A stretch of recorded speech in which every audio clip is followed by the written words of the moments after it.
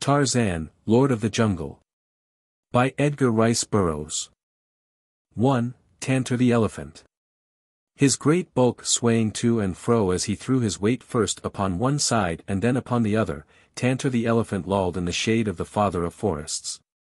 Almost omnipotent, he, in the realm of his people. Dango, Sheeta, even Numa the mighty were as naught to the pachyderm.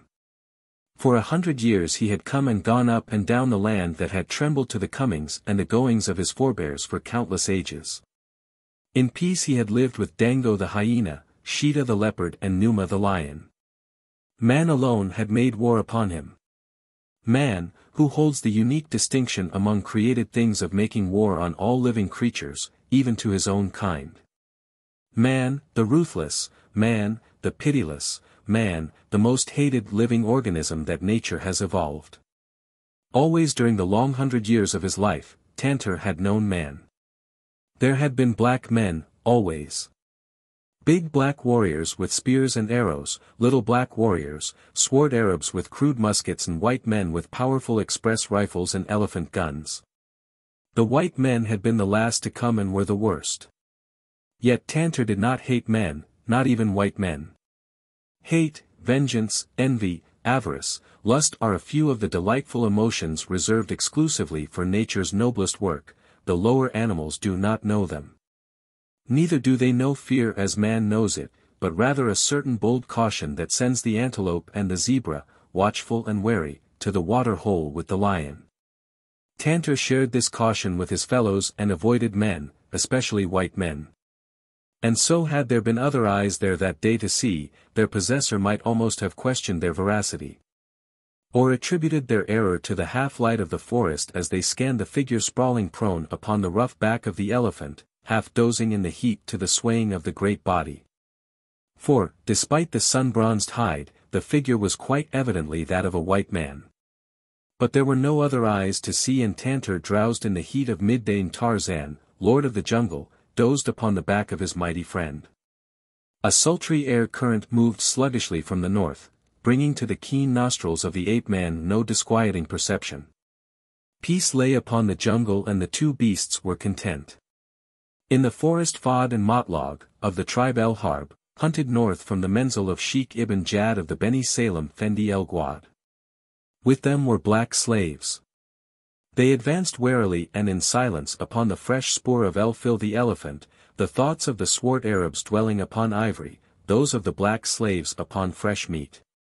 The Abd Fejuan, black gala slave, sleek, ebon warrior, eater of raw meat, famed hunter, led the others. Fejuan, as his comrades, thought of fresh meat, but also he thought of El-Habash, the land from which he had been stolen as a boy.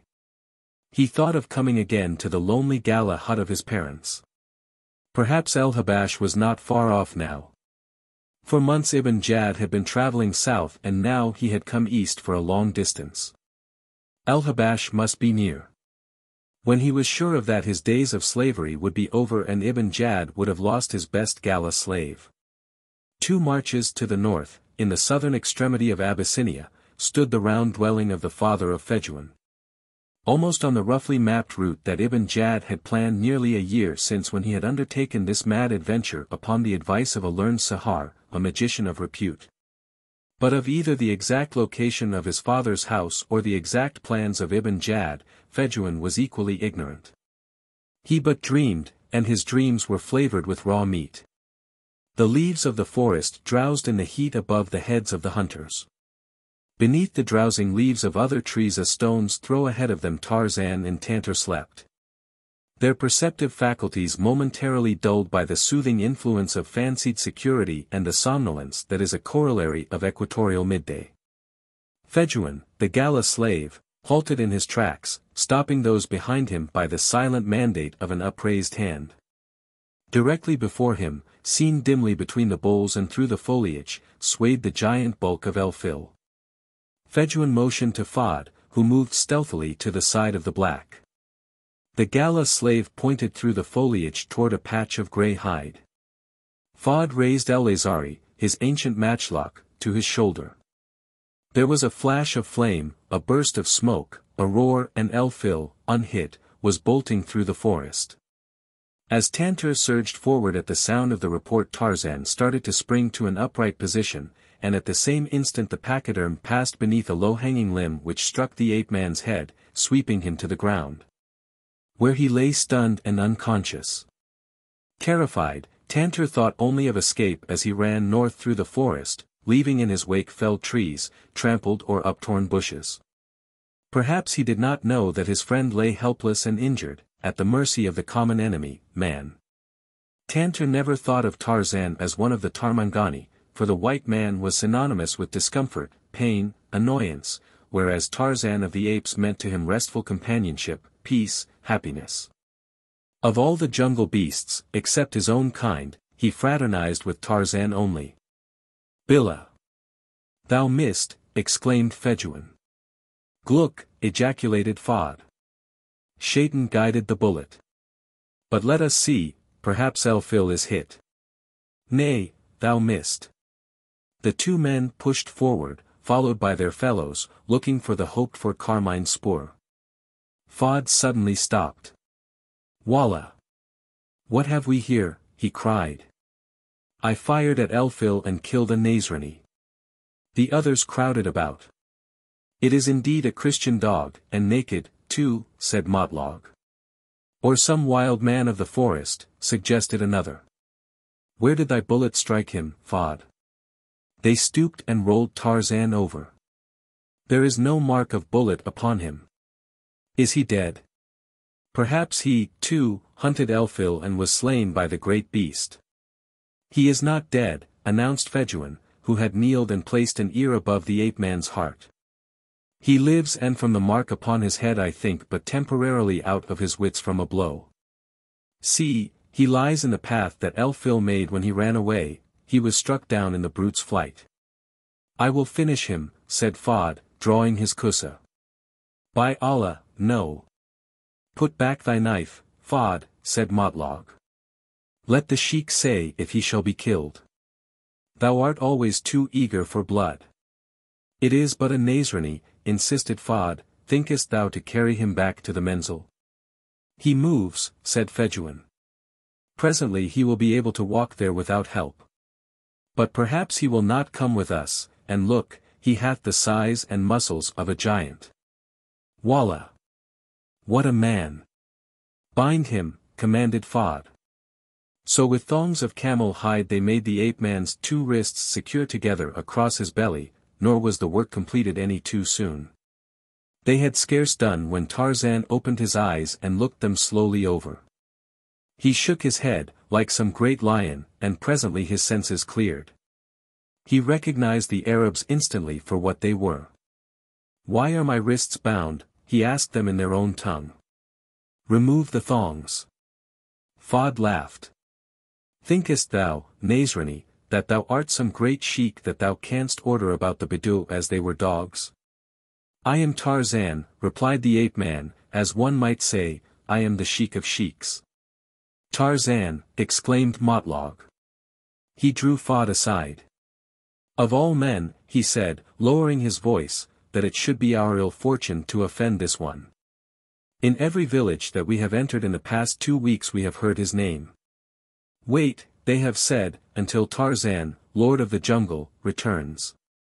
He will slay you when he learns that you have taken slaves in his country." "When I drew my kusa thou shouldst not have stopped my hand, Motlog," complained Fod, "but it is not too late yet." He placed his hand upon the hilt of his knife. "Billa, nay," cried Motlog. "We have taken slaves in this country. They are with us now and some of them will escape. Suppose they carry word to the Fendi of this great sheik that we have slain him? Not one of us will live to return to Belaid el Guad. Let us then take him before Ibn Jad that the responsibility may be his," said Fod.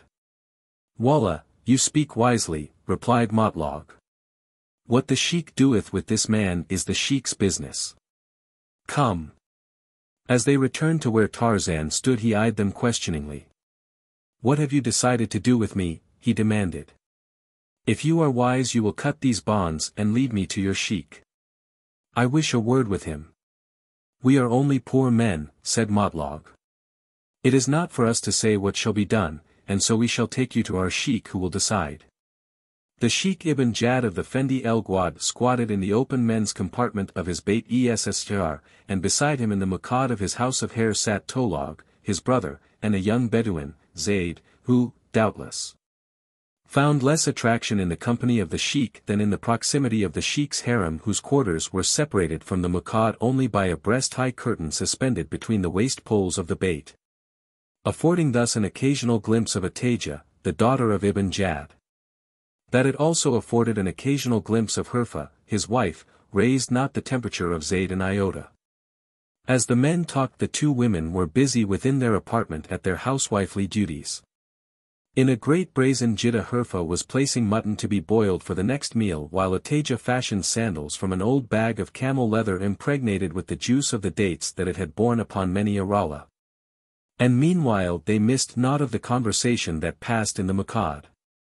"We have come a long way without mishap from our own Belade," Ibn Jad was remarking, "and the way has been longer because I wished not to pass through El-Habash lest we be set upon or followed by the people of that country. Now may we turn north again and enter El-Habash close to the spot where the magician foretold we should find the treasure city of Nimr. And thinkest thou to find this fabled city easily, once we are within the boundaries of El-Habash?" asked Tolog, his brother. "Wallah, yes. It is known to the people of this far south Habash." Fejuan, himself an Habashi, though he has never been there, heard of it as a boy. "We shall take prisoners among them and, by the grace of Allah, we shall find the means to loose their tongues and have the truth from them. By Allah, I hope it does not prove like the treasure that lies upon the great rock El Hawara in the plain of Medine Sali," said Zeyd. "An Afrit guards it where it lay sealed in a stone tower, and they say that should it be removed disaster would befall mankind. For men would turn upon their friends, and even upon their brothers, the sons of their fathers and mothers, and the kings of the world would give battle, one against another." "Yeah," testified Tolog, "I had it from one of the Fendi Hazim that a wise Moghrabi came by there in his travels and consulting the Kabbalistic signs in his book of magic discovered that indeed the treasure lay there. But none dared take it up," said Zeyd. "Billah," exclaimed Ibn Jad. "There be no Afrit guarding the treasures of Nimr. Naught but flesh and blood habush that may be laid low with ball and powder. The treasure is ours for the taking. Allah grant that it may be as easily found as the treasure of Gerieh," said Zeyd, "which lays a journey north of Tabuk in the ancient ruins of a walled city. There, each Friday, the pieces of money roll out of the ground and run about over the desert until sunset. Once we are come to Nimr there will be no difficulty finding the treasure," Ibn Jad assured them. "The difficulty will lie in getting out of El-Habash with the treasure and the woman, and if she is as beautiful as the Sahar said, the men of Nimr may protect her even more savagely than they would the treasure." "Often do magicians lie," said Tolog. "Who comes?" exclaimed Ibn Jad, looking toward the jungle that hemmed the Menzil upon all sides. "Billah. It is Fad and Motlog returning from the hunt," said Tolog. "Allah grant that they bring ivory and meat." "They return too soon," said Zeyd. "But they do not come empty-handed," and Ibn Jad pointed toward the naked giant that accompanied the returning hunters. The group surrounding Tarzan approached the Sheikh's Beyt and halted. Wrapped in his soiled calico thobe, his headkerchief drawn across the lower part of his face, Ibn Jad exposed but two villainous eyes to the intense scrutiny of the ape-man which simultaneously included the pockmarked, shifty-eyed visage of Tolog, the Sheikh's brother, and the not ill-favored countenance of the youthful Zeyd. "Who is Sheikh here?" demanded Tarzan in tones of authority that belied the camel-leather thongs about his wrists. Ibn Jad permitted his thorib to fall from before his face. "Wallah, I am Sheikh," he said, "and by what name art thou known, Nazrani?" "They call me Tarzan of the Apes, Moslem." "Tarzan of the Apes," mused Ibn Jad. "I have heard the name. Doubtless. It is not unknown to Arab slave raiders. Why, then, came you to my country, knowing I do not permit my people to be taken into slavery?" "We do not come for slaves," Ibn Jad assured him. "We do but trade in peace for ivory." Thou least in thy beard, Moslem, returned Tarzan, quietly. I recognize both Manuema and Gala slaves in thy menzil, and I know that they are not here of their own choosing. Then, too, was I not present when your henchman fired a shot at Elfil? Is that peaceful trading for ivory? No. It is poaching, and that Tarzan of the Apes does not permit in his country. You are raiders and poachers. By Allah! We are honest men, cried Ibn Jad. Fahd and Motlog did but hunt for meat. If they shot Elfil it must be that they mistook him for another beast. Enough, cried Tarzan. Remove the thongs that bind me and prepare to return north from whence thou camest. Thou shalt have an escort and bearers to the Sudan. That will I arrange for. We have come a long way and wish only to trade in peace, insisted Ibn Jad. We shall pay our bearers for their labor and take no slaves, nor shall we again fire upon Elfil. Let us go our way and when we return we will pay you well for permission to pass through your country. Tarzan shook his head. No. You shall go at once. Come, cut these bonds. Ibn Jad's eyes narrowed. We have offered thee peace and profits, Nasrani, he said, but if thou wouldst have war let it be war. Thou art in our power and remember that dead enemies are harmless. Think it over. And to Fahd, take him away and bind his feet. Be careful, Moslem, warned Tarzan, the arms of the ape-man are long, they may reach out even in death and their fingers encircle your throat. Thou shalt have until dark to decide, Nasrani, and thou mayst know that Ibn Jad will not turn back until he hath that for which he came. They took Tarzan then and at a distance from the Beyt of Ibn Jad they pushed him into a small hijra. But once within this tent it required 3 men to throw him to the ground and bind his ankles, even though his wrists were already bound. In the Beyt of the Sheikh the Bedouins sipped their coffee, sickish with clove, cinnamon and other spice, the while they discussed the ill fortune that had befallen them. For, regardless of his bravado, Ibn Jad knew full well that only speed and most propitious circumstances could now place the seal of success upon his venture. But for Motlog, said Fahd, we would now have no cause for worry concerning the Nasrani, for I had my knife ready to slit the dog's throat when Motlog interfered. And had word of his slaying spread broadcast over his country before another sunset and all his people at our heels, countered Motlog. Wallah, said Tolog, the Sheikh's brother. I wish Fahd had done the thing he wished. After all, how much better off are we if we permit the Nasrani to live? Should we free him we know that he will gather his people and drive us from the country. If we keep him prisoner and an escaped slave carries word of it to his people will they not be upon us even more surely than as though we had slain him? Tolog, thou speakest words of wisdom, said Ibn Jad, nodding appreciatively. But wait, said Tolog, I have within me, unspoken, words of even greater worth. He leaned forward motioning the others closer and lowered his voice. Should this one whom they call Tarzan escape during the night, or should we set him free, there would be no bad word for an escaped slave to bear to his people. Billah, exclaimed Fahd disgustedly. There would be no need for an escaped slave to bring word to his people, the Nasrani himself would do that and lead them upon us in person. Bah! The brains of Tolog are as camel's dung. Thou hast not heard all that I would say, brother, continued Tolog, ignoring Fahd. It would only seem to the slaves that this man had escaped, for in the morning he would be gone and we would make great lamentation over the matter, or we would say, Wallah, it is true that Ibn Jad made peace with the stranger, who departed into the jungle, blessing him. I do not follow thee, brother, said Ibn Jad. The Nasrani lies bound in yonder hijra. The night will be dark. A slim knife between his ribs were enough. There be faithful Habush among us who will do our bidding, nor speak of the matter after. They can prepare a trench from the bottom of which a dead Tarzan may not reach out to harm us. By Allah, it is plain that thou art of Sheikhly blood, Tolog, exclaimed Ibn Jad. The wisdom of thy words proclaims it. Thou shalt attend to the whole matter.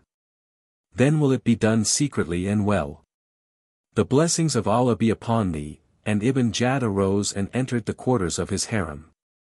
How do you find this book? Any thoughts about the book or the author?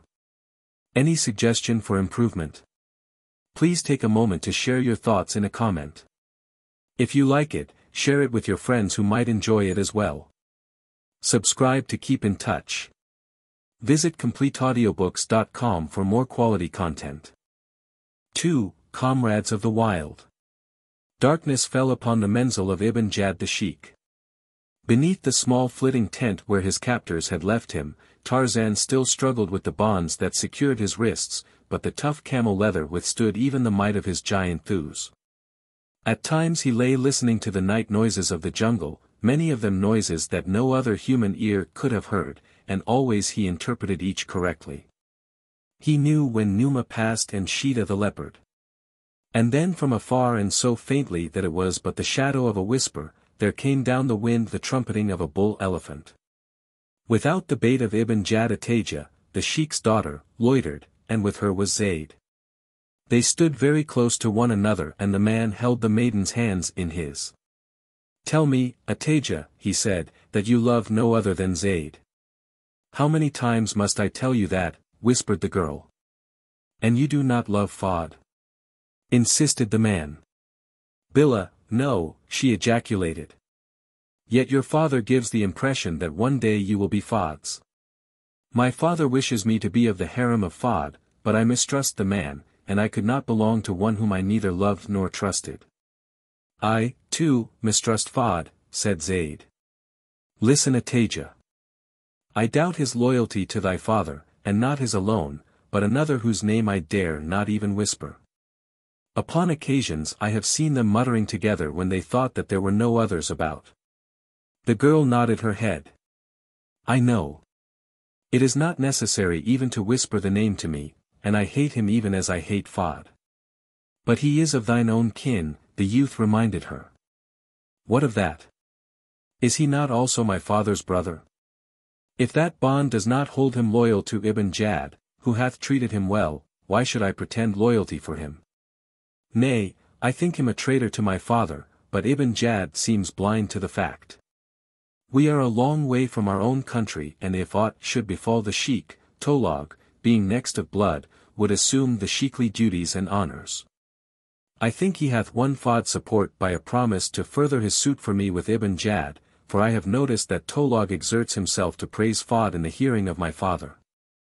And perhaps a division of the spoils of the Gratsu upon the treasure city, suggested Zeyd. It is not unlikely, replied the girl, and, Allah. What was that? The Bedouins seated about the coffee fire leaped to their feet. The black slaves, startled, peered out into the darkness from their rude shelters. Muskets were seized. Silence fell again upon the tense, listening menzil. The weird, uncanny cry that had unnerved them was not repeated. Billah! Ejaculated Ibn Jad. It came from the midst of the menzil, and it was the voice of a beast, where there are only men and a few domestic animals. Could it have been? The speaker stopped as though fearful that the thing he would suggest might indeed be true. But he is a man and that was the voice of a beast, insisted Ibn Jad. It could not have been he. But he is a Nasrani, reminded Fad. Perhaps he has league with Shaitan. And the sound came from the direction where he lies bound in a hijra, observed another. Come, said Ibn Jad. Let us investigate. With muskets ready the Arabs, lighting the way with paper lanterns, approached the hijra where Tarzan lay. Fearfully the foremost looked within. He is here, he reported. Tarzan, who was sitting in the center of the tent, surveyed the Arab somewhat contemptuously. Ibn Jad pressed forward. You heard a cry, he demanded of the ape-man. Yes, I heard it. Camest thou, Sheikh Ibn Jad, to disturb my rest upon so trivial an errand, or yearnest thou to release me? What manner of cry was it? What did it signify? Asked Ibn Jad. Tarzan of the Apes smiled grimly. It was but the call of a beast to one of his kind, he replied. Does the noble Bedouin tremble thus always when he hears the voices of the jungle people? Gluck, growled Ibn Jad, the Bedou fear not. We thought the sound came from this hijra and we hastened hither believing some jungle beast had crept within the menzil and attacked thee. Tomorrow it is the thought of Ibn Jad to release thee. Why not tonight? My people fear thee. They would that when you are released you depart hence immediately. I shall. I have no desire to remain in thy lice-infested menzil. We could not send thee alone into the jungle at night where El Adria is abroad hunting, protested the sheik. Tarzan of the Apes smiled again, one of his rare smiles. Tarzan is more secure in his teeming jungle than are the Bedou in their desert, he replied. The jungle night has no terrors for Tarzan. Tomorrow, snapped the sheik and then, motioning to his followers, he departed. Tarzan watched their paper lanterns bobbing across the camp to the sheik's bait and then he stretched himself at full length and pressed an ear to the ground. When the inhabitants of the Arab menzil heard the cry of the beast shatter the quiet of the new night it aroused within their breasts a certain vague unrest, but otherwise it was meaningless to them. Yet there was one far off in the jungle who caught the call faintly and understood, a huge beast, the great, grey dreadnought of the jungle, Tantor the Elephant. Again he raised his trunk aloft and trumpeted loudly. His little eyes gleamed redly wicked as, a moment later, he swung off through the forest at a rapid trot. Slowly silence fell upon the menzil of Sheikh Ibn Jad as the Arabs and their slaves sought their sleeping mats. Only the sheikh and his brother sat smoking in the sheikh's bait, smoking and whispering in low tones. Do not let the slaves see you slay the Nazrani, Tolog, cautioned Ibn Jad. Attend to that yourself first in secrecy and in silence, then quietly arouse 2 of the slaves. Fejuan would be as good as another, as he has been among us since childhood and is loyal. He will do well for one. Abbas is loyal, too, and strong, suggested Tolog. Yeah, let him be the second, agreed Ibn Jad. But it is well that they do not know how the Nazrani came to die. Tell them that you heard a noise in the direction of his hijra and that when you had come to learn the nature of it you found him thus dead. You may trust to my discretion, brother, Tolog assured. And warn them to secrecy, continued the sheik. No man but we 4 must ever know of the death of the Nazrani, nor of his place of burial. In the morning we shall tell the others that he escaped during the night. Leave his cut bonds within the hijra as proof. You understand? By Allah, fully. Good. Now go. The people sleep. The sheik rose and Tolog also. The former entered the apartment of his harem and the latter moved silently through the darkness of the night in the direction of the hijra where his victim lay. Through the jungle came Tantor the Elephant and from his path fled gentle beasts and fierce. Even Nkima the lion slunk growling to one side as the mighty pachyderm passed. Into the darkness of the hijra crept Tolog, the sheik's brother. But Tarzan, lying with an ear to the ground, had heard him approaching from the moment that he had left the bait of Ibn Jad. Tarzan heard other sounds as well and, as he interpreted these others, he interpreted the stealthy approach of Tolog and was convinced when the footsteps turned into the tent where he lay, convinced of the purpose of his visitor. For what purpose but the taking of his life would a Bedouin visit Tarzan at this hour of the night? As Tolog, groping in the dark, entered the tent Tarzan sat erect and again there smote upon the ears of the Bedouin the horrid cry that had disturbed the menzil earlier in the evening, but this time it arose in the very hijra in which Tolog stood. The Bedouin halted, aghast. Allah, he cried, stepping back. What beast is there? Nazrani. Art thou being attacked? Others in the camp were awakened, but none ventured forth to investigate. Tarzan smiled and remained silent. Nazrani. Repeated Tolog, but there was no reply. Cautiously, his knife ready in his hand, the Bedouin backed from the hijra. He listened but heard no sound from within. Running quickly to his own bait he made a light in a paper lantern and hastened back to the hijra, and this time he carried his musket and it was at full cock. Peering within, the lantern held above his head, Tolog saw the ape-man sitting upon the ground looking at him. There was no wild beast. Then the Bedouin understood. Billah. It was thou, Nazrani, who made the fearful cries. Bedoui, thou comest to kill the Nazrani, demanded Tarzan. From the jungle came the roar of a lion and the trumpeting of a bull elephant, but the boma was high and sharp with thorns and there were guards and beast fire, so Tolog gave no thought to these familiar noises of the night. He did not answer Tarzan's question but laid aside his musket and drew his kusa, which after all was answer enough.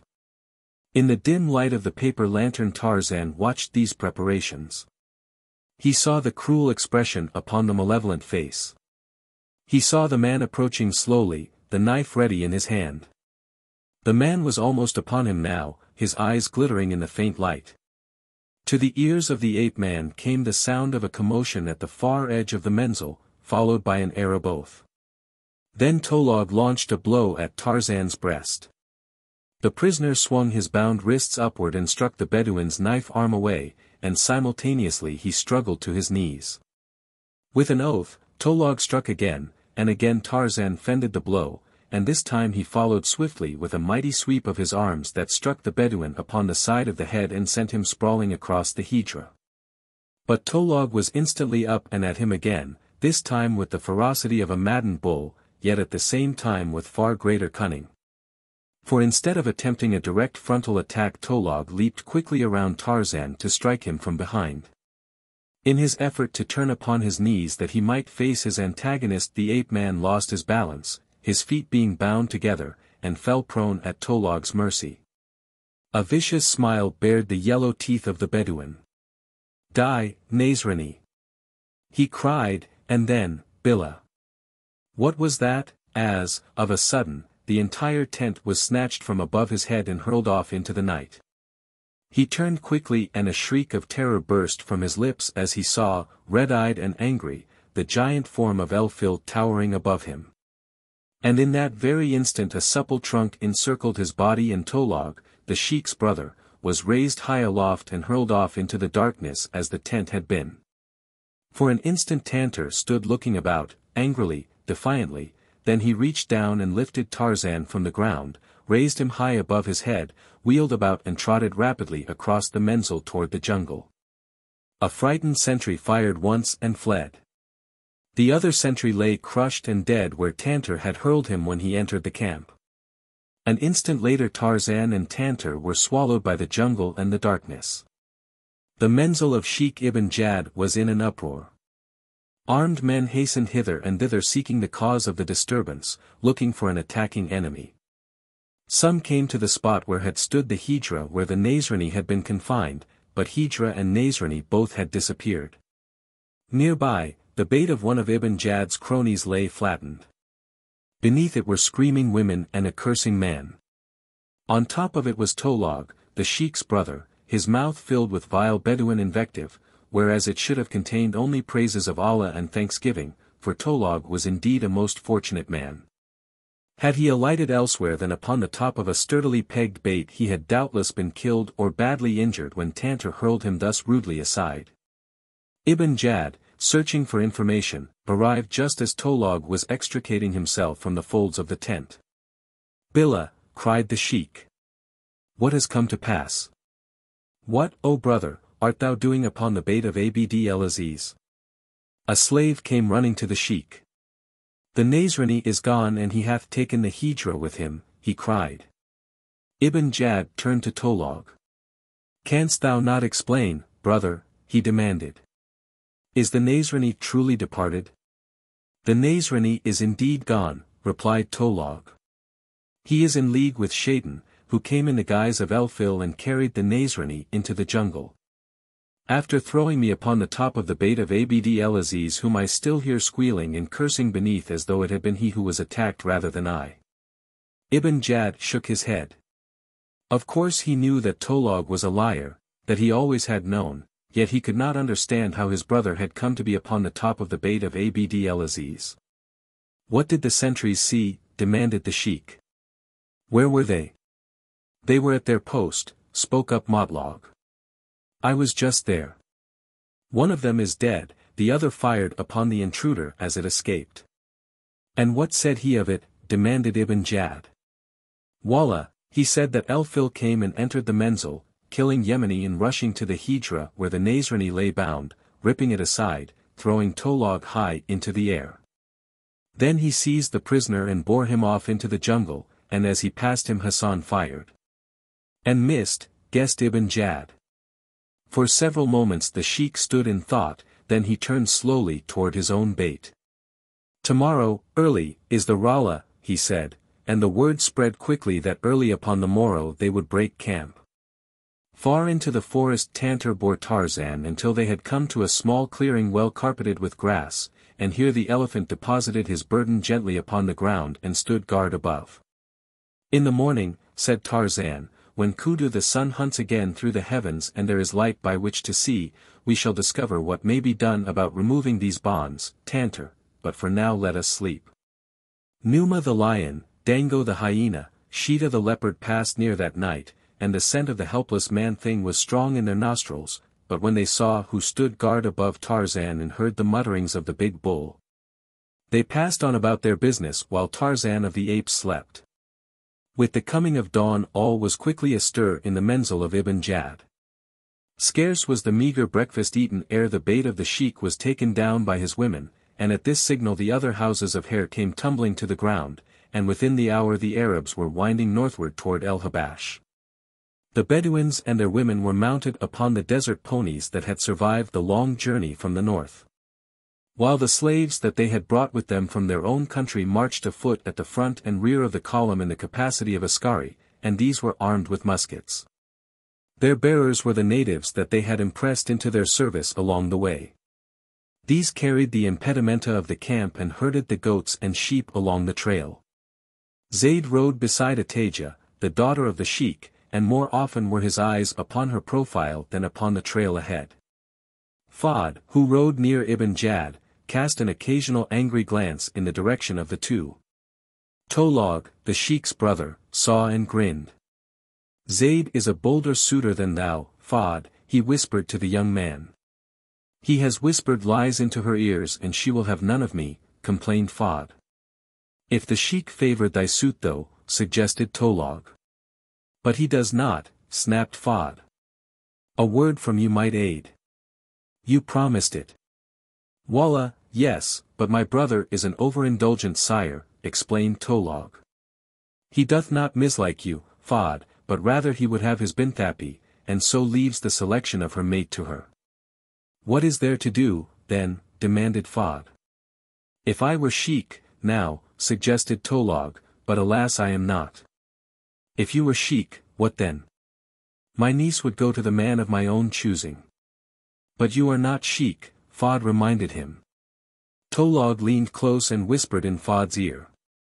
A suitor as bold as Zayd would find the way to make me sheik.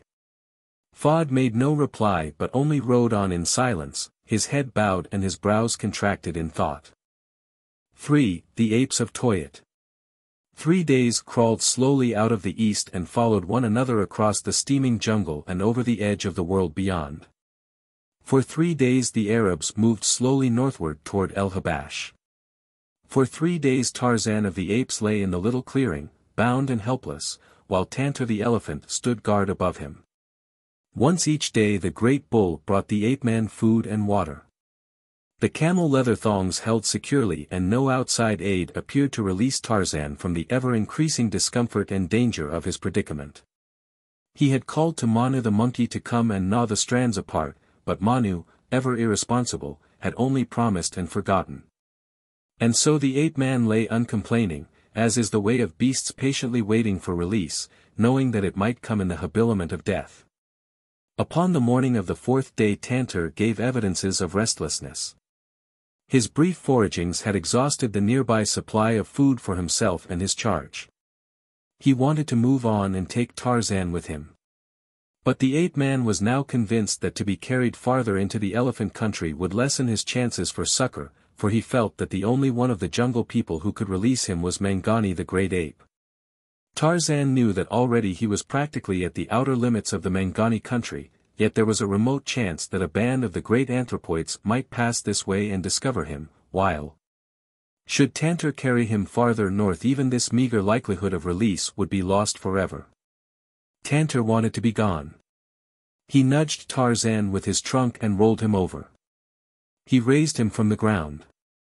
"Put me down, Tantor," said the ape-man, and the pachyderm obeyed, but he turned and walked away. Tarzan watched him cross the clearing to the trees upon the far side. There Tantor hesitated, stopped, turned. He looked back at Tarzan and trumpeted. He dug up the earth with a great tusk and appeared angry. "Go and feed," said Tarzan, "and then return. Tomorrow the Mangani may come." Tantor trumpeted again and, wheeling about, disappeared in the jungle. For a long time the ape-man lay listening to the retreating footfalls of his old friend. "He is gone," he mused. "I cannot blame him.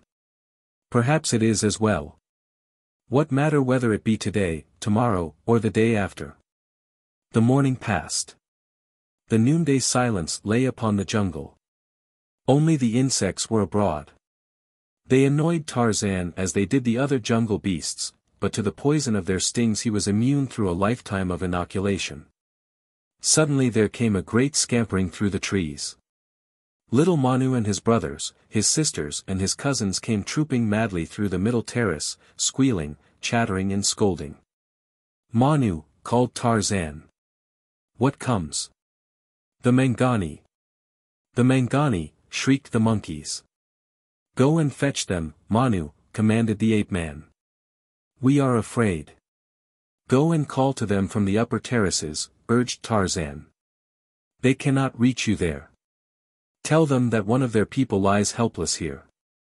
Tell them to come and release me. We are afraid. They cannot reach you in the upper terraces. Go. They will be your friends then." "They cannot climb to the upper terraces," said an old monkey. "I will go." The others, halted in their flight, turned and watched the greybeard as he scampered quickly off amongst the loftiest branches of the great trees, and Tarzan waited. Presently he heard the deep gutturals of his own people, the great apes, the Mangani. Perhaps there would be those among them who knew him. Perhaps, again, the band may have come from afar and have no knowledge of him, though that he doubted. In them, however, was his only hope. He lay there, listening, waiting. He heard Manu screaming and chattering as he scampered about high above the Mangani, then, of a sudden, silence fell upon the jungle. There was only the sound of insects, buzzing, humming. The ape-man lay looking in the direction from which had come the sounds of the approaching anthropoids. He knew what was transpiring behind that dense wall of foliage. He knew that presently a pair of fierce eyes would be examining him, surveying the clearing, searching for an enemy, warily probing for a trick or a trap. He knew that the first sight of him might arouse distrust, fear, rage. For what reason had they to love or trust the cruel and merciless Tarmangani? There lay great danger in the possibility that, seeing him, they might quietly withdraw without showing themselves. That, then, would be the end, for there were no others than the Mangani to whom he might look for rescue. With this in mind he spoke. "I am a friend," he called to them. "The Tarmangani caught me and bound my wrists and ankles. I cannot move.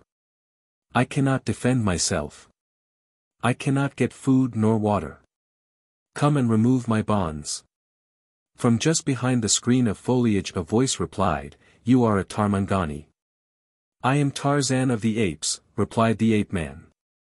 "Yes," screamed Manu, "he is Tarzan of the Apes. The Tarmangani and the Gomangani bound him and Tantor brought him here. For times has Kudu hunted across the sky while Tarzan of the Apes lay bound."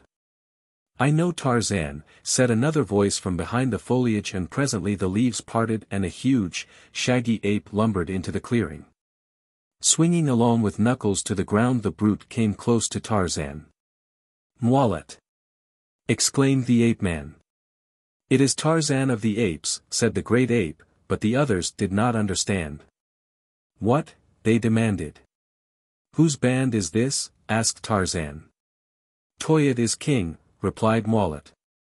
"Then do not tell them it is really I," whispered Tarzan, until you have cut these bonds. Toyat hates me.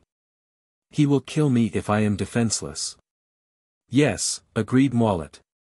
Here, said Tarzan, raising his bound wrists. Bite these bonds in two. You are Tarzan of the Apes, the friend of Mollett. Mollett will do as you ask, replied the ape. Of course, in the meager language of the apes, their conversation did not sound at all like a conversation between men, but was rather a mixture of growls and grunts and gestures which, however, served every purpose that could have been served by the most formal and correct of civilized speech, since it carried its messages clearly to the minds of both the Mangani and the Tarmangani, the great ape and the great white ape. As the other members of the band pressed forward into the clearing, seeing that Mollett was not harmed, the latter stooped and with powerful teeth severed the camel leather thongs that secured the wrists of the ape-man. And similarly he freed his ankles. As Tarzan came to his feet, the balance of the fierce and shaggy band swung into the clearing. In the lead was Toyat, King Ape, and at his heels 8 more full-grown males with perhaps 6 or 7 females and a number of young. The young and the shes hung back, but the bulls pressed forward to where Tarzan stood with Mollett at his side. The King Ape growled menacingly. Tarmangani, he cried. Wheeling in a circle he leaped into the air and came down on all fours. He struck the ground savagely with his clenched fists, he growled and foamed, and leaped again and again. Toyat was working himself to a pitch of rage that would nerve him to attack the Tarmangani, and by these maneuvers he hoped also to arouse the savage fighting spirit of his fellows. It is Tarzan of the Apes, friend of the Mangani, said Mollett. It is a Tarmangani, enemy of the Mangani, cried Toyat. They come with great thunder sticks and kill us. They make our shes and our ballast dead with a loud noise. Kill the Tarmangani. It is Tarzan of the Apes, growled Gayet.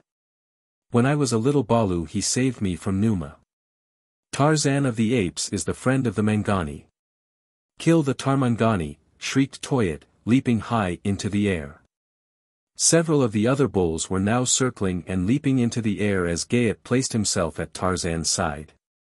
The ape-man knew them well.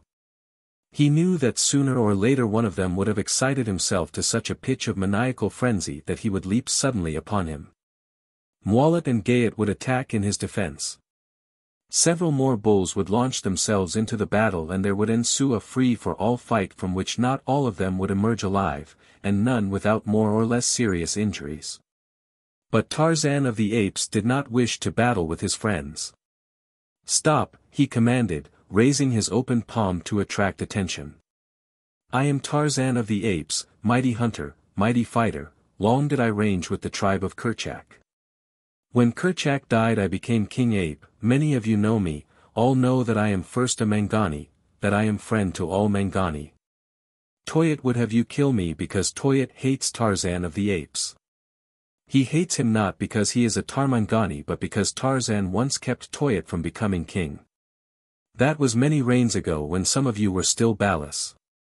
If Toyat has been a good king Tarzan is glad, but now he is not acting like a good king for he is trying to turn you against your best friend. You, Zutho, he exclaimed, suddenly pointing a finger at a huge bull. You leap and growl and foam at the mouth. You would sink your fangs into the flesh of Tarzan. Have you forgotten, Zutho, the time that you were sick and the other members of the tribe left you to die? Have you forgotten who brought you food and water? Have you forgotten who it was that kept Sabor the lioness and Sheeta the panther and Dango the hyena from you during those long nights? As Tarzan spoke, his tone one of quiet authority, the apes gradually paused to listen to his words. It was a long speech for the jungle folk. The great apes nor the little monkeys long concentrated upon one idea. Already, before he had finished, one of the bulls was overturning a rotted log in search of succulent insects. Zutho was wrinkling his brows in unaccustomed recollection. Presently he spoke. Zutho remembers, he said. He is the friend of Tarzan, and ranged himself beside Mollett.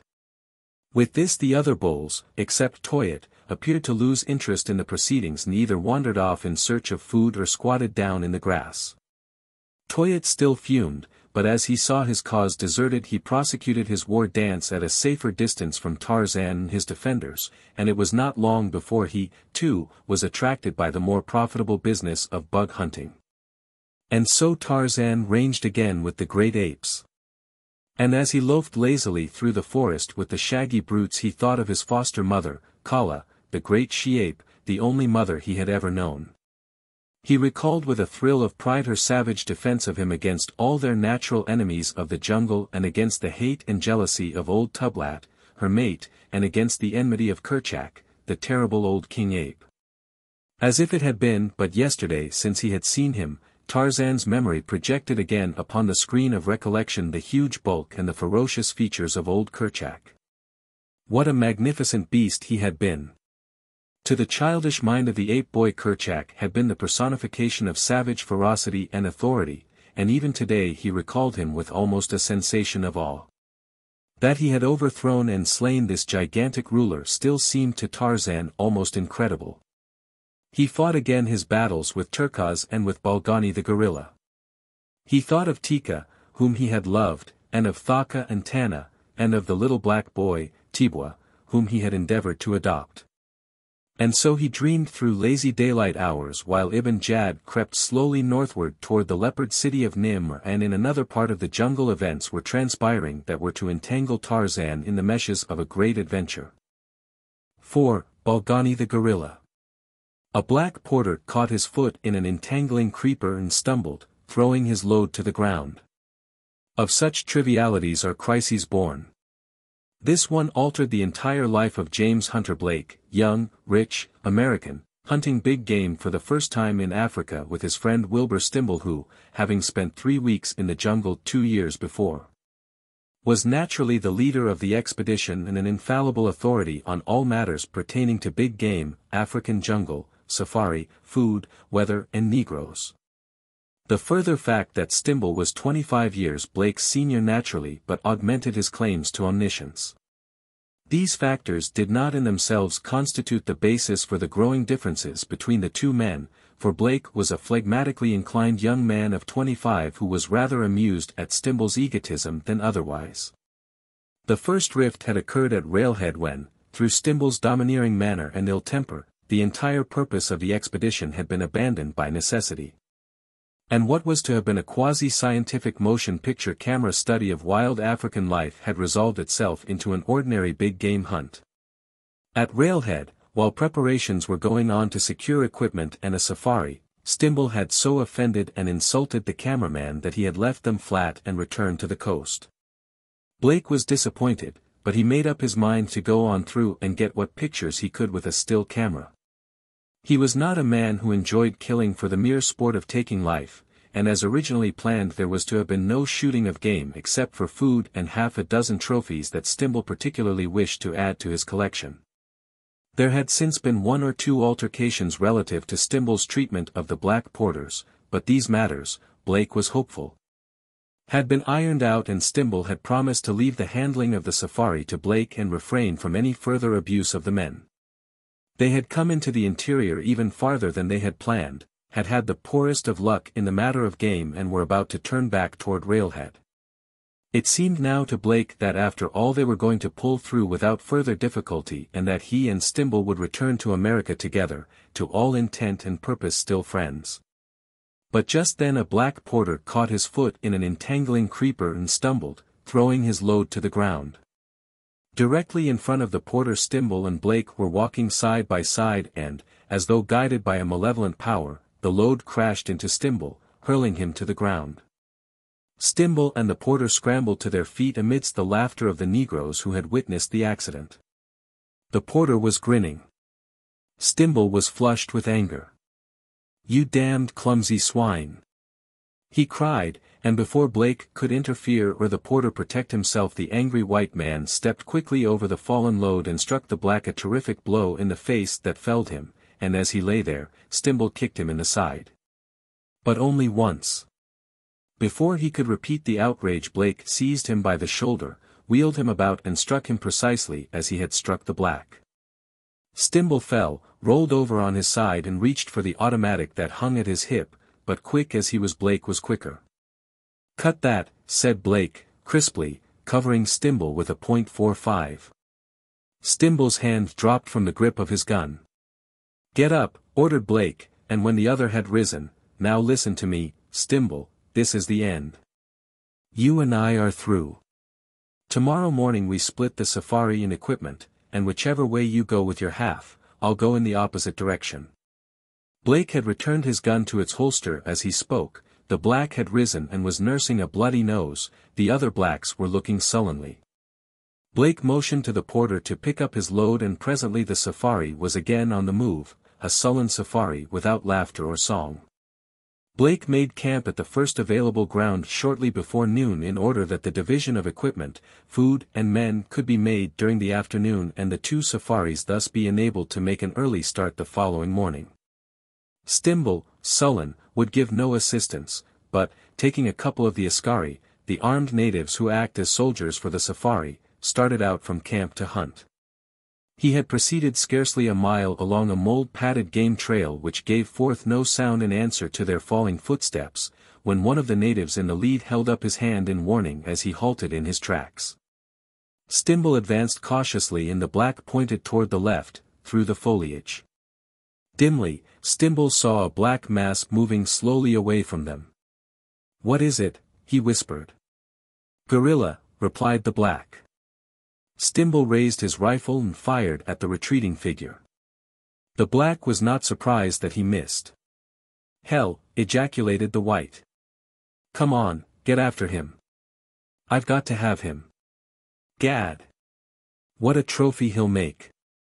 The jungle was rather more open than usual and again they came within sight of the retreating gorilla. Each time Stimble fired and each time he missed. Secretly the blacks were amused and pleased. They did not like Stimble. At a distance Tarzan of the Apes, hunting with the tribe of Toyat, heard the first shot and immediately took to the trees and was racing in the direction of the sound. He felt sure that the weapon had not been discharged by the Bedouins, for he well knew and could differentiate between the reports of their muskets and those made by modern weapons. Perhaps, he thought, there may be among them such a rifle, because such was not impossible, but more likely it meant white men, and in Tarzan's country it was his business to know what strangers were there and why. Seldom they came even now, though once they had never come. It was those days that Tarzan regretted, for when the white man comes peace and happiness depart. Racing through the trees, swinging from limb to limb, Tarzan of the Apes unerringly followed the direction of the sound of the succeeding shots. And as he approached more closely the scene of the pursuit of Bolgani the Gorilla, he heard the crashing of underbrush and the voices of men. Bolgani, fleeing with greater haste than caution, his mind and attention occupied by thoughts of escape from the hated Tarmangani and the terrifying thunder stick that roared each time the Tarmangani came within sight of him. Abandoned his accustomed wariness and hurried through the jungle forgetful of what few other enemies might beset his path. And so it was that he failed to see Hista the snake draped in sinuous loops along an overhanging branch of a nearby patriarch of the forest. The huge python, naturally short-tempered and irritable, had been disturbed and annoyed by the crashing sounds of pursuit and escape and the roaring voice of the rifle. Ordinarily he would have permitted a full-grown bull gorilla to pass unmolested, but in his present state of mind he might have attacked even Tantor himself. His beady eyes glaring fixedly, he watched the approach of the shaggy Bolgani, and as the gorilla passed beneath the limb to which he clung Hista launched himself upon his prey. As the great coils, powerful, relentless, silent, encircled Bolgani, he sought to tear the hideous folds from him. Great is the strength of Bolgani, but even greater is that of Hista the snake. A single hideous, almost human scream burst from the lips of Bolgani with the first realization of the disaster that had befallen him. And then he was on the ground tearing futilely at the steadily tightening bands of living steel that would crush the life from him, crush until his bones gave to the tremendous pressure. Until only broken pulp remained within a sausage-like thing that would slip between the distended jaws of the serpent. It was upon this sight that Stimble and Tarzan came simultaneously, Stimble stumbling awkwardly through the underbrush, Tarzan of the Apes, demigod of the forest, swinging gracefully through the foliage of the middle terraces. They arrived simultaneously, but Tarzan was the only one of the party whose presence was unsuspected by the others, for, as always, he had moved silently and with the utmost wariness because of the unknown nature of the conditions he might discover. As he looked down upon the scene below, his quick eye and his knowledge of the jungle revealed at a glance the full story of the tragedy that had overtaken Bolgani, and then he saw Stimble raise his rifle, intent upon bagging 2 royal specimens with a single shot. In the heart of Tarzan was no great love for Bolgani the gorilla. Since childhood the shaggy, giant man-beast had been the natural foe of the ape-man. His first mortal combat had been with Bolgani. For years he had feared him, or rather avoided him through caution, for of fear Tarzan was ignorant, and since he had emerged from childhood he had continued to avoid Bolgani for the simple reason that his own people, the great apes, avoided him. But now when he saw the huge brute beset by 2 of the natural enemies of both the Mangani and the Bolgani, there flared within his breast a sudden loyalty that burned away the personal prejudices of a lifetime.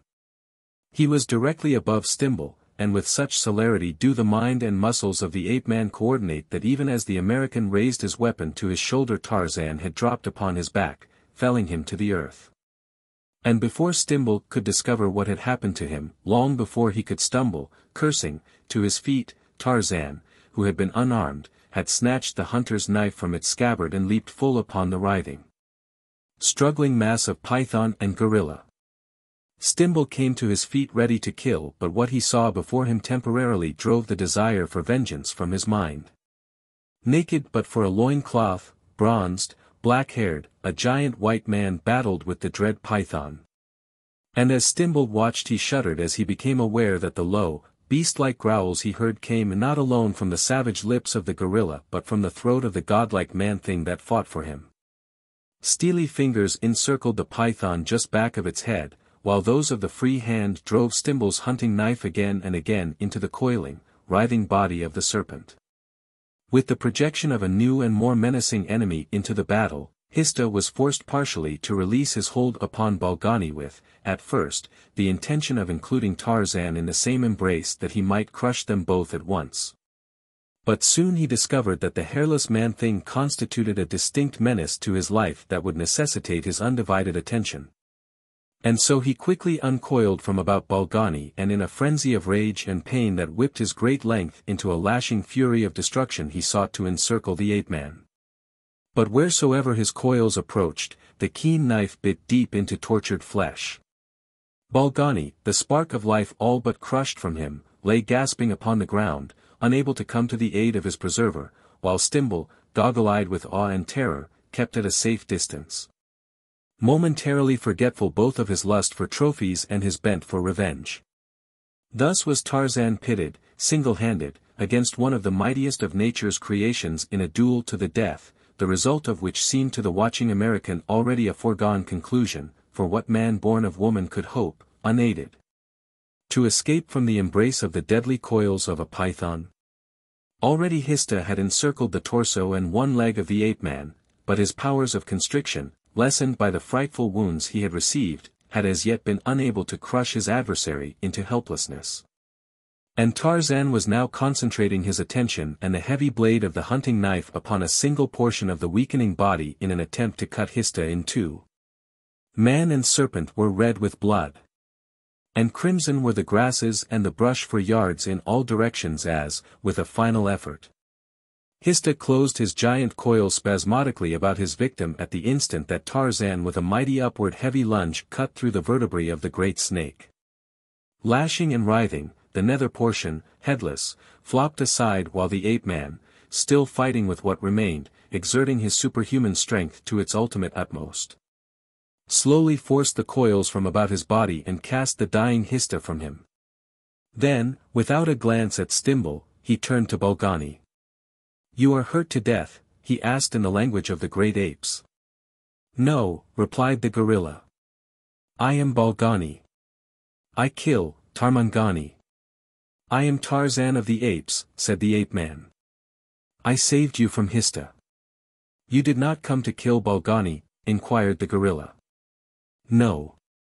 Let us be friends." Bolgani frowned in an effort to concentrate upon this remarkable problem. Presently he spoke. "We will be friends," he said. "The Tarmangani behind you will kill us both with his thunder stick. Let us kill him first." Painfully he staggered to his feet. "No," remonstrated Tarzan. "I will send the Tarmangani away." "You."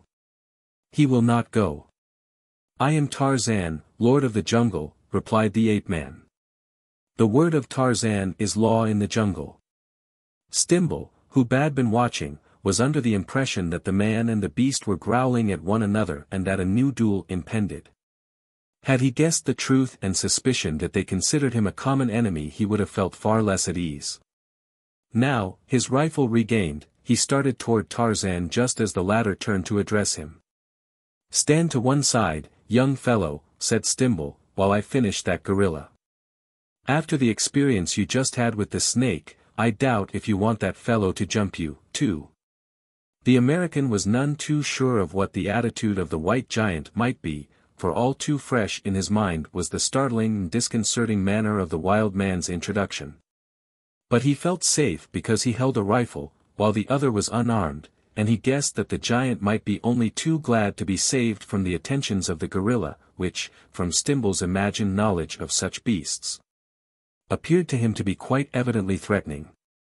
Tarzan halted directly between Bolgani and the hunter and eyed the latter appraisingly for a moment. "Lower your rifle," he said, presently. "You are not going to shoot the gorilla." "The hell I'm not," ejaculated Stimble. "What do you suppose I've been chasing him through the jungle for?" "Under a misapprehension," replied Tarzan. "What misapprehension?" demanded Stimble. "That you were going to shoot him." "You are not." "Say, young man, do you know who I am?" demanded Stimble. "I am not interested," replied Tarzan coldly. "Well, you'd better be. I'm Wilbur Stimble of Stimble and Company, brokers, New York." That was a name to conjure with, in New York. Even in Paris and London it had opened many a door, bent many a knee. Seldom had it failed the purpose of this purse-arrogant man. "What are you doing in my country?" demanded the ape-man, ignoring Stimble's egotistical statement of his identity. "Your country? Who the hell are you?" Tarzan turned toward the two blacks who had been standing a little in the rear of Stimble and to one side. "I am Tarzan of the Apes," he said to them in their own dialect. "What is this man doing in my country? How many are there in his party, how many white men?" "Big Bwana," replied one of the men with sincere deference, "we knew that you were Tarzan of the Apes when we saw you swing from the trees and slay the great snake. There is no other in all the jungle who could do that. This white man is a bad master. There is one other white man with him. The other is kind. They came to hunt Simba the lion and other big game. They have had no luck. Tomorrow they turn back." "Where is their camp?" demanded Tarzan. The black who had spoken pointed. "It is not far," he said. The ape-man turned to Stimble. "Go back to your camp," he said. "I shall come there later this evening and talk with you and your companion. In the meantime hunt no more except for food in Tarzan's country." There was something in the voice and manner of the stranger that had finally gone through Stimble's thick sensibilities and impressed him with a species of awe, a thing he had scarcely ever experienced in the past except in the presence of wealth. That was grossly superior to his own. He did not reply. He just stood and watched the bronze giant turn to the gorilla. He heard them growl at one another for a moment and then, to his vast surprise, he saw them move off through the jungle together, shoulder to shoulder. As the foliage closed about them he removed his helmet and wiped the sweat from his forehead with a silken handkerchief as he stood staring at the green branches that had parted to receive this strangely assorted pair. Finally he turned to his men with an oath. "A whole day wasted," he complained. "Who is this fellow? You seem to know him." "He is Tarzan," replied one of the blacks. "Tarzan? Never heard of him," snapped Stimble. "All who know the jungle, know Tarzan." "Humph," sneered Stimble. No lousy wild man is going to tell Wilbur Stimble where he can hunt and where he can't. Master, said the black who had first spoken, the word of Tarzan is the law of the jungle. Do not offend him. I'm not paying you damn fools for advice, snapped Stimble. If I say hunt, we hunt, and don't you forget it. But on their return to camp they saw no game, or at least Stimble saw none. What the blacks saw was their own affair. 5. The Tarmangani. During Stimble's absence from camp, Blake had been occupied in dividing the food and equipment into 2 equal parts which were arranged for Stimble's inspection and approval. But the division of the porters and askari he had left until the others' return, and was writing in his diary when the hunting party entered the camp. He could see at a glance that Stimble was in bad humor, but as that was the older man's usual state of temper, it caused Blake no particular anxiety. But rather gave him cause for added relief that on the morrow he would be rid of his ill-natured companion for good. Blake was more concerned, however, by the sullen demeanor of the askari who had accompanied Stimble, for it meant to the younger man that his companion had found some new occasion for bullying, abusing, or insulting them. And the difficulty of dividing the safari thus increased. Blake had felt from the moment that he had definitely reached the decision to separate from Stimble that one of the greatest obstacles they would have to overcome to carry out the plan would be to find sufficient men willing to submit themselves to Stimble's ideas of discipline. Properly to transport his luggage and provisions and guard them and him. As Stimble passed and saw the 2 piles of equipment, the frown upon his face deepened. I see you've got the stuff laid out, he remarked, as he halted before Blake. Yes, I wanted you to look it over and see that it is satisfactorily divided before I have it packed. I don't want to be bothered with it, replied the other. I know you wouldn't take any advantage of me on the division. Thanks, replied Blake. How about the porters? That's not going to be so easy. You know you haven't treated them very well, and there will not be many of them anxious to return with you. There's where you're dead wrong, Blake. The trouble with you is that you don't know anything about natives. You're too easy with them. They haven't any respect for you, and the man they don't respect they don't like. They know that a fellow who beats them is their master, and they know that a master is going to look after them. They wouldn't want to trust themselves on a long trek with you. You divided the junk, now let me handle the men, that's more in my line, and I'll see that you get a square deal and a good, safe bunch, and I'll put the fear of God into them so they won't dare be anything but loyal to you. Just how do you propose selecting the men? Asked Blake. Well, in the first place I'd like you to have those men who may wish to accompany you. I'll grant there are a few, so we'll just have them all up, explain that we are separating. And I'll tell all those who wish to return with your safari to step forward, then I'll choose some good men from what are left and make up enough that way to complete your quota, see? That's fair enough, isn't it? It's quite fair, agreed Blake. He was hoping that the plan would work out as easily as Stimble appeared to believe that it would, but he was far from believing, and so he thought it best to suggest an alternative that he was confident would have to be resorted to in the end. In the event that one of us has difficulty in securing the requisite number of volunteers, he said, I believe that we can enlist the necessary men by offering a bonus to be paid upon safe arrival at Railhead. If I am short of men I shall be willing to do so. Not a bad idea if you're afraid you can't hold them together after I leave you, said Stimble. It will be an added factor of safety for you, too. But as for me, my men will live up to their original agreement, or there'll be some mighty sick porters in these parts. What say we have them up and find out just how much of a job we've got on our hands? He glanced about until his eyes fell on a headman. Here, you, he called. Come here and make it snappy. The black approached and stopped before the 2 white men. You called me, Bwana? He asked. Gather up everyone in camp, directed Stimble.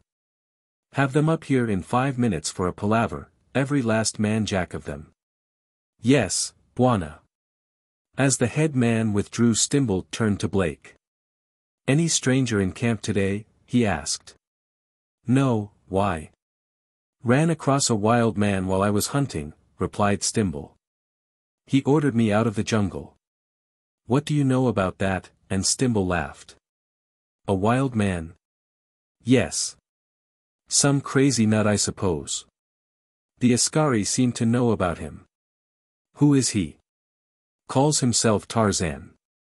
Blake elevated his brows. Ah, he exclaimed. You have met Tarzan of the Apes and he has ordered you out of the jungle? You've heard of him? Certainly, and if he ever orders me out of his jungle, I'll go. You would, but not Wilbur Stimble. Why did he order you out? Asked Blake. He just ordered me out, that's all. Wouldn't let me shoot a gorilla I'd been stalking. The fellow saved the gorilla from a python, killed the python, ordered me out of the jungle, said he'd visit us in camp later and walked away with the gorilla like they were old pals. I never saw anything like it, but it doesn't make any difference to me who or what he thinks he is. I know who and what I am, and it's going to take more than a half-wit to scare me out of this country till I'm good and ready to go. So you think Tarzan of the Apes is a half-wit? I think anyone's a half-wit who'd run about this jungle naked and unarmed. You'll find he's not a half-wit, Stimble. And unless you want to get in more trouble than you ever imagined existed, you'll do just as Tarzan of the Apes tells you to do. What do you know about him? Have you ever seen him? No, replied Blake. But I have heard a lot about him from our men. He's as much a part of this locality as the jungle, or the lions. Very few, if any, of our men have seen him, but he has the same hold upon their imaginations and superstitions as any of their demons, and they are even more fearful of incurring his displeasure. If they think Tarzan has it in for us, we're out of luck. Well, all I've got to say is that if this monkey man knows when he's well off, he'll not come butting into the affairs of Wilbur Stimble. And he's coming to visit us, is he? Said Blake. Well, I certainly want to see him. I've heard of little else since we struck his country. It's funny I never heard of him, said Stimble. You never talk with the men, Blake reminded him. Gad, it seems as though I'm doing nothing but talk to them, grumbled Stimble. I said, talk with them. I don't chum with porters, sneered Stimble. Blake grinned. Here are the men, said Stimble. He turned toward the waiting porters and Askari and cleared his throat. Mr. Blake and I are going to separate, he announced. Everything has been divided. I am going to hunt a little farther to the west, make a circle toward the south and return to the coast by a new route. I do not know what Mr. Blake's plans are, but he is going to get half the porters and half the Askari, and I want to tell you right now that there isn't going to be any funny business about it. Half of you are going with Mr. Blake whether you like it or not. He paused, impressively, to let the full weight of his pronouncement sink home. As usual, he continued, I wish to keep everyone contented and happy, so I'm going to give you who may want to go with Mr. Blake an opportunity to do so. Now listen.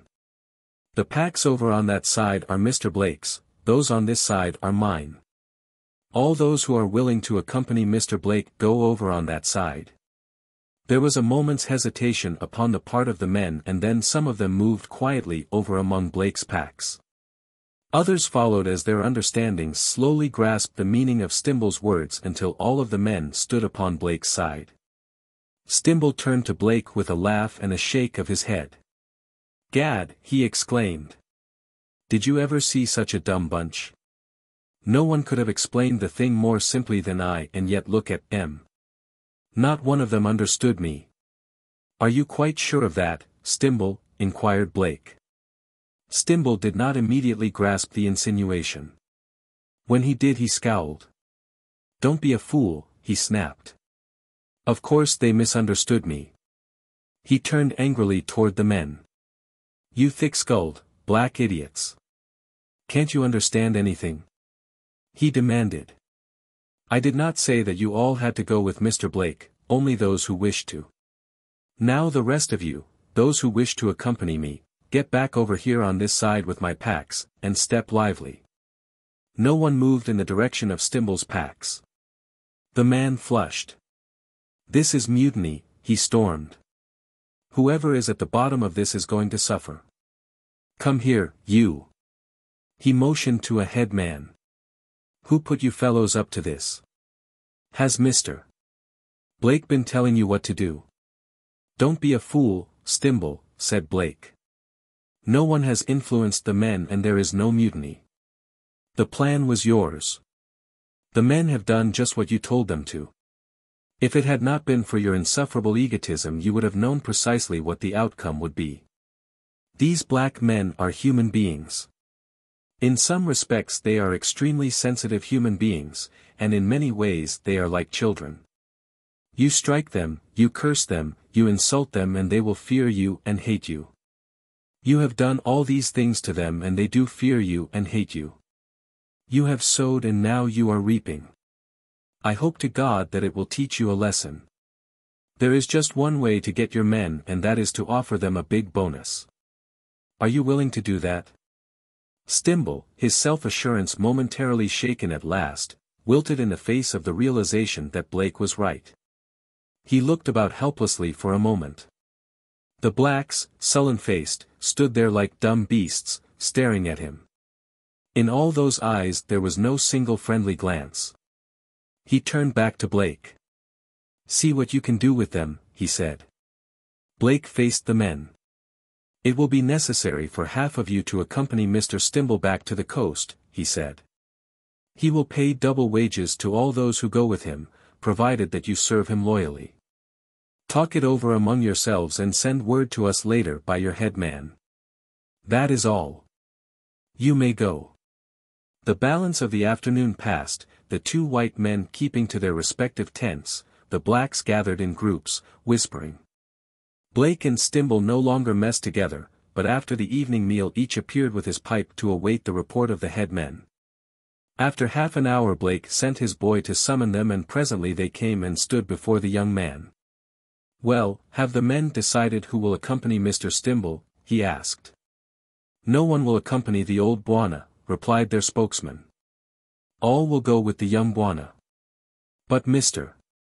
Stimble will pay them well, Blake reminded, and half of you must go with him. The black shook his head. He could not make the pay big enough, he said. No boy will go with him. You agreed to come out with us and return with us, said Blake. You must fulfill your agreement.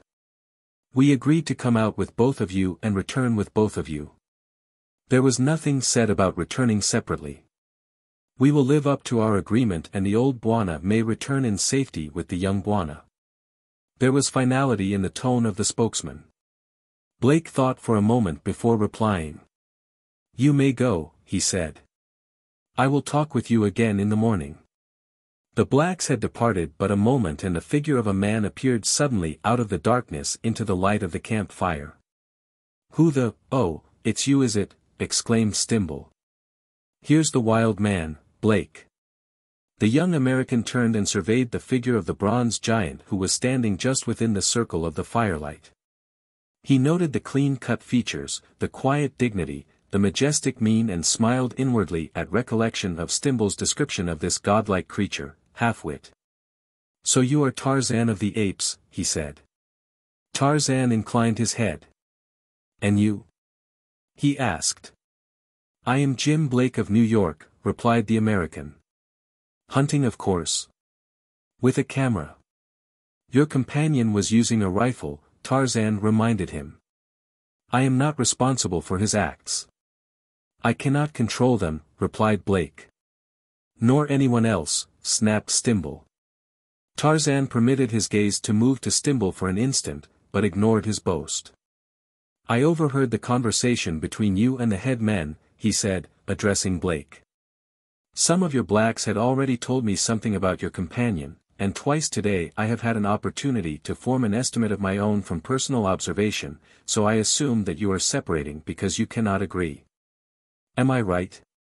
Yes, acknowledged Blake. And after you separate, what are your plans? I intend to push in a little farther west and then swing, commenced Stimble. I was speaking to Blake, interrupted Tarzan, my plans concerning you are already made. Well, who the? Silence, admonished the ape-man. Go ahead, Blake. We have not had much luck so far, replied Blake, principally because we never can agree on methods. The result is that I have scarcely a single decent wild animal study. I had planned to go north away in search of lion pictures.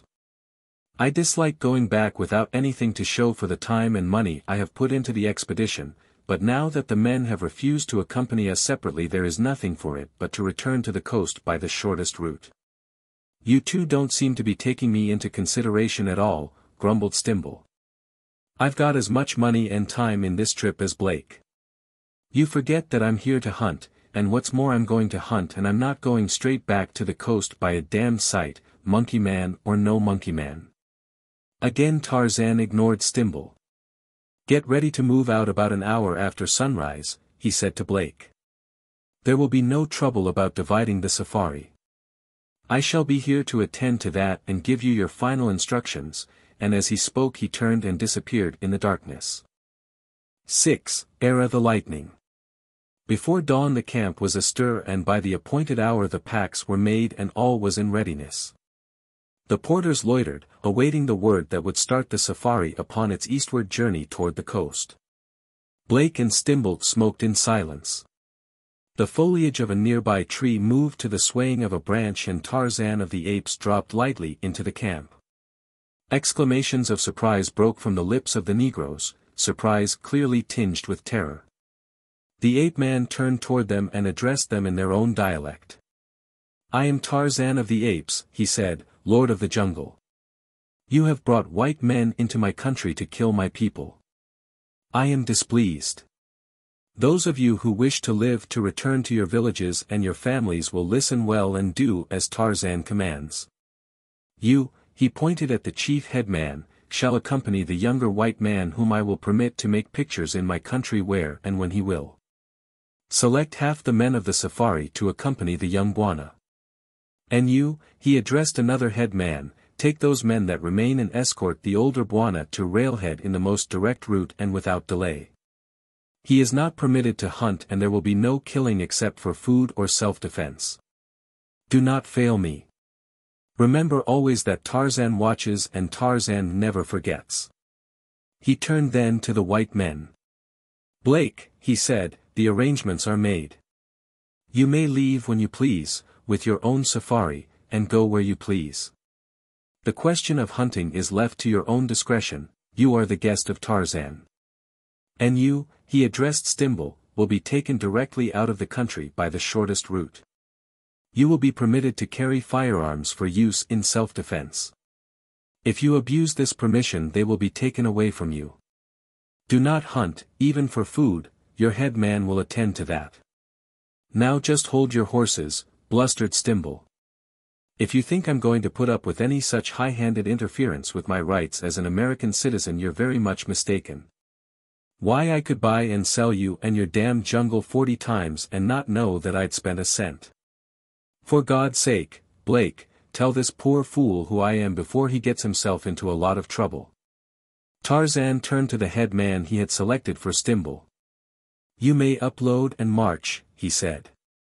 If this white man does not follow you, leave him behind. Take good care of him if he obeys me and deliver him safely at Railhead. Obey his orders if they do not conflict with those that I have given you. Go. A moment later Stimble's safari was preparing to depart and, at Tarzan's request, Blake's too was moving out of camp. Stimble swore and threatened, but his men, sullenly ignoring him, filed off into the jungle toward the east. Tarzan had departed, swinging into the trees and disappearing among the foliage, and at last Stimble stood alone in the deserted camp. Thwarted, humiliated, almost frothing with rage he ran after his men, screaming commands and threats that were ignored. Later in the day, sullen and silent, he marched near the head of the long file of porters and askari, convinced at last that the power of the ape-man was greater than his. But in his heart burned resentment and in his mind rioted plans for vengeance, plans that he knew were futile. Tarzan, wishing to assure himself that his instructions were being carried out, had swung far ahead and was waiting in the crotch of a tree that overhung the trail along which Stimble must pass. In the distance he could hear the sounds that arose from the marching safari. Along the trail from the opposite direction something was approaching. The ape-man could not see it but he knew what it was. Above the tree-tops black clouds rolled low, but no air stirred in the jungle. Along the trail came a great, shaggy, black man-thing. Tarzan of the Apes hailed it as it came in sight of his arboreal perch. "Bolgani," he called in low tones. The gorilla stopped. He stood erect upon his hind feet and looked about. "I am Tarzan," said the ape-man. Bolgani grunted. "I am Bolgani," he replied. "The Tarmangani comes," warned Tarzan. "I kill," growled Bolgani. "Let the Tarmangani pass," said Tarzan. "He and his people have many thunder sticks. I have sent this Tarmangani out of the jungle. Let him pass. Go a little way from the trail, the stupid Gomangani and the Tarmangani, who is stupider, will pass by without knowing that Tarzan and Bolgani are near." From the darkening sky distant thunder boomed and the two beasts looked upward toward the broad field of nature's powers, more savage and destructive than their own. "Pan the thunder hunts in the sky," remarked the ape-man. "Hunts for Usha the wind," said Bolgani. "Presently we shall hear Usha fleeing through the trees to escape." Tarzan viewed the lowering, black clouds. Even Kudu the sun fears Pan, hiding his face when Pan hunts. Ara the Lightning shot through the sky. To the two beasts it was a bolt from Pan's bow, and the great drops of rain that commenced to fall shortly after was Mita, the blood of Usha the wind, pouring from many a wound. The jungle bent to a great pressure, but as yet there was no other noise than the rolling thunder. The trees whipped back and Usha tore through the forest. The darkness increased. The rain fell in great masses. Leaves and branches hurtled through the air, trees crashed amongst their fellows. With deafening roars the elements unleashed their pent anger. The beasts cowered beneath the one awe-inspiring power that they acknowledged as supreme. Tarzan crouched in the crotch of a great tree with his shoulders arched against the beating rain. Just off the trail Bolgani squatted in drenched and bedraggled misery. They waited. There was nothing else that they could do. Above them the storm broke again with maniacal fury. The thunder crashed with deafening reverberation. There was a blinding flash of light and the branch upon which Tarzan squatted sagged and hurtled to the trail beneath. Stunned, the ape-man lay where he had fallen, the great branch partially across his body. As quickly as it had come, the storm departed. Kudu the sun burst through the clouds. Bolgani, dejected and still terrified, remained where he had squatted, motionless and silent. Bolgani had no desire to attract the attention of Pan the Thunder. Soaked with water, cold, furious, Stimble slopped along the slippery, muddy trail. He did not know that his safari was some little distance behind him, for he had forged ahead during the storm while they had taken refuge beneath the trees. At a turn in the trail he came suddenly upon a fallen branch that blocked the way. At first he did not see the body of the man lying beneath it, but when he did he recognized it instantly and a new hope sprang to life within his breast. With Tarzan dead he could be free to do as he pleased, but was the ape-man dead? Stimble ran forward and, kneeling, placed an ear to the breast of the prostrate figure. An expression of disappointment crossed his face. Tarzan was not dead. The expression upon Stimble's face changed. A cunning look came into his eyes as he glanced back down the trail. His men were not in sight. He looked quickly about him. He was alone with the unconscious author of his humiliation. He thought he was alone.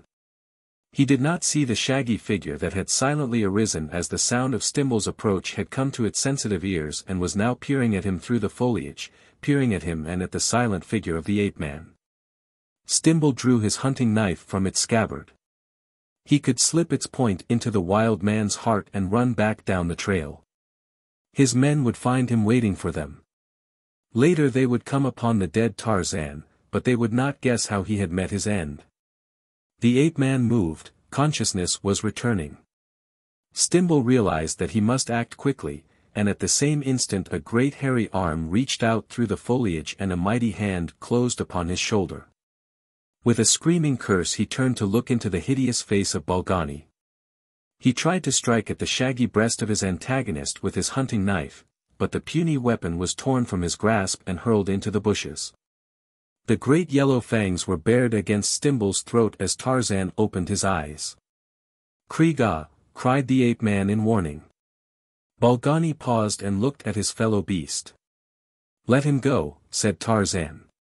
"The Tarmangani would have killed Tarzan," explained the gorilla. Bolgani stopped him. "Bolgani kill." He growled horribly. "No," snapped Tarzan. "Free the Tarmangani." The gorilla released his grasp upon Stimble just as the first of the hunter's men came in sight of them, and as Bolgani saw the blacks and how numerous they were, his nervousness and irritability increased. "Take to the jungle, Bolgani," said Tarzan. "Tarzan will take care of this Tarmangani and the Gomangani." With a parting growl, the gorilla merged with the foliage and the shadows of the jungle as Tarzan of the Apes faced Stimble and his boys. "You had a close call then, Stimble," said the ape-man. "It is fortunate for you that you didn't succeed in killing me. I was here for two reasons. One was to see that you obeyed my instructions and the other to protect you from your men. I did not like the way they eyed you in camp this morning. It would not be a difficult thing to lose you in the jungle, you know, and that would put a period to you as surely as poison or a knife.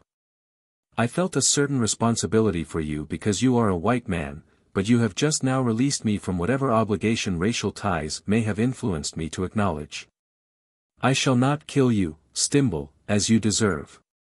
But from now on you may reach the coast on your own, and you will doubtless discover that one cannot make too many friends in the jungle or afford a single unnecessary enemy." He wheeled upon Stimble's black boys. "Tarzan of the Apes goes his way. You will not see him again, perhaps. Do your duty by this white man as long as he obeys the word of Tarzan, but see that he does not hunt." With this final admonition the ape-man swung into the lower branches and was gone. When Stimble, after repeatedly questioning his men, discovered that Tarzan had practically assured them that they would see no more of him, he regained much of his former assurance and egotistical bluster. Once more he was the leader of men, shouting at the blacks in a loud tone, cursing them, ridiculing them. He thought that it impressed them with his greatness. He believed that they were simple people whom he could deceive into thinking that he was not afraid of Tarzan, and by flaunting Tarzan's commands win their respect. Now that Tarzan had promised not to return, Stimble felt safer in ignoring his wishes, and so it befell that just before they reached a camping ground Stimble came upon an antelope and without an instant's hesitation fired and killed it. It was a sullen camp that Stimble made that night. The men gathered in groups and whispered. "He has shot an antelope and Tarzan will be angry with us," said one. "He will punish us," said a head man. "The Bwana is a bad man," said another. "I wish he was dead. We may not kill him. Tarzan has said that. If we leave him in the jungle he will die. Tarzan told us to do our duty. He said to do it as long as the bad Bwana obeyed the commands of Tarzan. He has disobeyed them. Then we may leave him." Stimble, exhausted by the long march, slept like a log. When he awoke the sun was high. He shouted for his boy. There was no response. Again he shouted and louder, adding an oath. No one came. There was no sound in camp. "The lazy swine," he grumbled. "They'll step a little livelier when I get out there." He arose and dressed, but as he was dressing the silence of the camp came to impress him as something almost menacing. So that he hastened to be through and out of the tent. As he stepped into the open the truth was revealed at almost the first quick glance about. Not a human being was in sight and all but one of the packs containing provisions were gone. He had been deserted in the heart of Africa. His first impulse was to seize his rifle and start after the blacks. But second thought impressed him with the danger of such procedure and convinced him that the last thing he should do would be to place himself again in the power of these men who had demonstrated that they felt no compunction in abandoning him to almost certain death. If they wanted to be rid of him they could easily find even a quicker means if he returned and forced himself upon them again. There was but a single alternative, and that was to find Blake and remain with him. He knew that Blake would not abandon him to death in the jungle. The blacks had not left him without provisions, nor had they taken his rifle or ammunition, but the difficulty that now confronted Stimble was largely in the matter of transportation for his food. There was plenty of it to last many days, but he knew that he could not carry it through the jungle together with his rifle and ammunition. To remain where the food was would be equally futile. Blake was returning to the coast by another route. The ape-man had said that he would not follow Stimble's safari farther, it might be years, therefore, before another human being chanced along this little used game trail. He knew that he and Blake were now separated by about 2 marches, and if he traveled light and Blake did not march too rapidly he might hope to overtake him inside a week. Perhaps Blake would find good camera hunting soon and make a permanent camp. In that case Stimble would find him even more quickly.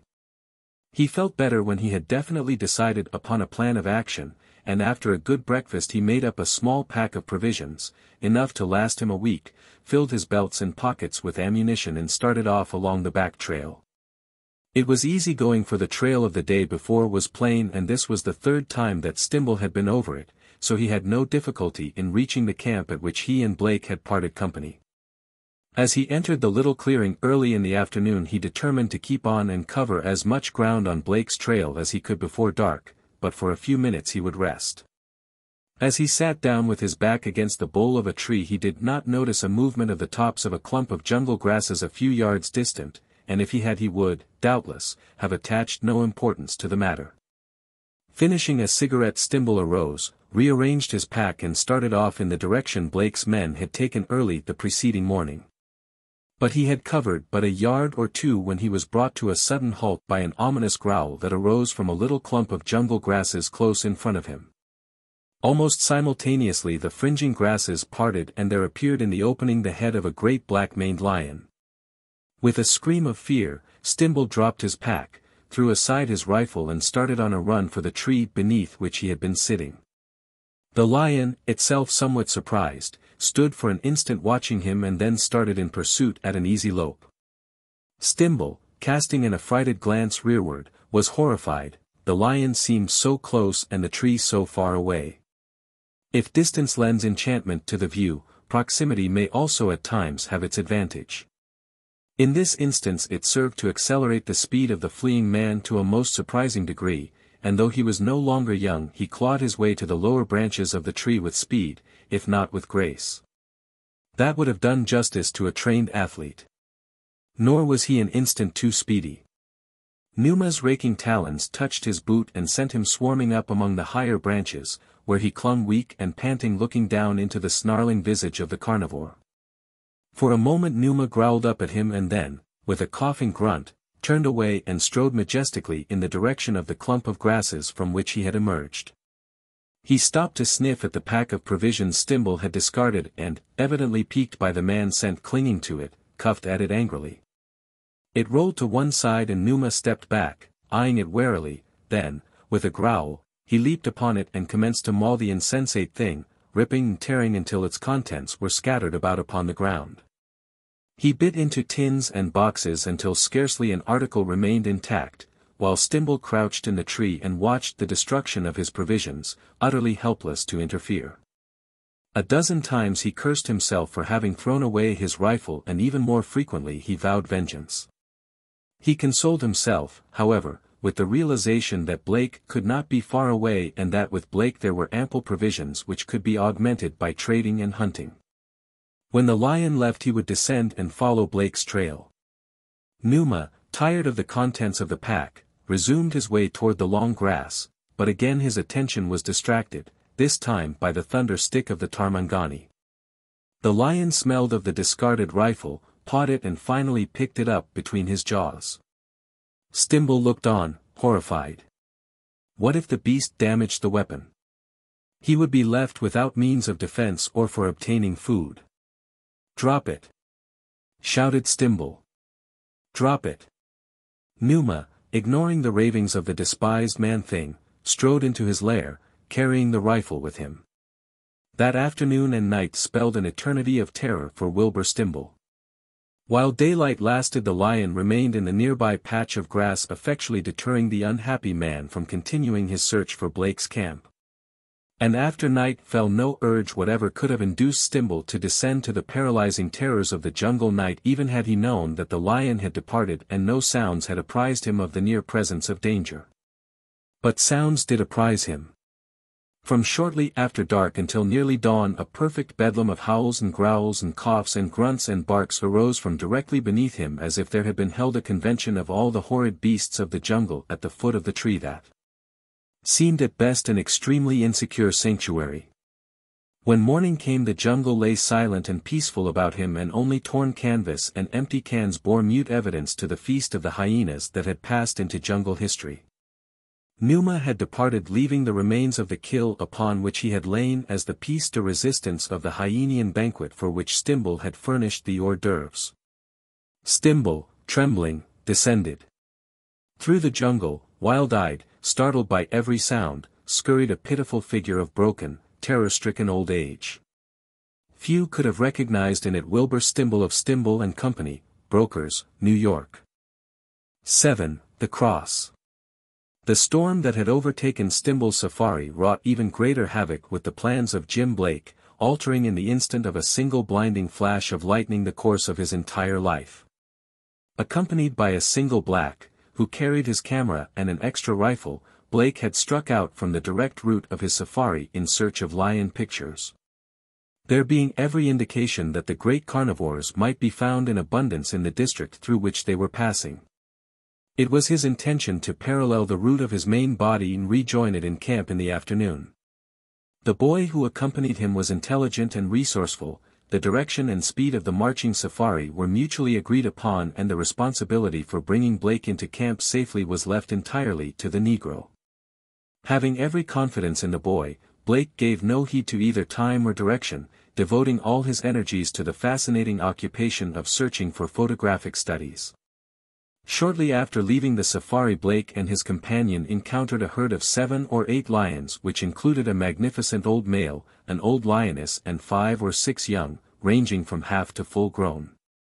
At sight of Blake and his companion the lions took off leisurely through rather open forest, and the men followed, awaiting patiently the happy coincidence of time, light and grouping that would give the white man such a picture as he desired.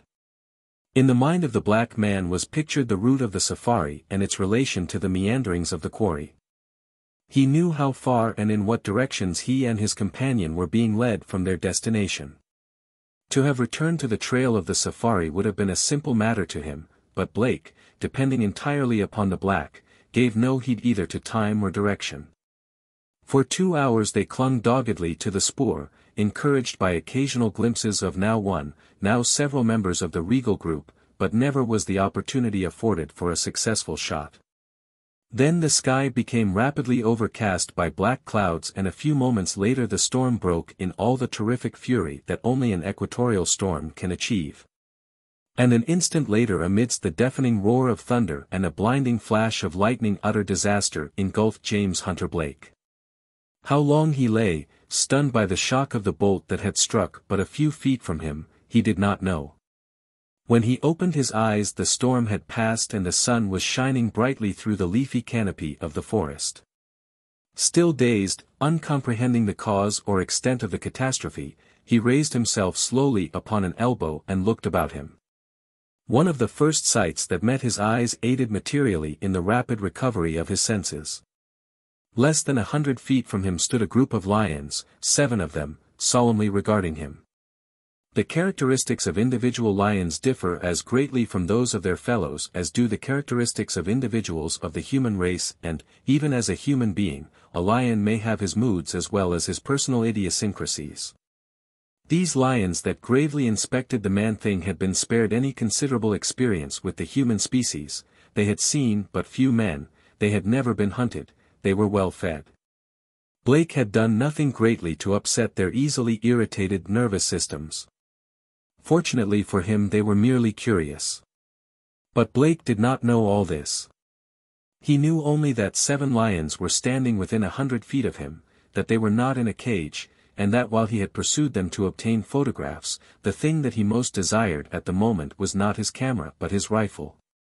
Stealthily, that he might not annoy them, he looked about him for the weapon.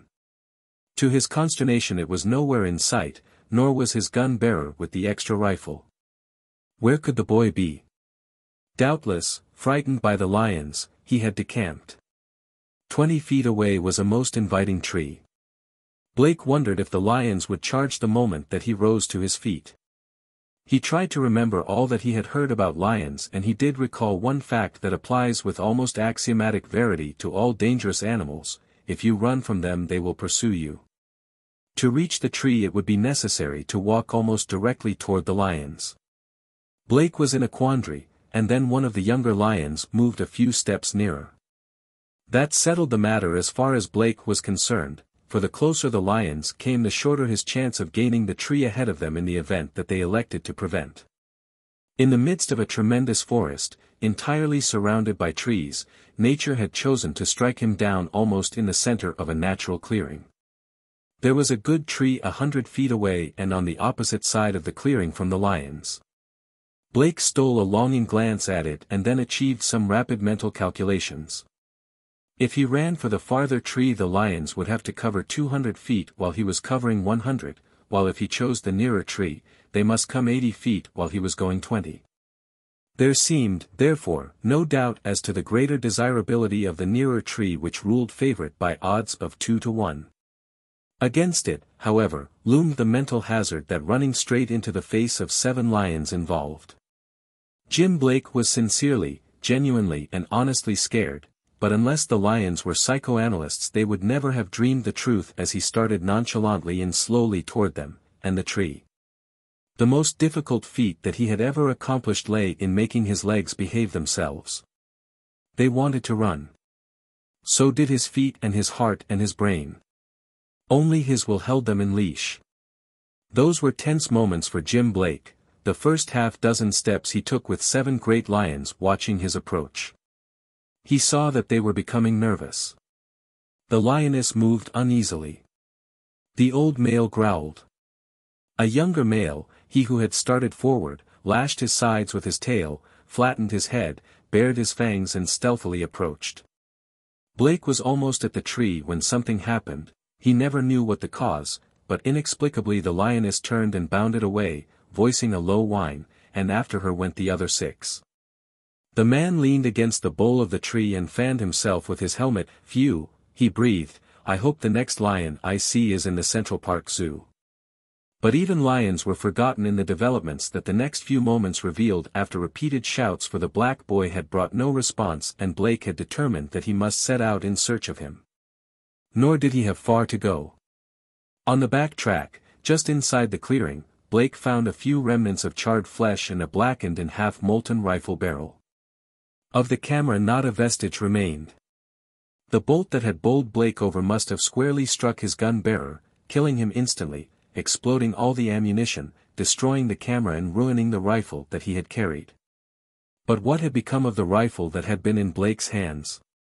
The man searched in all directions, but could not find it, and was finally forced to the conclusion that its disappearance could be attributed only to one of those freakish tricks which severe electrical storms so often play upon helpless and futile humanity. Frankly aware that he was lost and had not the faintest conception of the direction in which lay the proposed camp of his safari, Blake started blindly off on what he devoutly hoped would prove the right route. It was not. His safari was moving northeast. Blake headed north. For 2 days he trudged on through dense forest, sleeping at night among the branches of trees. Once his fitful slumbers were disturbed by the swaying of a branch against which he was braced. As he awoke he felt it sag as to the weight of some large animal. He looked and saw 2 fiery eyes gleaming in the dark. Blake knew it to be a leopard as he drew his automatic and fired point blank. With a hideous scream the great cat sprang or fell to the ground. Blake never knew if he hit it. It did not return, and there were no signs of it in the morning. He found food and water in abundance. And upon the morning of the 3rd day he emerged from the forest at the foot of a range of lofty mountains, and for the first time in weeks reveled in an unobstructed view of the blue sky and saw the horizon again and all that lay between himself and it. He had not realized that he had been depressed by the darkness and the crowding pressure of the trees, but now he experienced all the spiritual buoyancy of a released convict long immured from freedom and the light of day. Rescue was no longer problematical, merely a matter of time. He wanted to sing and shout, but he conserved his energies and started toward the mountains. There had been no native villages in the forest, and so, he reasoned, as there must be native villages in a well-watered country stocked with game, he would find them upon the mountain slopes. Topping a rise, he saw below him the mouth of a canyon in the bed of which ran a small stream. A village would be built on water. If he followed the water he would come to the village. Quite easy. He descended to the stream, where he was deeply gratified to find that a well-worn path paralleled it. Encouraged by the belief that he would soon encounter natives and believing that he would have no difficulty in enlisting their services in aiding him to relocate his safari, Blake followed the path upward into the canyon. He had covered something like 3 miles without having discovered any sign of habitation when, at a turn in the path, he found himself at the foot of a great white cross of enormous proportions. Hewn from limestone, it stood directly in the center of the trail and towered above him fully 60 feet. Checked and weather-worn, it gave an impression of great antiquity, which was further borne out by the remains of an almost obliterated inscription upon the face of its massive base. Blake examined the carved letters, but could not decipher their message. The characters appeared of early English origin, but he dismissed such a possibility as too ridiculous to entertain. He knew that he could not be far from the southern boundary of Abyssinia and that the Abyssinians are Christians. Thus he explained the presence of the cross. But he could not explain the suggestion of sinister menace that this lonely, ancient symbol of the crucifix held for him.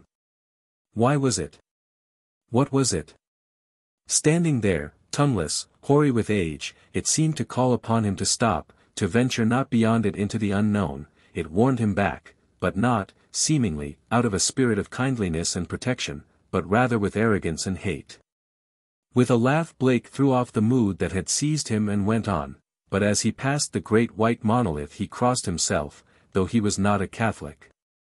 He wondered what had impelled him to the unfamiliar act, but he could no more explain it than he could the strange and uncanny suggestion of power and personality that seemed to surround the crumbling cross. Another turn in the path and the trail narrowed ere it passed between 2 huge boulders that might have fallen from the cliff top towering far above. Cliffs closed in closely now in front and upon 2 sides. Apparently he was close to the canyon's head, and yet there was no slightest indication of a village. Yet where did the trail lead? It had an end and a purpose. He would discover the former and, if possible, the latter. Still under the depressing influence of the cross, Blake passed between the 2 boulders, and the instant that he had passed them a man stepped out behind him and another in front. They were Negroes, stalwart, fine-featured fellows, and in themselves nothing to arouse wonder or surprise. Blake had expected to meet Negroes in Africa. But not Negroes wearing elaborately decorated leathern jerkins upon the breasts of which red crosses were emblazoned, close-fitting nether garments and sandals held by doeskin thongs, cross-gartered halfway to their knees. Not Negroes wearing close-fitting bassinets of leopard skin that fitted their heads closely and reached to below their ears, not Negroes armed with 2-handed broadswords and elaborately tipped pikes. Blake was acutely aware of the pike tips, as there was one pressing against his belly and another in the small of his back. "Who are ye?" demanded the Negro that faced Blake. Had the man addressed him in Greek, Blake would have been no more surprised than he was by the incongruity of this archaic form of speech falling from the lips of a 20th-century Central African black.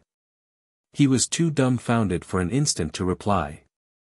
"Doubtless the fellow is a Saracen, Paul," said the black behind Blake, "and understandeth not what thou sayest, a spy, perchance." "Nay, Peter Wiggs, as my name is Paul Bodkin, he is no infidel, that I know of mine own good eyes. Whatsoever he is, it is for thee to fetch him before the captain of the gate, who will question him, Paul Bodkin. Natheless, there is no hurt in questioning him first, and he will answer." "Stop thy tongue and take him to the captain," said Peter. "I will abide here and guard the way until thou returnest." Paul stepped aside and motioned for Blake to precede him. Then he fell in behind, and the American did not need to glance back to know that the ornate tip of the pike was ever threateningly ready. The way lay plain before him, and Blake followed the trail toward the cliffs, where there presently appeared the black mouth of a tunnel leading straight into the rocky escarpment. Leaning against the sides of a niche just within the entrance were several torches made of reeds or twigs bound tightly together and dipped in pitch. One of these Paul Bodkin selected, took some tinder from a metal box he carried in a pouch at his side, struck a spark to it with flint and steel. And having thus ignited the tinder and lighted the torch, he pushed Blake on again with the tip of his pike, and the two entered the tunnel, which the American found to be narrow and winding, well suited to defense. Its floor was worn smooth until the stones of which it was composed shone polished in the flaring of the torch. The sides and roof were black with the soot of countless thousands, perhaps, of torch-lighted passages along this strange way that led to, what? 8. The Snake Strikes.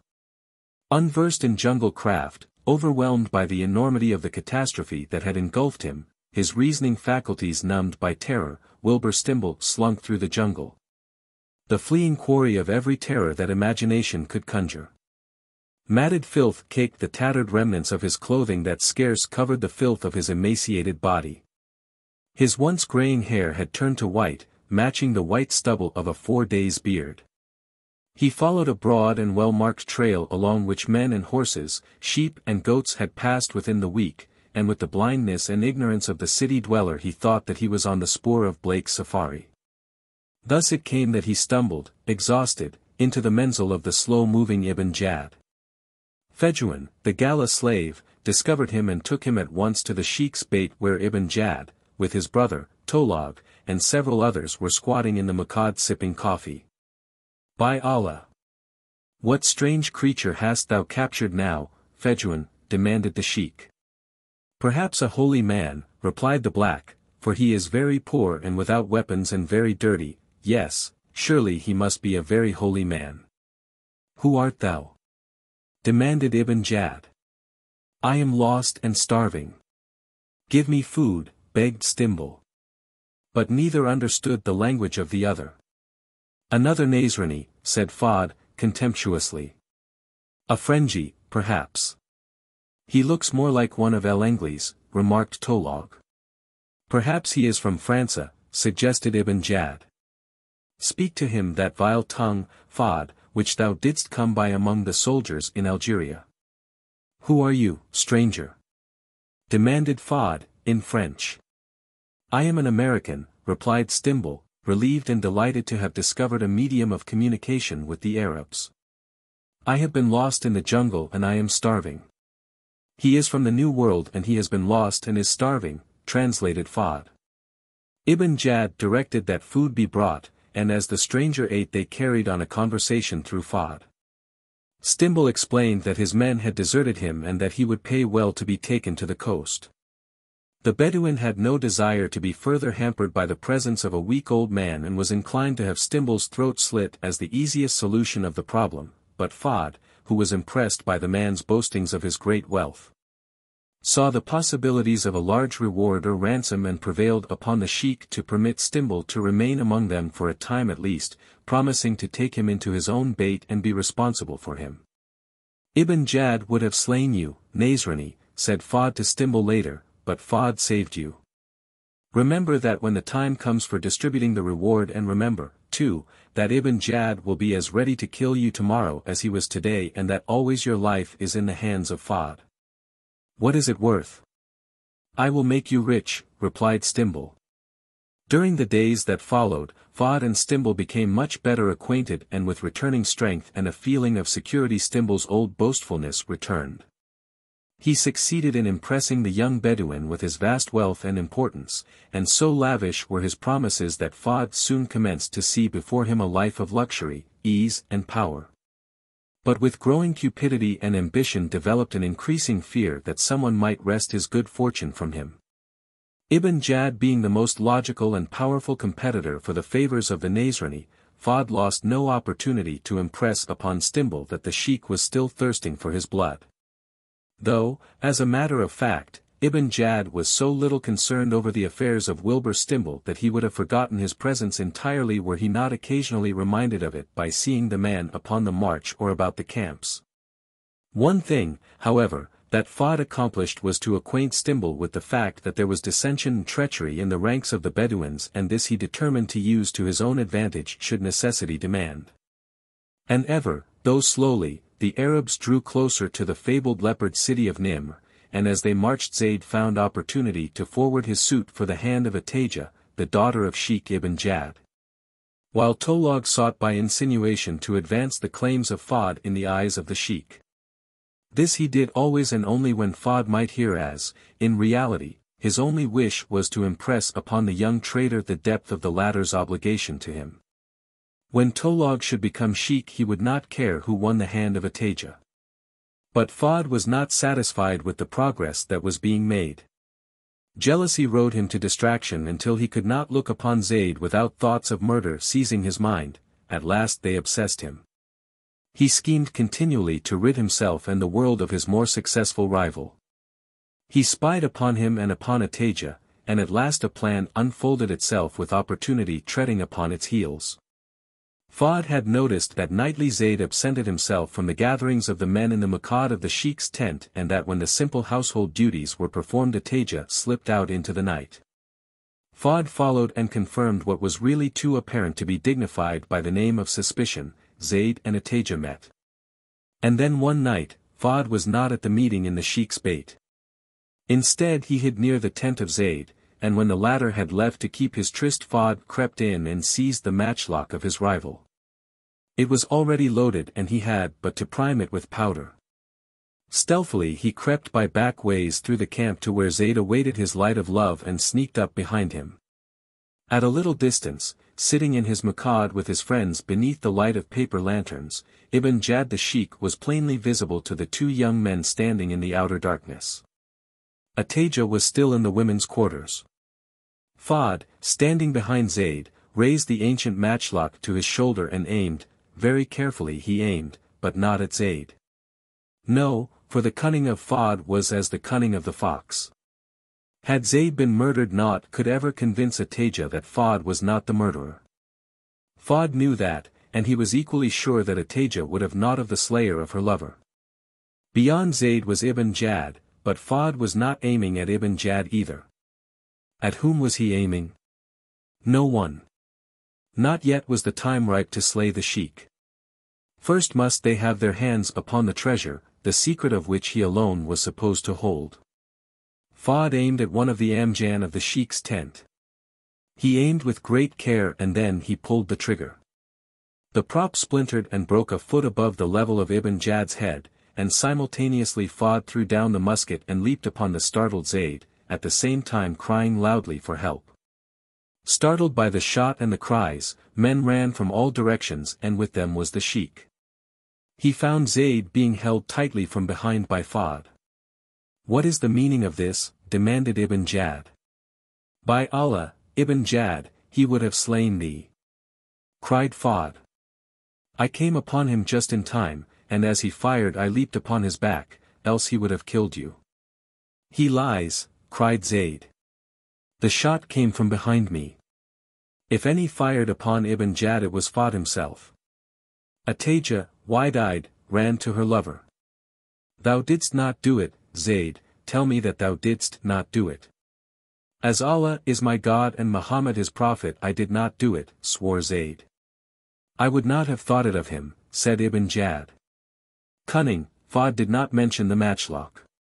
Shrewdly he guessed that its evidence would be more potent if discovered by another than he, and that it would be discovered he was sure. Nor was he wrong. Tolog found it. Here, he exclaimed, is the weapon. Let us examine it beneath the light, said Ibn Jad. It should dispel our doubts more surely than any lying tongue. As the party moved in the direction of the Sheikh's Beyt, Zeyd experienced the relief of one reprieved from death, for he knew that the testimony of the matchlock would exonerate him. It could not be his. He pressed the hand of Ataja, walking at his side. Beneath the light of the paper lanterns in the Muqad ibn Jad held the weapon beneath his gaze as, with craning necks, the others pressed about him. A single glance sufficed. With stern visage the sheik raised his eyes. "It is Zeyd's," he said. Ataja gasped and drew away from her lover. "I did not do it." "It is some trick," cried Zeyd. "Take him away," commanded Ibn Jad. "See that he is tightly bound." Ataja rushed to her father and fell upon her knees. "Do not slay him," she cried. "It could not have been he. I know it was not he." "Silence, girl," commanded the sheik sternly. "Go to thy quarters and remain there." They took Zeyd to his own bait and bound him securely, and in the Muqad of the sheik the elders sat in judgment while from behind the curtains of the women's quarters, Ataja listened. "At dawn, then, he shall be shot." This was the sentence that Ataja heard passed upon her lover. Behind his greasy thorib Fad smiled a crooked smile. In his black house of hair Zeyd struggled with the bonds that held him, for though he had not heard the sentence he was aware of what his fate would be. In the quarters of the harem of the Sheikh ibn Jad the Sheikh's daughter lay sleepless and suffering. Her long lashes were wet with tears but her grief was silent. Wide-eyed she waited, listening, and presently her patience was rewarded by the sounds of the deep, regular breathing of Ibn Jad and his wife, Hurfa. They slept. Ataja stirred. Stealthily she raised the lower edge of the tent cloth beside which lay her sleeping mat and rolled quietly beneath it into the Muqad, now deserted. Groping, she found the matchlock of Zeyd where Ibn Jad had left it. She carried also a bundle wrapped in an old thorib, the contents of which she had gathered earlier in the evening when Hurfa, occupied with her duties, had been temporarily absent from the women's quarters. Ataja emerged from the tent of her father and crept cautiously along the single, irregular street formed by the pitched tents of the Arabs until she came to the Beyt of Zeyd. For a moment she paused at the opening, listening, then she entered softly on sandaled feet. But Zeyd, sleepless, struggling with his bonds, heard her. "Who comes?" he demanded. "SSSH," cautioned the girl. "It is I, Ataja." She crept to his side. "Beloved," he murmured. Deftly the girl cut the bonds that held his wrists and ankles. "I have brought thee food and thy musket," she told him. "These and freedom I give thee, the rest thou must do thyself. Thy mare stands tethered with the others. Far is Belad el-Guad, beset with dangers is the way, but night and day will Ataja pray to Allah to guide thee safely. Haste, my loved one." Zeyd pressed her tightly to his breast, kissed her and was gone into the night. 9. Sir Richard. The floor of the tunnel along which Paul Bodkin conducted Blake inclined ever upwards, and again it was broken by flights of steps which carried them always to higher levels. To Blake the way seemed interminable. Even the haunting mystery of the long tunnel failed to overcome the monotony of its unchanging walls that slipped silently into the torch's dim ken for a brief instant and as silently back into the Cimmerian oblivion behind to make place for more. Wall unvaryingly identical. But, as there ever is to all things, there was an end to the tunnel. Blake first glimpsed it in a little patch of distant daylight ahead, and presently he stepped out into the sunlight and looked out across a wide valley that was tree-dotted and beautiful. He found himself standing upon a wide ledge, or shelf, some 100 feet above the base of the mountain through which the tunnel had been cut. There was a sheer drop before him, and to his right the ledge terminated abruptly at a distance of 100 feet or less. Then he glanced to the left and his eyes went wide in astonishment. Across the shelf stood a solid wall of masonry flanked at either side by great, round towers pierced by long, narrow embrasures. In the center of the wall was a lofty gateway which was closed by a massive and handsomely wrought portcullis behind which Blake saw 2 Negroes standing guard. They were clothed precisely as his captors, but held great battle axes, the butts of which rested upon the ground. "What ho, the gate," shouted Paul Bodkin. "Open to the outer guard and a prisoner." Slowly the portcullis rose and Blake and his captor passed beneath. Directly inside the gateway and at the left, built into the hillside, was what was evidently a guardhouse. Before it loitered a score or so of soldiers, uniformed like Paul Bodkin, upon the breast of each the red cross. To a heavy wooden rail gaily caparisoned horses were tethered, their handsome trappings recalling to Blake's memory paintings he had seen of mounted knights of medieval England.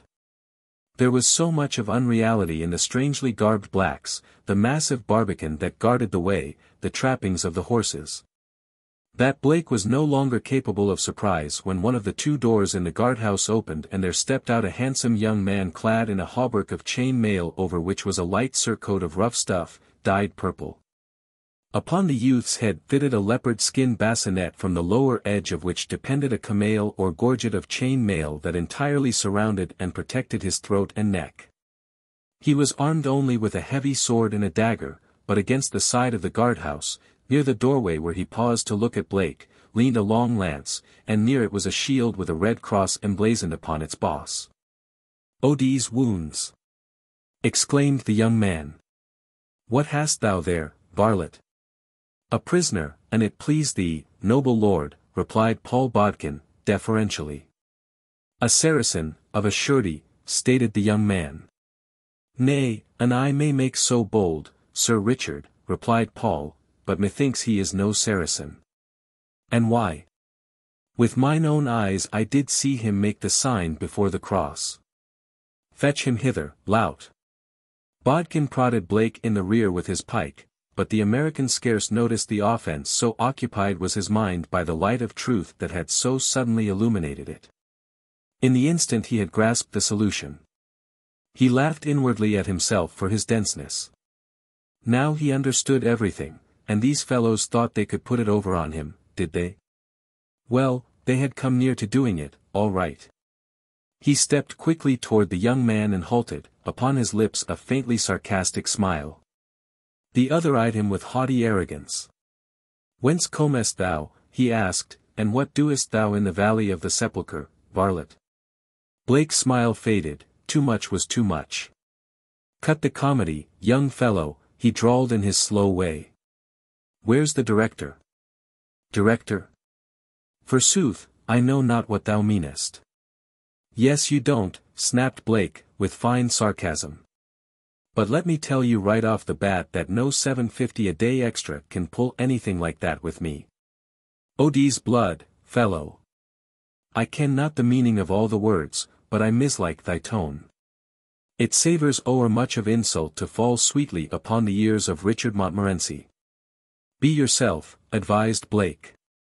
"If the director isn't handy send for the assistant director, or the cameraman, even the continuity writer may have more sense than you seem to have." "Be myself. And who thinkest thou I would be other than Richard Montmorency, a noble knight of Nimr?" Blake shook his head in despair, then he turned to the soldiers who were standing about listening to the conversation. He thought some of them would be grinning at the joke that was being played on him, but he saw only solemn, serious faces. "Look here," he said, addressing Paul Bodkin, "don't any of you know where the director is?" "Director?" repeated Bodkin, shaking his head. "There is none in Nimr thus yclept, nay, nor in all the valley of the sepulchre that I wot." "I'm sorry," said Blake, "the mistake is mine, but if there is no director there must be a keeper." "May I see him?"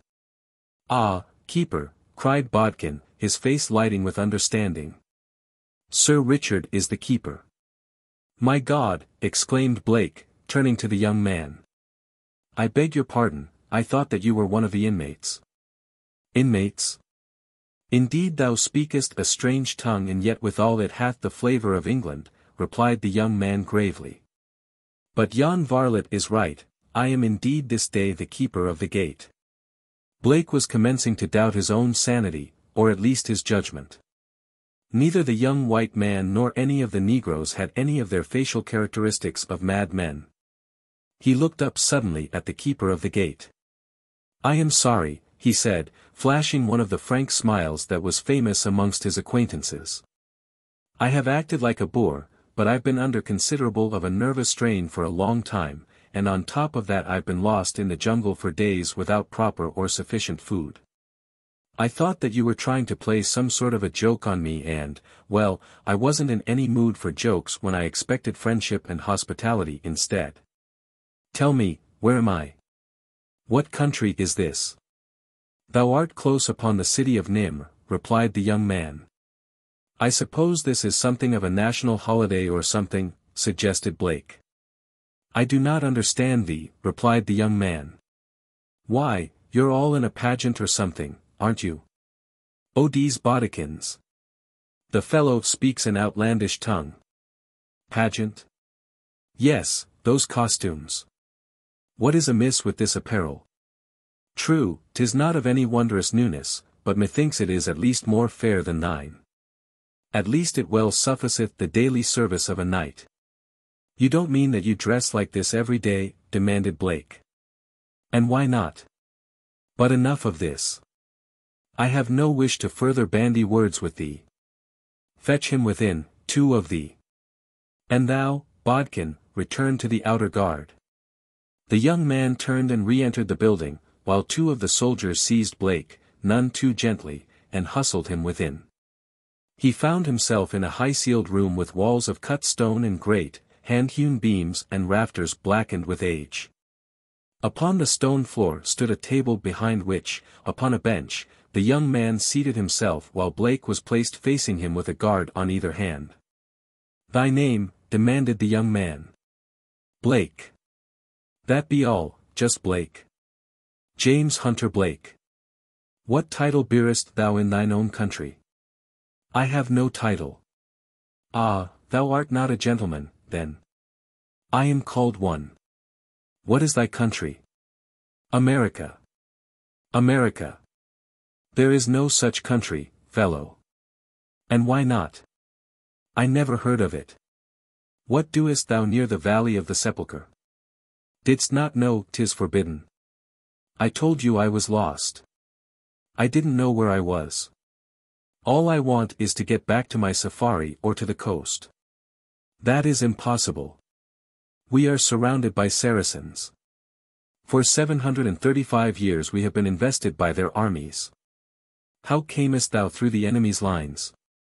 How passedst thou through his vast army? There isn't any army. Givest thou the lie to Richard Montmorency, varlet? And thou wert of gentle blood thou shouldst account to me that insult upon the field of honor. Methinks thou art some low-born spy sent hither by the Saracen Sultan. 'Twould be well an thou confessedst all to me, for if I take thee before the prince he will wrest the truth from thee in ways that are far from pleasant. What say? I have nothing to confess.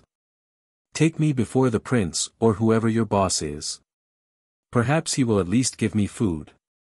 Thou shalt have food here. Never shall it be said that Richard Montmorency turned a hungry man from his doorway. Hey! Michel! Michel! Where is the lazy brat? Michel! A door opened from an inner apartment to admit a boy, sleepy-eyed, digging a grimy fist into one eye. He was clothed in a short tunic, his legs encased in green tights. In his cap was a feather. Sleeping again, eh? Demanded Sir Richard. Thou lazy knave. Fetch bread and meat for this poor wayfarer and be not until the morrow at it. Wide-eyed and rather stupidly, the boy stared at Blake. A Saracen, master, he asked. What booteth it? Snapped Sir Richard. Did not our Lord Jesus feed the multitude, nor ask if there were unbelievers among them? Haste, churl. The stranger is of great hunger. The youth turned and shuffled from the room, wiping his nose upon his sleeve, and Sir Richard's attention came back to Blake. Thou art not ill-favoured, fellow, he said. 'Tis a pity that thou art not of noble blood, for thy mien appeareth not like that of one low-born. I never considered myself low-born, said Blake, with a grin. Thy father, now, was he not at least a Sir Knight? Blake was thinking quickly now. He was far from being able as yet to so much as hazard a guess that might explain his host's archaic costume and language, but he was sure that the man was in earnest, whether sane or not, and were he not sane it seemed doubly wise to humor him. Yes, indeed, he replied, "My father is a 32nd degree Mason and a Knight Templar." "Sblood! I knew it," cried Sir Richard. "And so am I," added Blake, when he realized the happy effect his statement had produced. "Ah, I knew it. I knew it," cried Sir Richard. "Thy bearing proclaimed thy noble blood, but why didst thou seek to deceive me? And so thou art one of the poor knights of Christ and of the Temple of Solomon who guard the way of the pilgrims to the Holy Land. This explaineth thy poor raiment and glorifieth it." Blake was mystified by the allusion, as the picture always suggested by a reference to Knights Templar was of waving white plumes, gorgeous aprons and glittering swords. He did not know that in the days of their origin they were clothed in any old garments that the charity of others might bequeath them. At this moment Michel returned bearing a wooden trencher containing cold mutton and several pieces of simnel bread and carrying in one hand a flagon of wine. These he set upon the table before Blake and going to a cupboard fetched 2 metal goblets into which he decanted a portion of the contents of the flagon. Sir Richard arose and taking one of the goblets raised it before him on a level with his head. "Hail, Sir James," he cried, "and welcome to Nimr and the Valley of the Sepulchre." "Here's looking at you," replied Blake. "A quaint saying," remarked Sir Richard. "Methinks the ways of England must be changed since the days of Richard the Lion-hearted and my noble ancestor set forth upon the great crusade in the company of his king. Here's looking at you. Ods bodikins. I must not let that from my memory. Here's looking at you. Just wait thou till some fair knight doth drink my health, I shall lay him flat with that. But, stay. Here, Michel, fetch yon stool for Sir James, and eat, Sir Knight. Thou must be passing hungry." "I'll tell the world I am," replied Blake, feelingly, as he sat down on the stool that Michel brought. There were no knives or forks, but there were fingers, and these Blake used to advantage while his host sat smiling happily at him from across the rude table. "Thou art better than a minstrel for pleasure," cried Sir Richard. "I'll tell the world I am. Ho, ho. Thou wilt be a gift from heaven in the castle of the prince. I'll tell the world I am." When Blake had satisfied his hunger, Sir Richard ordered Michel to prepare horses. "We ride down to the castle, Sir James," he explained. "No longer art thou my prisoner, but my friend and guest. That I should have received thee so scurvily shall ever be to my discredit." Mounted upon prancing chargers and followed at a respectful distance by Michel, the two rode down the winding mountain road. Sir Richard now carried his shield and lance, a pennon fluttering bravely in the wind from just below the tip of the latter, the sun glancing from the metal of his hauberk, a smile upon his brave face as he chattered with his erstwhile prisoner. To Blake he seemed a gorgeous picture written from out of the pages of a story book. Yet, belying his martial appearance, there was a childlike simplicity about the man that won Blake's liking from the first, for there was that about him that made it impossible for one to conceive him as the perpetrator of a dishonorable act. His ready acceptance of Blake's statements about himself bespoke a credulity that seemed incompatible with the high intelligence reflected by his noble countenance. And the American preferred to attribute it to a combination of unsophistication and an innate integrity which could not conceive of perfidy in others. As the road rounded the shoulder of a hill, Blake saw another barbican barring the way and, beyond, the towers and battlements of an ancient castle. At a command from Sir Richard the warders of the gate opened to them and the three rode through into the ballium. This space between the outer and inner walls appeared unkept and neglected. Several old trees flourished within it, and beneath the shade of one of these, close to the outer gateway, lolled several men-at-arms, 2 of whom were engaged in a game that resembled draughts. At the foot of the inner wall was a wide moat, the waters of which reflected the grey stones of the wall and the ancient vines that, growing upon its inner side, topped it to form a leaf coping that occasionally hung low upon the outer side. Directly opposite the barbican was the great gateway in the inner wall, and here a drawbridge spanned the moat and a heavy portcullis barred the way into the great court of the castle.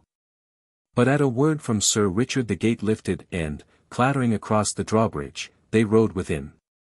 Before Blake's astonished eyes loomed a mighty castle of rough-hewn stone, while to the right and left, within the great court, spread broad gardens not illy kept, in which were gathered a company of men and women who might have just stepped from Arthur's court. At sight of Sir Richard and his companion, the nearer members of the company regarded Blake with interest and evident surprise. Several called greetings and questions to Sir Richard as the two men dismounted and turned their horses over to Michel. "Ho, Richard," cried one. "What bringest thou, a Saracen?" "Nay," replied Richard. "A fair Sir Knight who would do his devoir to the prince." "Where is he?"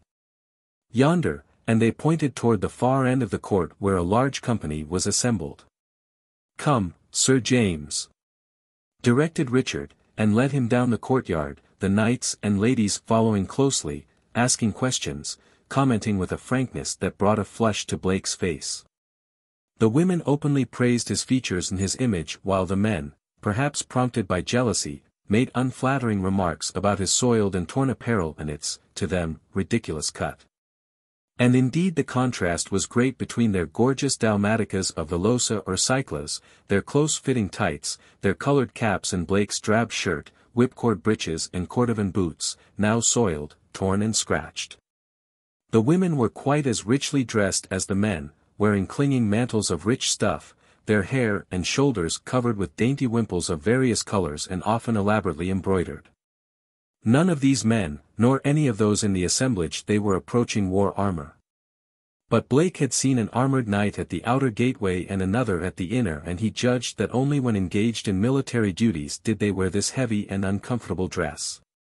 When they reached the party at the end of the court, Sir Richard elbowed his way among them to the center of the group, where stood a tall man of imposing appearance, chatting with those about him. As Sir Richard and Blake halted before him, the company fell silent.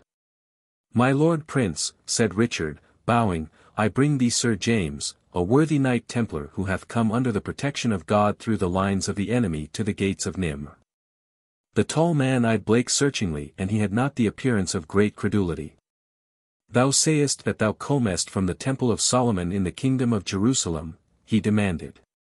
"Sir Richard must have misunderstood me," replied Blake. "Then thou art no Knight Templar?" "Yes, but I am not from Jerusalem." "Perchance he is one of those doughty Sir Knights that guard the pilgrim's way to the Holy Land," suggested a young woman standing near the prince. Blake glanced quickly at the speaker, and as their eyes met, hers fell, but not before he had seen that they were very beautiful eyes set in an equally beautiful, oval face. "More like it haps he is a Saracen spy sent among us by the Sultan," snapped a dark man who stood beside the girl. The latter raised her eyes to the prince. "He looketh not like a Saracen, my father," she said. "What knowest thou of the appearance of a Saracen, child?" demanded the prince. "Hast seen so many?" The party laughed and the girl pouted. "Verily, and I have seen full as many a Saracen as has Sir Malad or thyself, my lord prince," she snapped, haughtily. "Let Sir Malad describe a Saracen." The dark young man flushed angrily.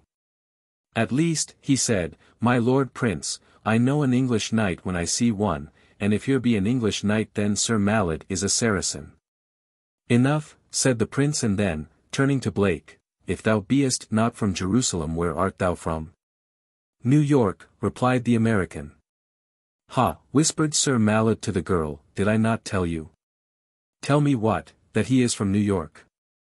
"Where is that?" she demanded. "Some stronghold of the infidel," asserted Malad. "New York," repeated the prince.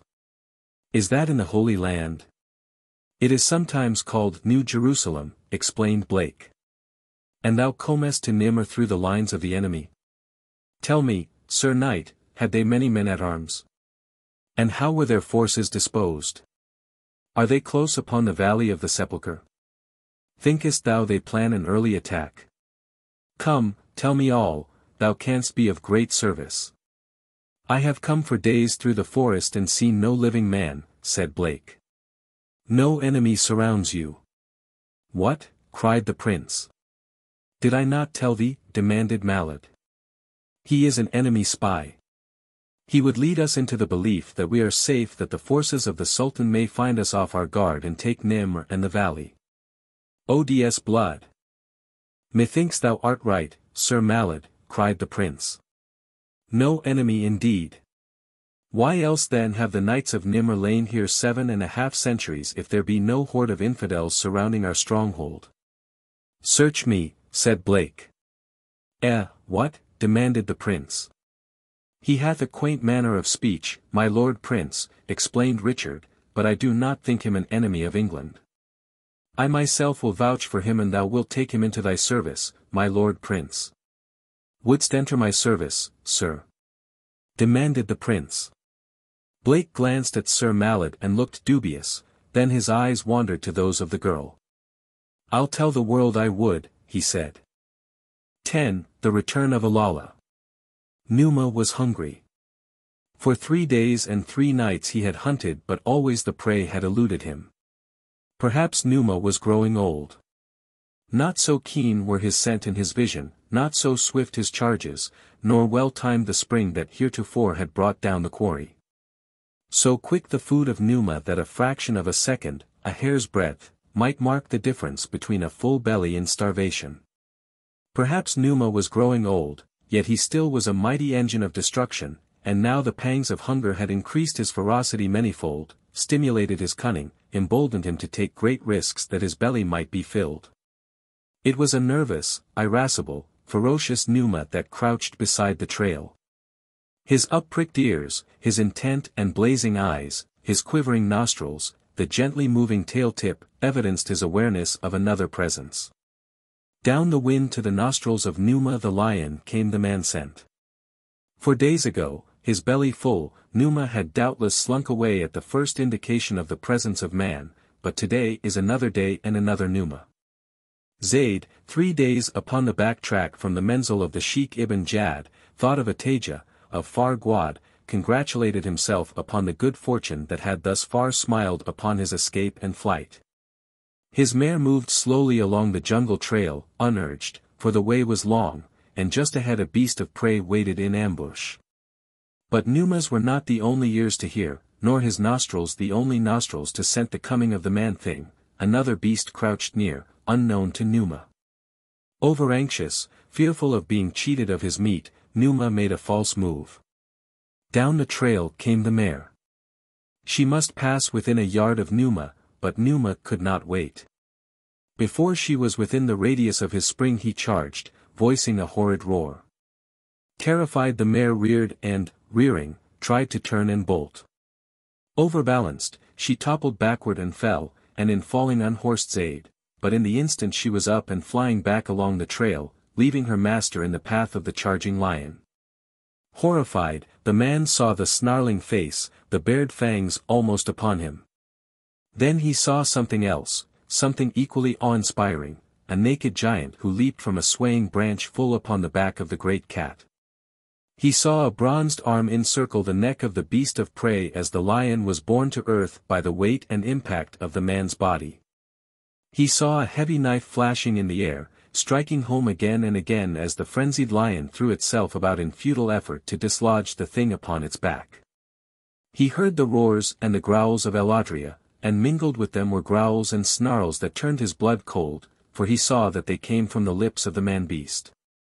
Then Numa went limp and the giant arose and stood above the carcass. He placed one foot upon it and, raising his face toward the heavens, voiced a hideous scream that froze the marrow in the bones of the Bedouin, a scream that few men have heard, the victory cry of the bull ape. It was then that Zeyd recognized his savior and shuddered again as he saw that it was Tarzan of the Apes. The ape-man looked down at him. "Thou art from the menzil of Ibn Jad," he said. "I am but a poor man," replied Zeyd. "I but followed where my sheik led. Hold it not against Zeyd, sheik of the jungle, that he is in thy belade. Spare my poor life I pray thee, and may Allah bless thee." "I have no wish to harm thee, Bedouin," replied Tarzan. "What wrong hath been done in my country is the fault of Ibn Jad alone. Is he close by?" "Wallah nay, he is many marches from here." "Where are thy companions?" demanded the ape-man. I have none. Thou art alone. Bila, yes. Tarzan frowned. Think well Bidui before lying to Tarzan, he snapped. By Allah, I speak the truth. I am alone. And why? Fad did plot against me to make it appear that I had tried to take the life of Ibn Jad, which, before Allah, is a lie that stinked to heaven, and I was to be shot, but Ataja, the daughter of the sheik, cut my bonds in the night and I escaped. What is thy name? Zayd. Whither goest thou, to thine own country? Yes, to Belaid el-Gwad, a Beni Salem Fendi of El-Harb. Thou canst not, alone, survive the perils of the way, Tarzan warned him. Of that I be fearful, but death were certain had I not escaped the wrath of Ibn Jad. For a moment Tarzan was silent in thought. Great must be the love of Ataja, the daughter of the sheik, and great her belief in you, he said. Wallah, yes, great is our love and, too, she knew that I would not slay her father, whom she loves. Tarzan nodded. I believe thee and shall help thee. Thou canst not go on alone. I shall take thee to the nearest village and there the chief will furnish you with warriors who will take you to the next village, and thus from village to village you will be escorted to the Sudan. May Allah ever watch over and guard thee! Exclaimed Zayd. Tell me, said Tarzan as the two moved along the jungle trail in the direction of the nearest village which lay 2 marches to the south of them, tell me what Ibn Jad doth in this country. It is not true that he came for ivory alone. Am I not right? Wallah yes, Sheikh Tarzan, admitted Zayd. Ibn Jad came for treasure, but not for ivory. What, then? In El-Habash lies the treasure city of Nimr, explained Zayd. This Ibn Jad was told by a learned Sahar. So great is the wealth of Nimr that 1,000 camels could carry away not 1/10 part of it. It consists of gold and jewels and, a woman. A woman? Yes, a woman of such wondrous beauty that in the north she alone would bring a price that would make Ibn Jad rich beyond dreams. Surely thou must have heard of Nimr. Sometimes the Galas speak of it, said Tarzan, but always I thought it of no more reality than the other places of their legends. And Ibn Jad undertook this long and dangerous journey on no more than the word of a magician. What could be better than the word of a learned Sahar, demanded Zayd. Tarzan of the Apes shrugged. During the 2 days that it took them to reach the village Tarzan learned of the white man who had come to the camp of Ibn Jad, but from Zayd's description of him he was not positive whether it was Blake or Stimble. As Tarzan traveled south with Zayd, Ibn Jad trekked northward into El-Habash, and Fad plotted with Tolog, and Stimble plotted with Fad, while Fedruin the Gala slave waited patiently for the moment of his delivery from bondage. And Ataja mourned for Zayd.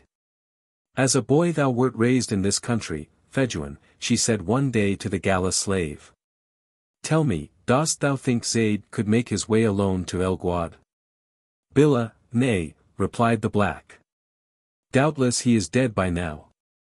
The girl stifled a sob. Fedruin mourns with thee, Ataja, said the black, for Zayd was a kindly man. Would that Allah had spared your lover and taken him who was guilty. What dost thou mean? asked Ataja. Knowest thou, Fedruin, who fired the shot at Ibn Jad, my father? It was not Zayd. Tell me it was not Zayd. But thy words tell me that, which I well knew before. Zayd could not have sought the life of my father. Nor did he, replied Fedruin. Tell me what you know of this thing. And you will not tell another who told you, he asked. It would go hard with me if one I am thinking of knew that I had seen what I did see. I swear by Allah that I will not betray you, Fedruin, cried the girl. Tell me, what didst thou see?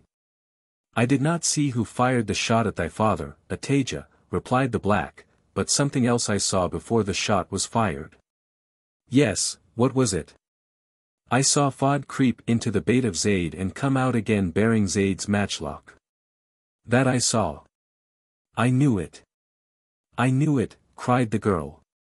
But Ibn Jad will not believe if you tell him. I know. But now that I am convinced perhaps I shall find a way to have Fod's blood for the blood of Zeyd, cried the girl, bitterly. For days Ibn Jad skirted the mountains behind which he thought lay the fabled city of Nimr as he searched for an entrance which he hoped to find without having recourse to the natives whose haunts he had sedulously avoided lest through them opposition to his venture might develop.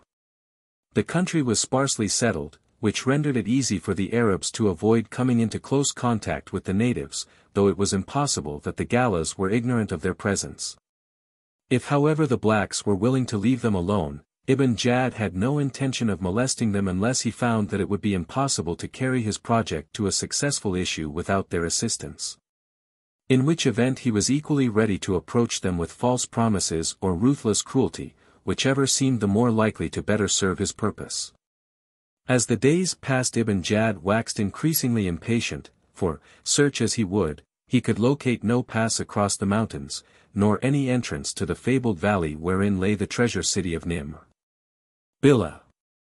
He exclaimed one day, there be a city of Nimr and there be an entrance to it, and, by Allah, I will find it. Summon the Habush, Tolog. From them or through them we shall have a clue in one way or another. When Tolog had fetched the Galla slaves to the Beyt of Ibn Jad, the old sheikh questioned them but there was none who had definite knowledge of the trail leading to Nimr. Then, by Allah, exclaimed Ibn Jad, we shall have it from the native Habush. They are mighty warriors, O brother, cried Tolog, and we are far within their country. Should we anger them and they set upon us it might fare ill with us. We are Bidai, said Ibn Jad proudly, and we are armed with muskets. What could their simple spears and arrows avail against us? But they are many and we are few, insisted Tolog.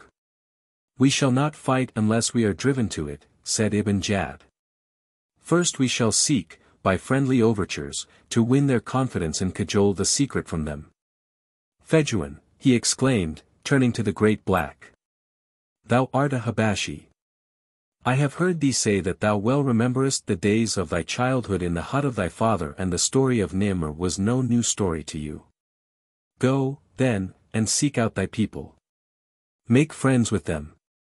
Tell them that the great Sheikh Ibn Jad comes among them in friendliness and that he hath gifts for their chiefs.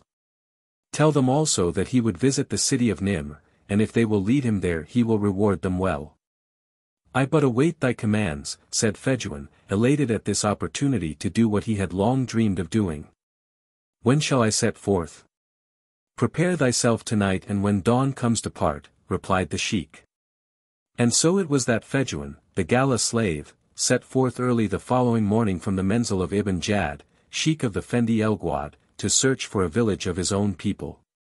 By noon he had come upon a well-worn trail leading toward the west, and this he followed boldly, guessing that he would best disarm suspicion thus than by attempting to approach a Galla village by stealth. Also he well knew that there was little likelihood that he could accomplish the latter.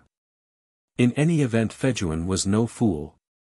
He knew that it might be difficult to convince the Gallas that he was of their blood, for there was against him not alone his Arab garments and weapons but the fact that he would be able to speak the Galla tongue but lamely after all these years. That he was a brave man was evidenced by the fact that he well knew the suspicious and warlike qualities of his people and their inborn hatred of the Arabs and yet gladly embraced this opportunity to go amongst them.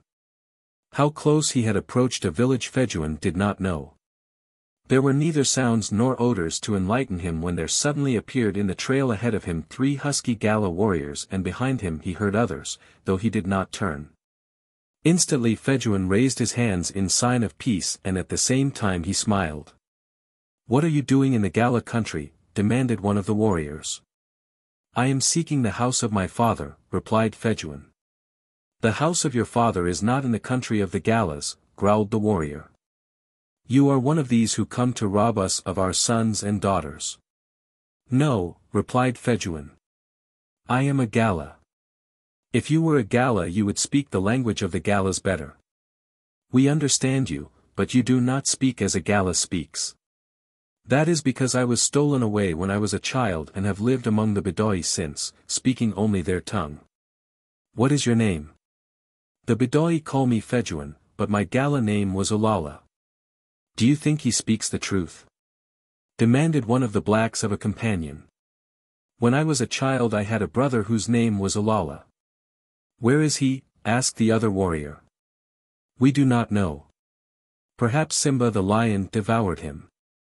Perhaps the desert people took him. Who knows? Perhaps he speaks the truth, said the second warrior. Perhaps he is your brother.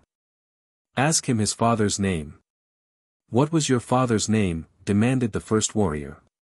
Nalini, replied Fejuan. At this reply the Gala warriors became excited and whispered among themselves for several seconds. Then the first warrior turned again to Fejuan. Did you have a brother? He demanded. Yes, replied Fejuan. What was his name? Tabo, answered Fejuan without hesitation. The warrior who had questioned him leaped into the air with a wild shout.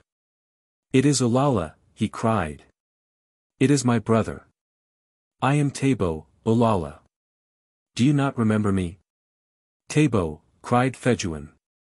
No, I would not know you, for you were a little boy when I was stolen away and now you are a great warrior. Where are our father and mother? Are they alive? Are they well? They are alive and well, Ulala, replied Tabo. Today they are in the village of the chief, for there is a great council because of the presence of some desert people in our country. Came you with them? Yes, I am a slave to the desert people, replied Fejuan. Is it far to the village of the chief? I would see my mother and my father and, too, I would talk with the chief about the desert people who have come to the country of the Galas. Come, brother, cried Tabo. We are not far from the village of the chief. Ah, my brother, that I should see you again whom we thought to be dead all these years. Great will be the joy of our father and mother. But, tell me, have the desert people turned you against your own people? You have lived with them many years. Perhaps you have taken a wife among them. Are you sure that you do not love them better than you love those whom you have not seen for many years? I do not love the Bedoi, replied Fejuan, nor have I taken a wife among them. Always in my heart has been the hope of returning to the mountains of my own country, to the house of my father. I love my own people, Tabo. Never again shall I leave them. The desert people have been unkind to you, they have treated you with cruelty, demanded Tabo. Nay, on the contrary they have treated me well, replied Fejuan. I do not hate them, but neither do I love them. They are not of my own blood. I am a slave among them. As they talked the party moved along the trail toward the village while two of the warriors ran ahead to carry the glad tidings to the father and mother of the long-missing Ulala. And so it was that when they came within sight of the village they were met by a great crowd of laughing, shouting Galas, and in the forerank were the father and mother of Fejuan.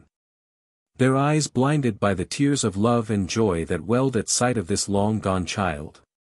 After the greetings were over, and every man, woman and child in the company must crowd close and touch the returned wanderer, Tabo conducted Fejuan into the village and the presence of the chief.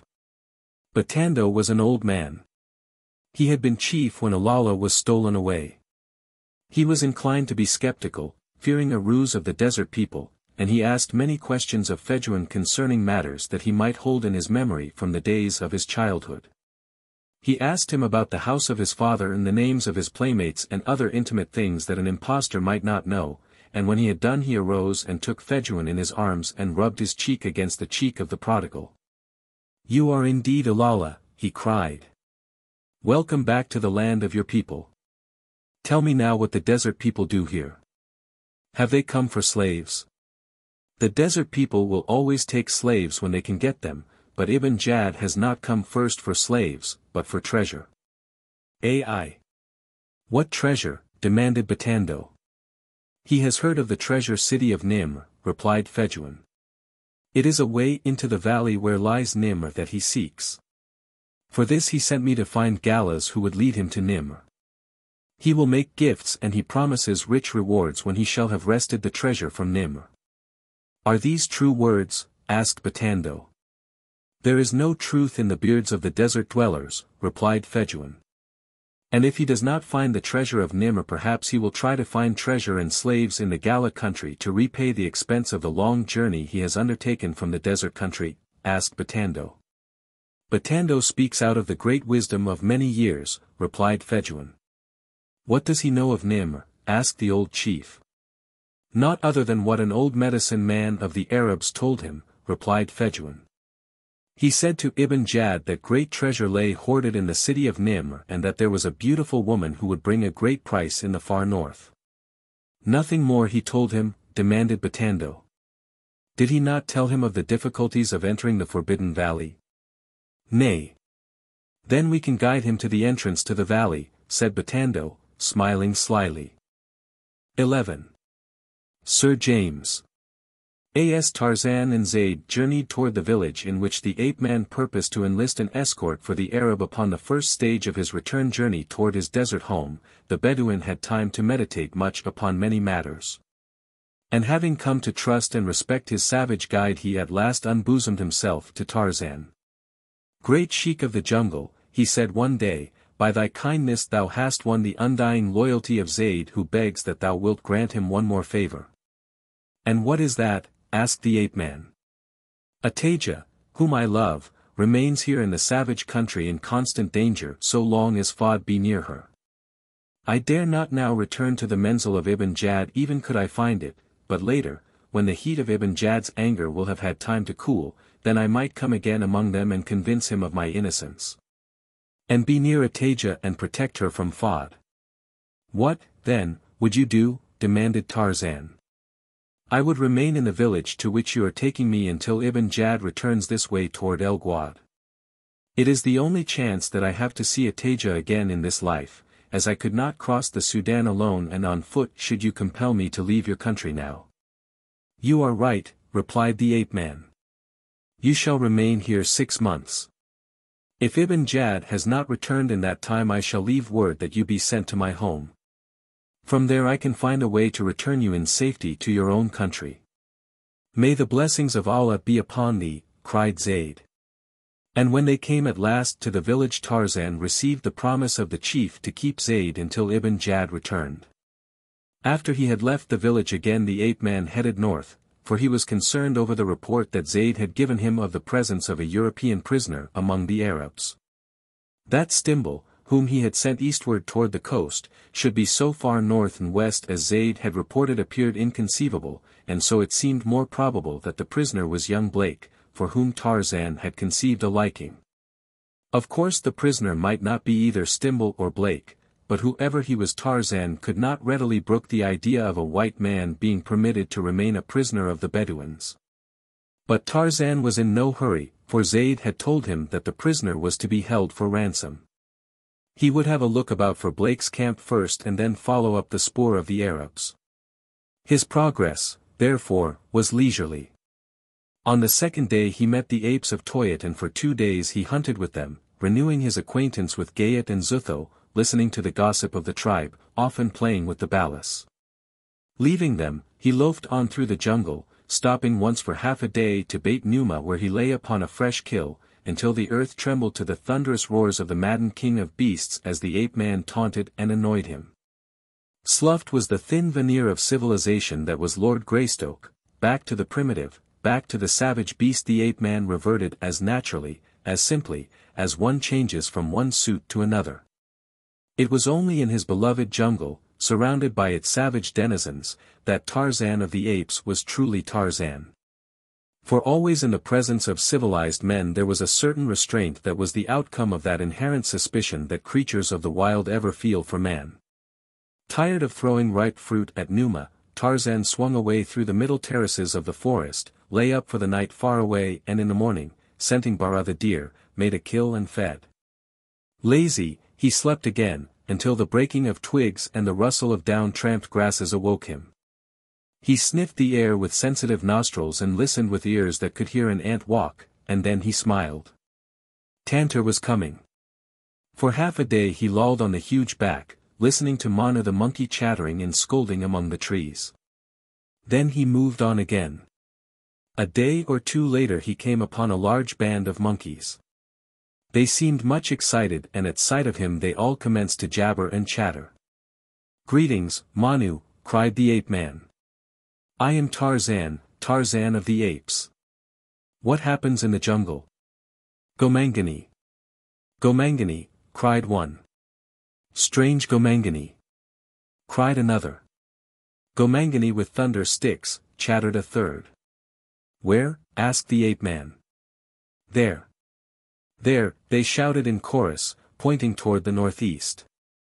"Many sleeps away?" asked Tarzan. "Close. Close," the monkeys answered. "There is one Tarmangani with them." "No, only Gomangani. With their thunder sticks they kill little Manu and eat him." "Bad Gomangani." "Tarzan will talk with them," said the ape-man. "They will kill Tarzan with their thunder sticks and eat him," prophesied a graybeard. The ape-man laughed and swung off through the trees in the direction Manu had indicated. He had not gone far when the scent spoor of blacks came faintly to his nostrils, and this spoor he followed until presently he could hear their voices in the distance. Silently, warily Tarzan came through the trees, noiseless as the shadows that kept him company, until he stood upon a swaying limb directly above a camp of Negroes. Instantly Tarzan recognized the safari of the young American, Blake, and a second later he dropped to the ground before the astonished eyes of the blacks. Some of them would have run, but others recognized him. "It is Big Bwana," they cried. "It is Tarzan of the apes." "Where is your head man?" demanded Tarzan. A stalwart Negro approached him. "I am head man," he said. "Where is your master?" "He is gone, many days," replied the black. "Where?" "We do not know. He hunted with a single askari. There was a great storm. Neither of them ever returned. We searched the jungle for them, but could not find them. We waited in camp where they were to have joined us. They did not come. We did not know what to do. We would not desert the young Bwana, who was kind to us, but we feared that he was dead. We have not provisions to last more than another moon. We decided to return home and tell our story to the friends of the young Bwana." "You have done well," said Tarzan. "Have you seen a company of the desert people in the jungle?"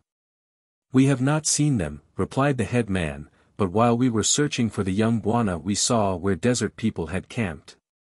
It was a fresh camp." "Where?" The black pointed. "It was on the trail to the North Gala country in Abyssinia, and when they broke camp they went north." "You may return to your village," said Tarzan. "But first take those things which are the young Bwana's to his friends to keep for him, and send a runner to the home of Tarzan with this message: send 100 Waziri to Tarzan in the North Gala country. From the water hole of the smooth, round rocks follow the trail of the desert people." "Yes, Big Bwana, it will be done," said the head man. "Repeat my message." The black boy did as he was bidden. "Good," said Tarzan. "I go. Kill not Manu the monkey if you can find other food, for Manu is the cousin of Tarzan and of you." "We understand, Big Bwana." In the castle of Prince Gobert in the city of Nimr, James Hunter Blake was being schooled in the duties of a knight of Nimr. Sir Richard had taken him under his protection and made himself responsible for his training and his conduct. Prince Gobert, quick to realize Blake's utter ignorance of even the simplest observances of knighthood, was frankly skeptical, and Sir Malad was almost openly antagonistic, but the loyal Sir Richard was a well-beloved knight, and so he had his way. Perhaps, too, the influence of the Princess Ginalda was not without its effect upon her sire, for first among the treasures of the Prince of Nimr ranked his daughter Ginalda. And Ginalda's curiosity and interest had been excited by the romance of the coming of this fair stranger knight to the buried and forgotten city of Nimr. Sir Richard had clothed Blake from his own wardrobe until a weaver, a cutter of cloth, a seamstress and an armorer could fashion one for him. Nor did it take long. A week found Sir James clothed, armored and horsed as befitted a knight of Nimr, and when he spoke to Sir Richard of payment for all this he found that money was almost unknown among them. There were, Sir Richard told him, a few pieces of coin that their ancestors had brought here 735 years before, but payment was made by service. The knights served the prince and he kept them. They protected the laborers and the artisans and in return received what they required from them. The slaves received their food and clothing from the prince or from whichever knight they served.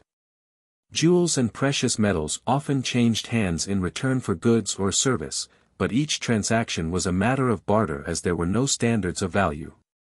They cared little for wealth. The knights valued most highly their honor and their courage upon which there could be no price. The artisan found his reward in the high perfection of his handicraft and in the honors that it brought him. The valley provided food in plenty for all, the slaves tilled the ground, the freedmen were the artisans, the men-at-arms, the herders of cattle. The knights defended Nimr against its enemies, competed in tourneys and hunted wild game in the valley and its surrounding mountains. As the days passed, Blake found himself rapidly acquiring a certain proficiency in knightly arts under the wise tutorage of Sir Richard. The use of sword and buckler he found most difficult, notwithstanding the fact that he had been proficient with the foils in his college days. For the knights of Nimr knew not of the defensive use of their two-edged weapons and seldom used the point for other purpose than the coup de grace. For them the sword was almost wholly a cutting weapon, the buckler their sole defense. But as Blake practiced with this weapon it dawned upon him that his knowledge of fencing might be put to advantage should the necessity arise. To the end that his awkwardness with the buckler should be outweighed by his nicer defensive handling of his sword and his offensive improved by the judicious use of the point, against which they had developed little or no defense. The lance he found less difficult, its value being so largely dependent upon the horsemanship of him who wielded it, and that Blake was a splendid horseman was evidenced by his polo rating as an 8-goal man. The ballium, or outer court, which lay between the inner and outer walls of the castle and entirely surrounded it, was, upon the north or valley side, given over entirely to knightly practice and training. Here the ballium was very wide, and against the inner wall was built a wooden grand stand that could be quickly removed in the event of an attack upon the castle. Justs and tilts were held here weekly, while the great tourneys that occurred less often were given upon a field outside the castle wall upon the floor of the valley. Daily many knights and ladies came to watch the practice and training that filled the ballium with life and action and color during the morning hours. Good-natured banter flew back and forth, wagers were laid, and woe betide the contender who was unhorsed during these practice bouts, for the thing that a knight dreaded even more than he dreaded death was ridicule. In the formal justs that were held weekly greater decorum was observed by the audience, but during the daily practice their raillery verged upon brutality. It was before such an audience as this that Blake received his training, and because he was a novelty the audiences were larger than usual. And because the friends of Sir Malad and the friends of Sir Richard had tacitly acknowledged him as an issue both the applause and the ridicule were loud and boisterous. Even the prince came often and Ginalda always was there. It was soon apparent that Prince Goberd leaned slightly to the side of Sir Malad, with the natural result that Malad's party immediately acquired numerous recruits. The training of the lads who were squires to the knights and who would one day be admitted to the charmed circle of knighthood occupied the earlier hours of the morning. This was followed by practice tilts between knights, during which Sir Richard or one of his friends undertook the training of Blake at the far side of the ballium. And it was during this practice that the American's outstanding horsemanship became apparent, even Goberd being led to applause. "Odie's bodikins," he exclaimed, "the man be a part of his charger." "'Twas but chance that saved him from a fall," said Malad. "Mayhap," agreed Goberd, "but at that me likes the looks of him within a saddle." "He doeth not too ill with his lance," admitted Malad. "But, Odie's blood! Didst ever see a more awkward lout with a buckler? Methinks he hath had more use for a trencher." This sally elicited roars of laughter in which the Princess Ginalda did not join, a fact which Malad, whose eyes were often upon her, was quick to note. "Thou still believest this churl to be a knight, Princess Ginalda?" he demanded. "Have I said aught?" she asked. "Thou didst not laugh," he reminded her. "He is a stranger knight, far from his own country and it seemeth not a knightly nor a gentle thing to ridicule him," she replied. Therefore I did not laugh, for I was not amused. Later that day as Blake joined the others in the great court, he ran directly into Malad's party, nor was it at all an accident, as he never made any effort to avoid Malad or his friends and was, seemingly, oblivious to their thinly veiled taunts and insinuations. Malad himself attributed this to the density and ignorance of a yokel, which he insisted Blake to be, but there were others who rather admired Blake for his attitude, seeing in it a studied affront that Malad was too dense to perceive. Most of the inmates of the grim castle of Nimr were inclined pleasantly toward the newcomer. He had brought with him an air of freshness and newness that was rather a relief from the hoary atmosphere that had surrounded Nimr for nearly 7.5 centuries.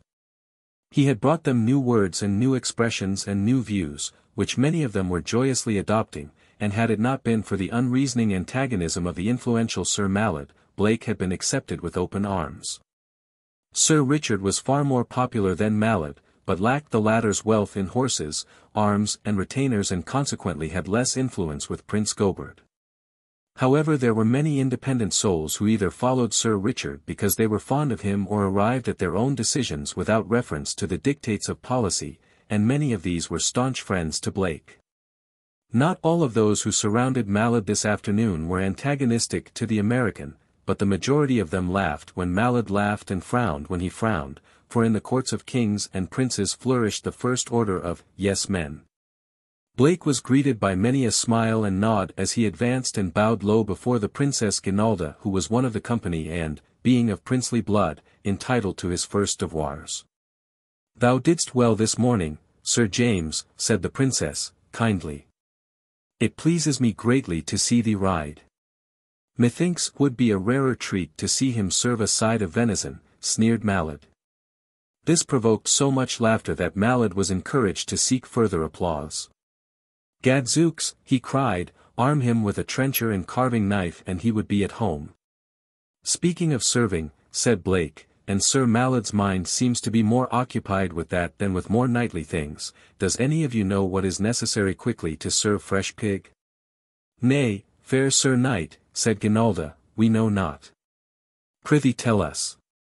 "Yes, tell us," roared Malad, "thou, indeed, shouldst know. You said a mouthful, old scout, I do know."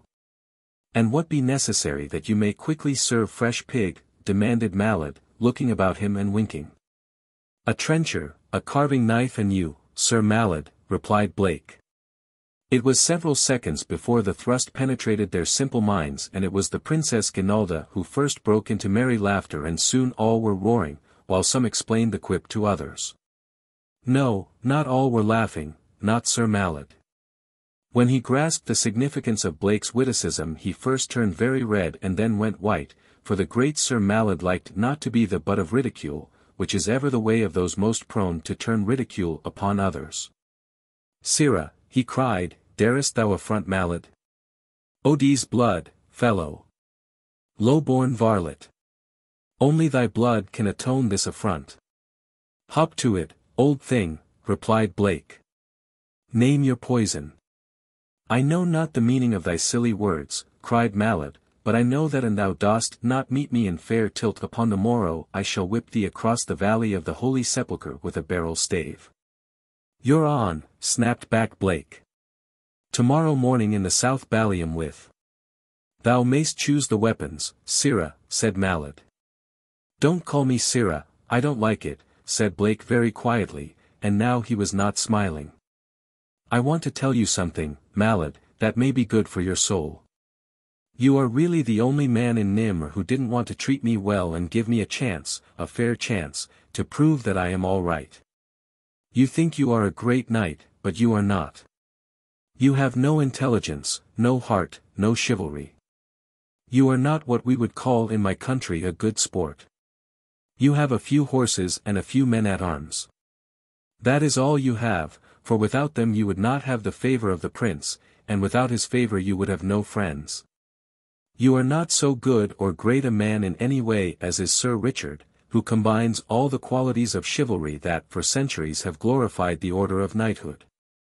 Nor are you so good a man as I, who, with your own weapons, will best you on the morrow when, in the North Ballium, I meet you on horseback with sword and buckler.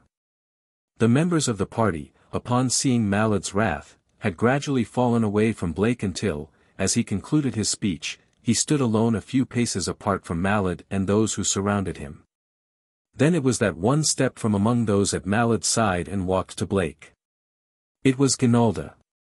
"Sir James," she said with a sweet smile, "thou spokest with thy mouth full." She broke into a merry laugh. "Walk with me in the garden, Sir Knight," and taking his arm she guided him toward the south end of the eastern court. "You're wonderful," was all that Blake could find to say. "Dost really think I am wonderful?" she demanded. "I had to know if men speak the truth to such as I.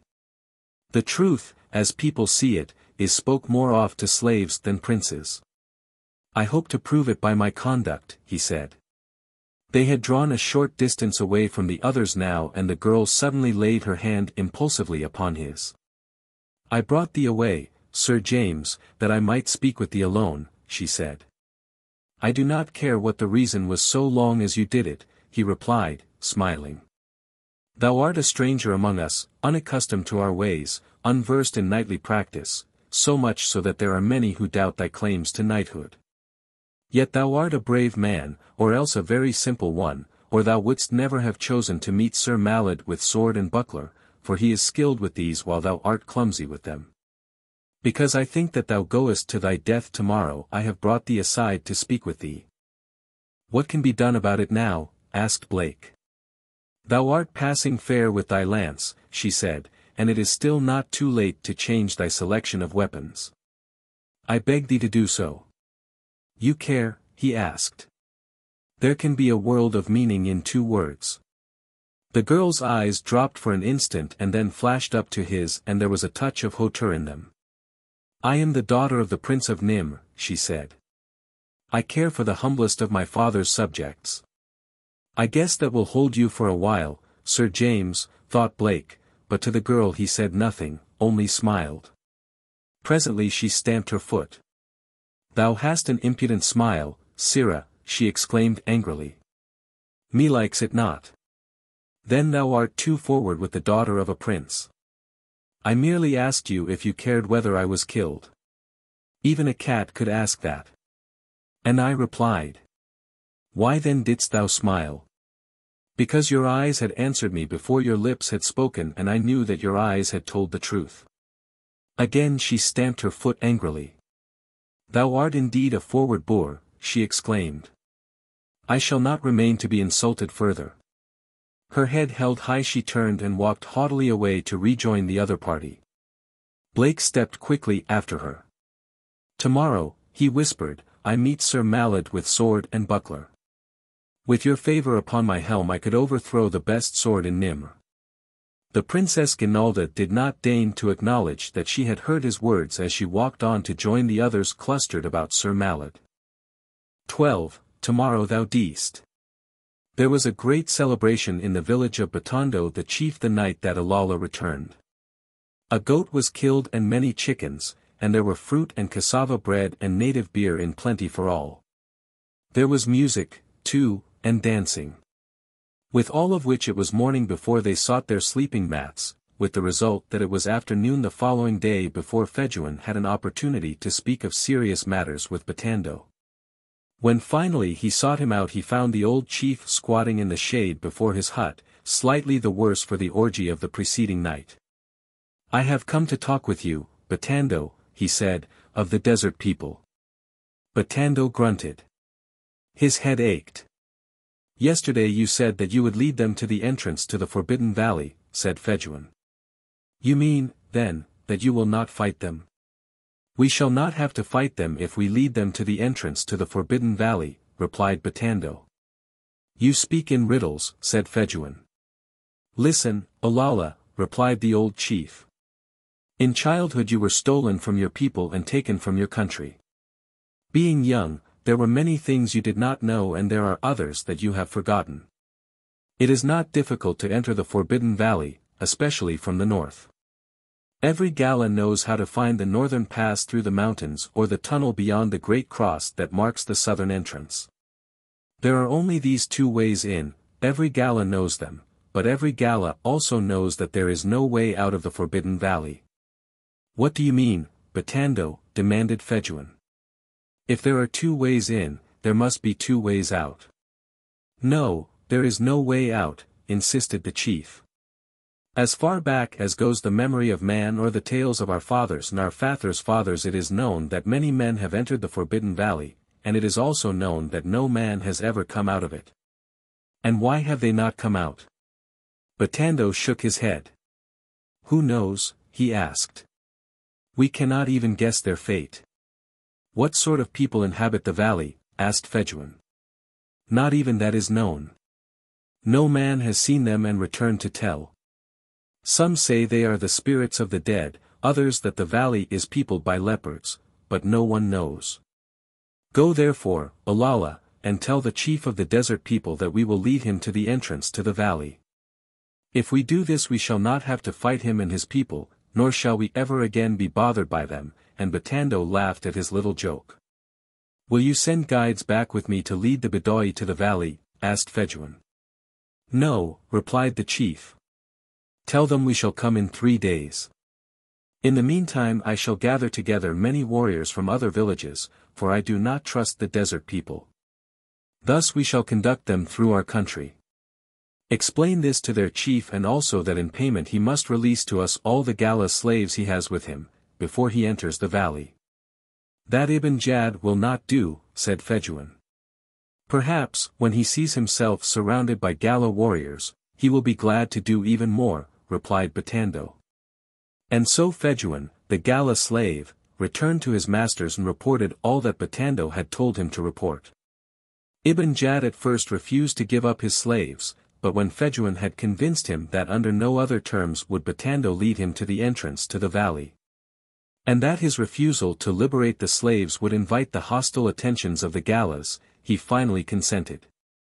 But in the back of his mind was the thought that before his promise was consummated he might find an opportunity to evade it.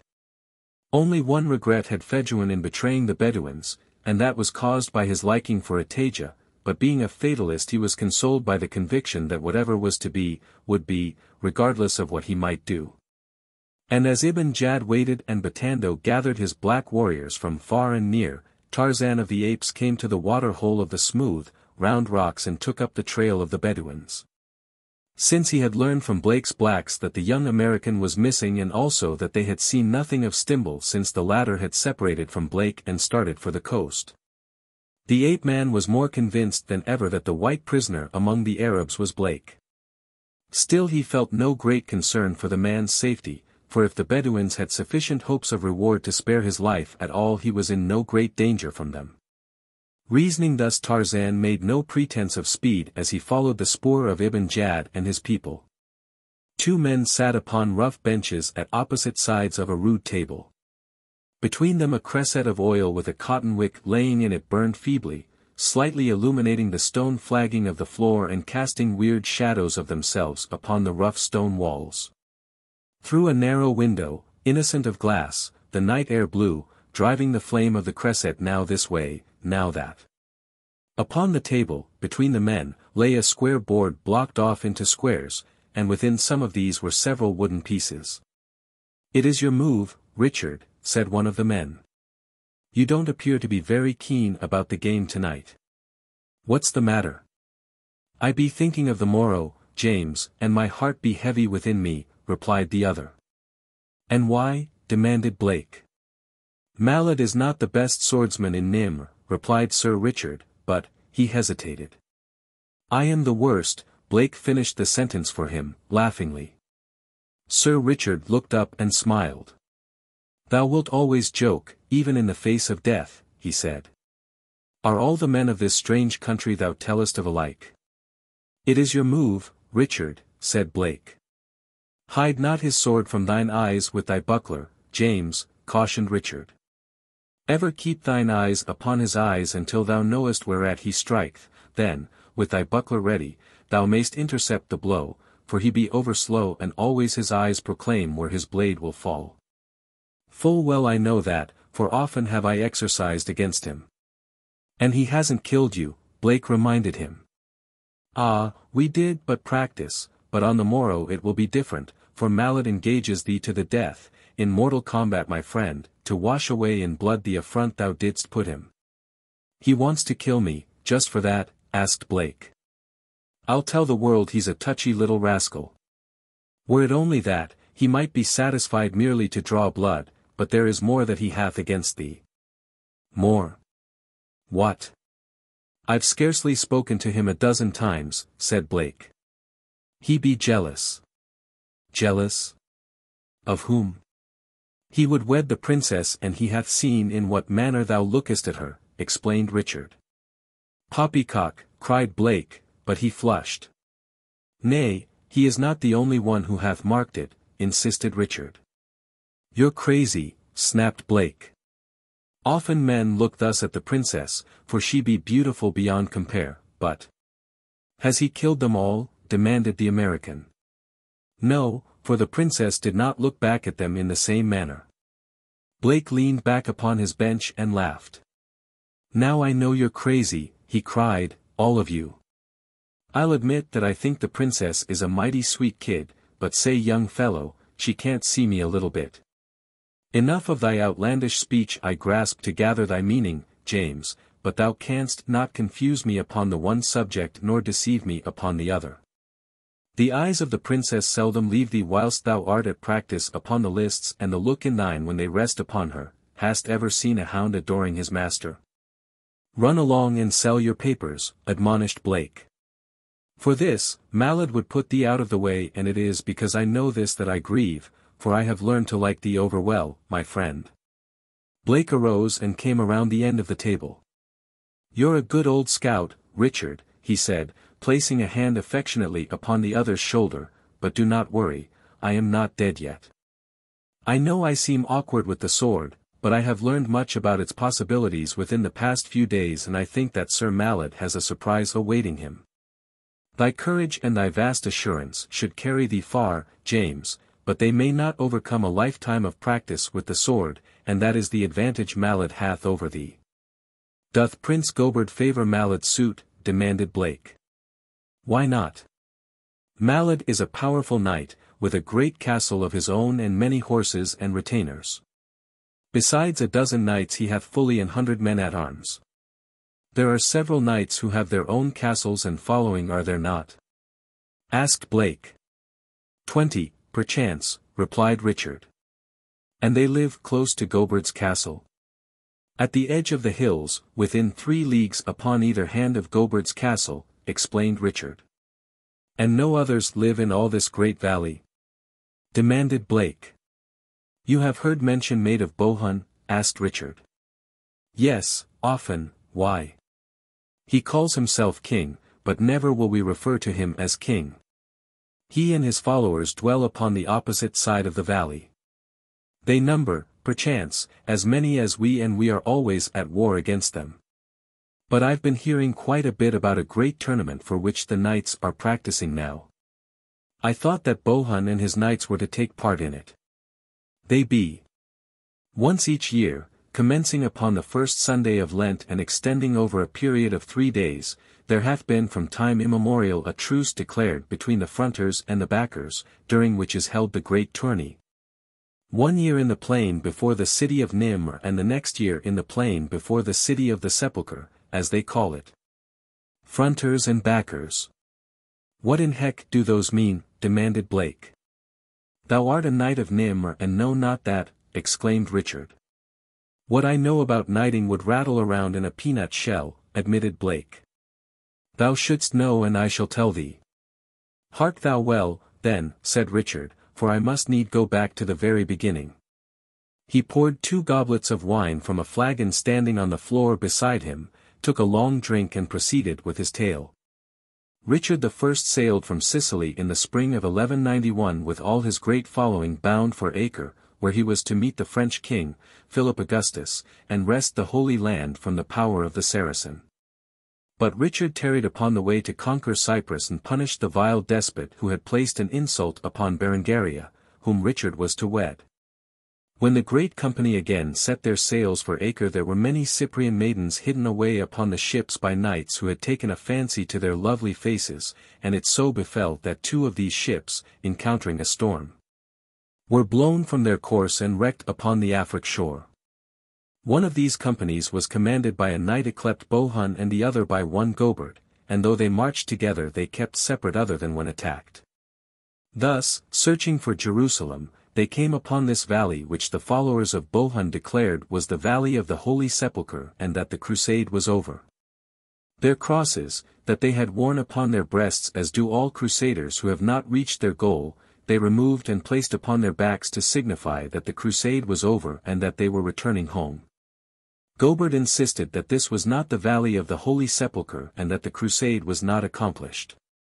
He, therefore, and all his followers, retained their crosses upon their breasts and built a city and a strong castle to defend the entrance to the valley, that Bohun and his followers might be prevented from returning to England until they had accomplished their mission.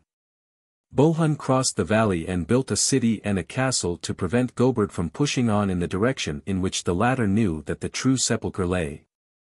And for nearly 7.5 centuries the descendants of Bohun have prevented the descendants of Goberd from pushing on and rescuing the Holy Land from the Saracen, while the descendants of Goberd have prevented the descendants of Bohun from returning to England, to the dishonor of knighthood. Goberd took the title of prince and Bohun that of king, and these titles have been handed down from father to son during the centuries, while the followers of Goberd still wear the cross upon their breasts and are called therefrom, the fronters. And the followers of Bohun wear theirs upon their backs and are called backers. And you would still push on and liberate the Holy Land? Asked Blake. Yes, replied Richard, and the backers would return to England. But long since have we realized the futility of either hope, since we are surrounded by a vast army of Saracens and our numbers be too few to pit against them. Thinkest thou not that we are wise to remain here under such stress? He demanded. Well, you'd certainly surprise them if you rode into Jerusalem, or London either, admitted Blake. On the whole, Richard, I'd remain right here, if I were you.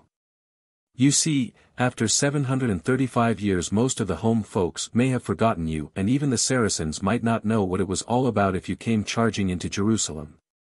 Mayhap thou speakest wisely, James, said Richard, and then, too, we are content here, knowing no other country.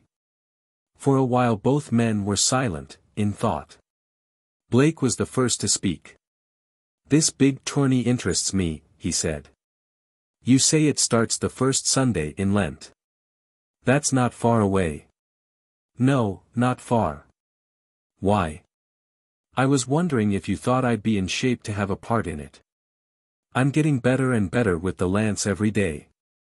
Sir Richard looked sadly at him and shook his head. Tomorrow thou wilt be dead, he said. Say. You're a cheerful party, exclaimed Blake. I am only truthful, good friend, replied Richard. It grieveth my heart sorely that it should be true, but true it is, thou canst not prevail over Sir Mallet on the morrow. Would that I might take thy place in the lists against him, but that may not be. But I console myself with the thought that thou wilt comport thyself courageously and die as a good Sir Knight should, with no stain upon thy escutcheon.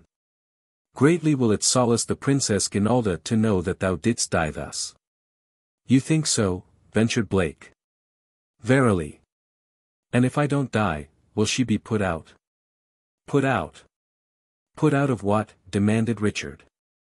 Will she be sore vexed, then, corrected Blake. I should not go so far as to say that, admitted Richard, but natheless it appeareth certain that no lady would rejoice to see her promised husband overthrown and killed, and if thou beest not slain it may only be because thou hast slain Mallet. She is his affianced wife, demanded Blake. 'Tis understood, that is all. As yet no formal marriage banns have been proclaimed. I'm going to turn in, snapped Blake. If I've got to be killed tomorrow, I ought to get a little sleep tonight. As he stretched himself upon a rough wool blanket that was spread over a bed of rushes upon the stone floor in one corner of the room and drew another similar blanket over him, he felt less like sleep than he had ever felt before. The knowledge that on the morrow he was to meet a medieval knight in mortal combat naturally gave him considerable concern, but Blake was too self-reliant and too young to seriously harbor the belief that he would be the one to be killed. He knew it was possible, but he did not intend to permit the thought to upset him. There was, however, another that did. It upset him very much and, too, it made him angry when he realized that he was concerned about it, about the proposed marriage of Sir Mallet of West Castle and Ginalda, Princess of Nimr. Could it be that he had been ass enough, he soliloquized, to have fallen in love with this little medieval princess who probably looked upon him as dirt beneath her feet? And what was he going to do about Mallet? Suppose he should get the better of the fellow on the morrow? Well, what about it? If he killed him, that would make Ginalda unhappy. If he didn't kill him, what? Sir James did not know. 13. In the Beyt of Zeyd. Ibn Jad waited 3 days in his menzil, but no gala guides arrived to lead him into the valley as Batando had promised, and so he sent Fedouin once more to the chief to urge him to hasten. For always in the mind of Ibn Jad was the fear of Tarzan of the Apes and the thought that he might return to thwart and punish him. He knew he was out of Tarzan's country now, but he also knew that where boundaries were so vague he could not definitely count upon this fact as an assurance of safety from reprisal. His one hope was that Tarzan was awaiting his return through Tarzan's country, and this Ibn Jad had definitely decided not to attempt. Instead he was planning upon moving directly west, passing north of the ape-man's stamping grounds, until he picked up the trail to the north down which he had traveled from the desert country. In the Muqad of the Sheikh with Ibn Jad sat Tolog, his brother, and Fad and Stimbul, beside some other Arabs. They were speaking of Batando's delay in sending guides, and they were fearful of treachery, for it had long been apparent to them that the old chief was gathering a great army of warriors. And though Fedouin assured them that they would not be used against the Arabs if Ibn Jad resorted to no treachery, yet they were all apprehensive of danger. Ataja, employed with the duties of the harem, did not sing nor smile as had been her wont, for her heart was heavy with mourning for her lover. She heard the talk in the Muqad, but it did not interest her. Seldom did her eyes glance above the curtain that separated the women's quarters from the Muqad, and when they did the fires of hatred blazed within them as they crossed the countenance of Fad. She chanced to be thus glancing when she saw Fad's eyes, which were directed outward across the menzil, go suddenly wide with astonishment. "Billah, Ibn Jad," cried the man. "Look!" With the others Ataja glanced in the direction Fad was staring, and with the others she voiced a little gasp of astonishment, though those of the men were rounded into oaths. Walking straight across the menzil toward the Sheikh's bait strode a bronze giant armed with a spear, arrows and a knife. Upon his back was suspended an oval shield, and across one shoulder and his breast was coiled a rope, hand-plaited from long fibers. "Tarzan of the Apes," ejaculated Ibn Jad. "The curse of Allah be upon him. He must have brought his black warriors with him and left them hidden in the forest," whispered Tolog. "Not else would he dare enter the menzil of the Bedou." Ibn Jad was heartsick and he was thinking fast when the ape-man halted directly in the outer opening of the Muqad. Tarzan let his eyes run quickly over the assemblage. They stopped upon Stimbul, finally. "Where is Blake?" he demanded of the American. "You ought to know," growled Stimbul. "Have you seen him since you and he separated?" "No." "You are sure of that?" insisted the ape-man. "Of course I am." Tarzan turned to Ibn Jad. "You have lied to me. You are not here to trade but to find and sack a city, to take its treasure and steal its women." "That is a lie," cried Ibn Jad. "Whoever told thee that, lied." "I do not think he lied," replied Tarzan. "He seemed an honest youth." "Who was he?" demanded Ibn Jad. "His name is Zeyd." Ataja heard and was suddenly galvanized to new interest. "He says all this and more, and I believe him. What else did he tell thee, Nasrani?" "That another stole his musket and sought to slay thee, Ibn Jad, and then put the blame upon him."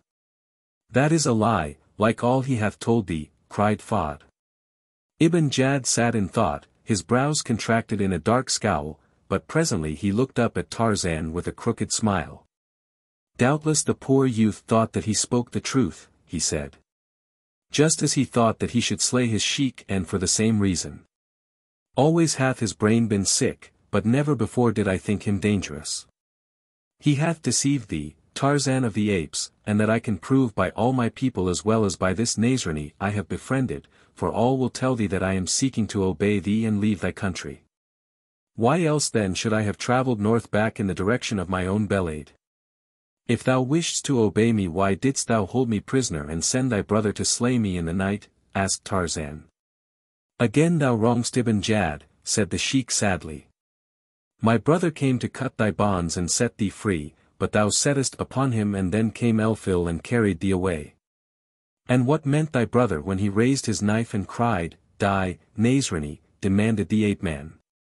Saith a man thus who cometh to do a kindness. I did but joke, mumbled Tolog. I am here again, said Tarzan, but not to joke. My Waziri are coming. Together we shall see you well on your way toward the desert. It is what we wish, said the sheik quickly. Ask this other Nazrani if it be not true that we are lost and would be but too glad to have thee lead us upon the right way. Here we are beset by Gala warriors. Their chief hath been gathering them for days, and momentarily we fear that we shall be attacked. Is that not true, Nazrani? He turned to Stimble as he spoke. Yes, it is true, said Stimble. It is true that you are going to leave the country, said Tarzan, and I shall remain to see that you do so.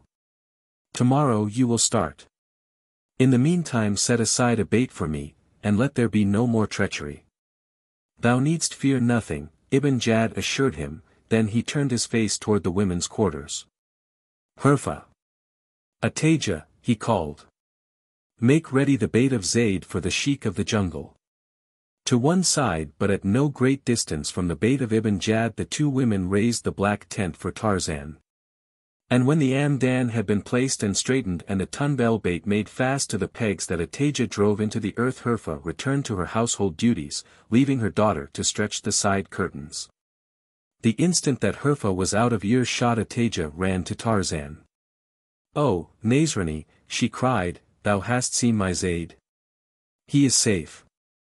I left him in a village where the chief will care for him until such time as thy people come upon thy return to the desert country. He is quite safe and well. Tell me of him, oh, Nazrani, for my heart hungers for word of him, implored the girl. How came you upon him? Where was he? His mare had been dragged down by Eladria, who was about to devour your lover. I chanced to be there and slew Eladria. Then I took Zeyd to the village of a chief who is my friend, for I knew that he could not survive the perils of the jungle should I leave him afoot and alone. It was my thought to send him from the country in safety, but he begged to remain until you returned that way. This I have permitted. In a few weeks you will see your lover. Tears were falling from Ataja's long, black lashes, tears of joy, as she seized Tarzan's hand and kissed it. My life is thine, Nazrani, she cried, for that thou hast given me back my lover. That night as the gala slave, Fejuan, walked through the menzil of his masters, he saw Ibn Jad and Tolog sitting in the sheik's mukad whispering together, and Fejuan, well aware of the inherent turpitude of this precious pair, wondered what might be the nature of their plotting. Behind the curtain of the harem Ataja lay huddled upon her sleeping mat, but she did not sleep. Instead she was listening to the whispered conversation of her father and her uncle. He must be put out of the way, Ibn Jad insisted. But his Waziri are coming, objected Tolog. If they do not find him here, what can we say? They will not believe us, whatever we say. They will set upon us. I have heard that they are terrible men. By Allah, cried Ibn Jad. If he stays we are undone. Better risk something than to return empty-handed to our own country after all that we have passed through. If thou thinkest that I shall again take this business upon myself, thou art mistaken, brother, said Tolog. Once was enough. No, not thou, but we must find a way. Is there none among us who might wish more than another to be rid of the Nazrani? Asked Ibn Jad, but to himself as though he were thinking aloud. "The other Nasrani," exclaimed Tolog. "He hadeth him." Ibn Jad clapped his hands together. "Thou hast it, brother. But still shall we be held responsible," reminded Tolog. "What matter if he be out of the way? We can be no worse off than we now are. Suppose Batando came tomorrow with the guides? Then indeed would the jungle sheik know that we have lied to him, and it might go hard with us. No, we must be rid of him this very night." "Yes, but how?" asked Tolog. "Hold. I have a plan. Listen well, O brother," and Ibn Jad rubbed his palms together and smiled, but he would not have smiled, perhaps had he known that Ataja listened, or had he seen the silent figure crouching in the dark just beyond the outer curtain of his bait. "Speak, Ibn Jad," urged Tolog, "tell me thy plan." "Wallah, it is known by all that the Nasrani Stimbul hates the sheik of the jungle. With loud tongue he has proclaimed it many times before all when many were gathered in my Mukad.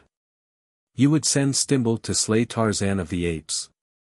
Thou guessedst aright," admitted Ibn Jad. "But how will that relieve us of responsibility?" "He will have been slain by thy order in thine own menzil," objected Tolog. "Wait. I shall not command the one Nasrani to slay the other, I shall but suggest it, and when it is done I shall be filled with rage and horror that this murder hath been done in my menzil. And to prove my good faith I shall order that the murderer be put to death in punishment for his crime. Thus we shall be rid of two unbelieving dogs and at the same time be able to convince the Waziri that we were indeed the friends of their sheik, for we shall mourn him with loud lamentations, when the Waziri shall have arrived." "Allah be praised for such a brother," exclaimed Tolog, enraptured. "Go thou now, at once, and summon the Nasrani Stimbul," directed Ibn Jad. "Send him to me alone, and after I have spoken with him and he hath departed upon his errand come thou back to my bait." Ataja trembled upon her sleeping mat, while the silent figure crouching outside the sheik's tent arose after Tolog had departed and disappeared in the darkness of the night. Hastily summoned from the Beyt of Fad, Stimbul, cautioned to stealth by Tolog, moved silently through the darkness to the Mukad of the sheik where he found Ibn Jad awaiting him. "Sit, Nasrani," invited the Bedouin. "What in hell do you want of me this time of night?" demanded Stimbul. "I have been talking with Tarzan of the apes," said Ibn Jad, "and because you are my friend and he is not I have sent for you to tell you what he plans for you. He has interfered in all my designs and is driving me from the country, but that is as nothing compared with what he intends for you." "What in hell is he up to now?" demanded Stimbul. "He's always butting into someone else's business." "Thou dost not like him?" asked Ibn Jad. "Why should I?" and Stimbul applied a vile epithet to Tarzan. "Thou wilt like him less when I tell thee," said Ibn Jad. "Well, tell me." "He says that thou hast slain thy companion, Blake," explained the sheik, "and for that Tarzan is going to kill thee on the morrow." "Eh? What? Kill me?" demanded Stimbul. "Why he can't do it. What does he think he is, a Roman emperor?" "Nevertheless he will do as he says," insisted Ibn Jad. "He is all-powerful here. No one questions the acts of this great jungle sheik. Tomorrow he will kill thee." "But, you won't let him, Ibn Jad. Surely, you won't let him?" Stimbul was already trembling with terror. Ibn Jad elevated his palms. "What can I do?" he asked. You can, why there must be something that you can do," wailed the frightened man. "There is naught that any can do, save yourself," whispered the sheik. "What do you mean?" "He lies asleep in yon bait and, thou hast a sharp kusa." "I have never killed a man," whispered Stimbul. "Nor hast thou ever been killed," reminded the sheik, "but tonight thou must kill or tomorrow thou wilt be killed." "God," gasped Stimbul. "It is late," said Ibn Jad, "and I go to my sleeping mat. I have warned thee, do what thou wilt in the matter," and he arose as though to enter the women's quarters. Trembling, Stimbul staggered out into the night. For a moment he hesitated, then he crouched and crept silently through the darkness toward the bait that had been erected for the ape-man. But ahead of him ran Ataja to warn the man who had saved her lover from the fangs of Eladria. She was almost at the bait she had helped to erect for the ape-man when a figure stepped from another tent and clapping a palm across her mouth and an arm about her waist held her firmly. "Where goest thou?" whispered a voice in her ear, a voice that she recognized at once as belonging to her uncle, but Tolog did not wait for a reply, he answered for her. "Thou wantest to warn the Nazrani because he befriended thy lover. Go thou back to thy father's Beyt. If he knew this he would slay thee. Go." And he gave her a great shove in the direction from which she had come. There was a nasty smile upon Tolog's lips as he thought how neatly he had foiled the girl, and he thanked Allah that chance had placed him in a position to intercept her before she had been able to ruin them all. And even as Tolog, the brother of the sheik, smiled in his beard, a hand reached out of the darkness behind him and seized him by the throat, fingers grasped him and dragged him away. Trembling, bathed in cold sweat, grasping in tightly clenched fingers the hilt of a keen knife, Wilbur Stimble crept through the darkness toward the tent of his victim. Stimble had been an irritable man, a bully and a coward. But he was no criminal. Every fiber of his being revolted at the thing he contemplated. He did not want to kill, but he was a cornered human rat and he thought that death stared him in the face, leaving open only this one way of escape. As he entered the Beyt of the ape-man he steeled himself to accomplish that for which he had come, and he was indeed a very dangerous, a very formidable man, as he crept to the side of the figure lying in the darkness, wrapped in an old burnous. 14. Sword and Buckler. As the sun touched the turrets of the castle of the Prince of Nimr, a youth rolled from between his blankets, rubbed his eyes and stretched. Then he reached over and shook another youth of about his own age who slept beside him. "Awaken, Edward. Awaken, thou sluggard," he cried. Edward rolled over on his back and essayed to say, and to yawn at the same time. "Up, lad," urged Michel. "Forgottest thou that thy master fares forth to be slain this day?" Edward sat up, now fully awake. His eyes flashed. "'Tis a lie," he cried, loyally. "He will cleave Sir Malad from pole to breastplate with a single blow. There lives no Sir Knight with such mighty thews as hath Sir James. Thou art disloyal, Michel, to Sir Richard's friend who hath been a good and kindly friend to us as well." Michel patted the other lad upon the shoulder. "Nay, I did but jest, Edward," he said. "My hopes are all for Sir James, and yet," he paused, "I fear." "Fear what?" demanded Edward. "That Sir James is not well enough versed in the use of sword and buckler to overcome Sir Malad, for even were his strength the strength of 10 men it shall avail him not without the skill to use it." "Thou shalt see," maintained Edward, stoutly. "I see that Sir James hath a loyal squire," said a voice behind them, and turning they saw Sir Richard standing in the doorway, "and may all his friends wish him well this day thus loyally." "I fell asleep last night praying to our Lord Jesus to guide his blade through Sir Malad's helm," said Edward. "Good. Get thou up now and look to thy master's mail and to the trappings of his steed, that he may enter the lists bedight as befits a noble Sir Knight of Nimr," instructed Richard, and left them. It was 11 o'clock of this February morning. The sun shone down into the great north ballium of the castle of Nimr, glinting from the polished mail of noble knights and from pike and battle-axe of men-at-arms. Picking out the gay color of the robes of the women gathered in the grandstand below the inner wall.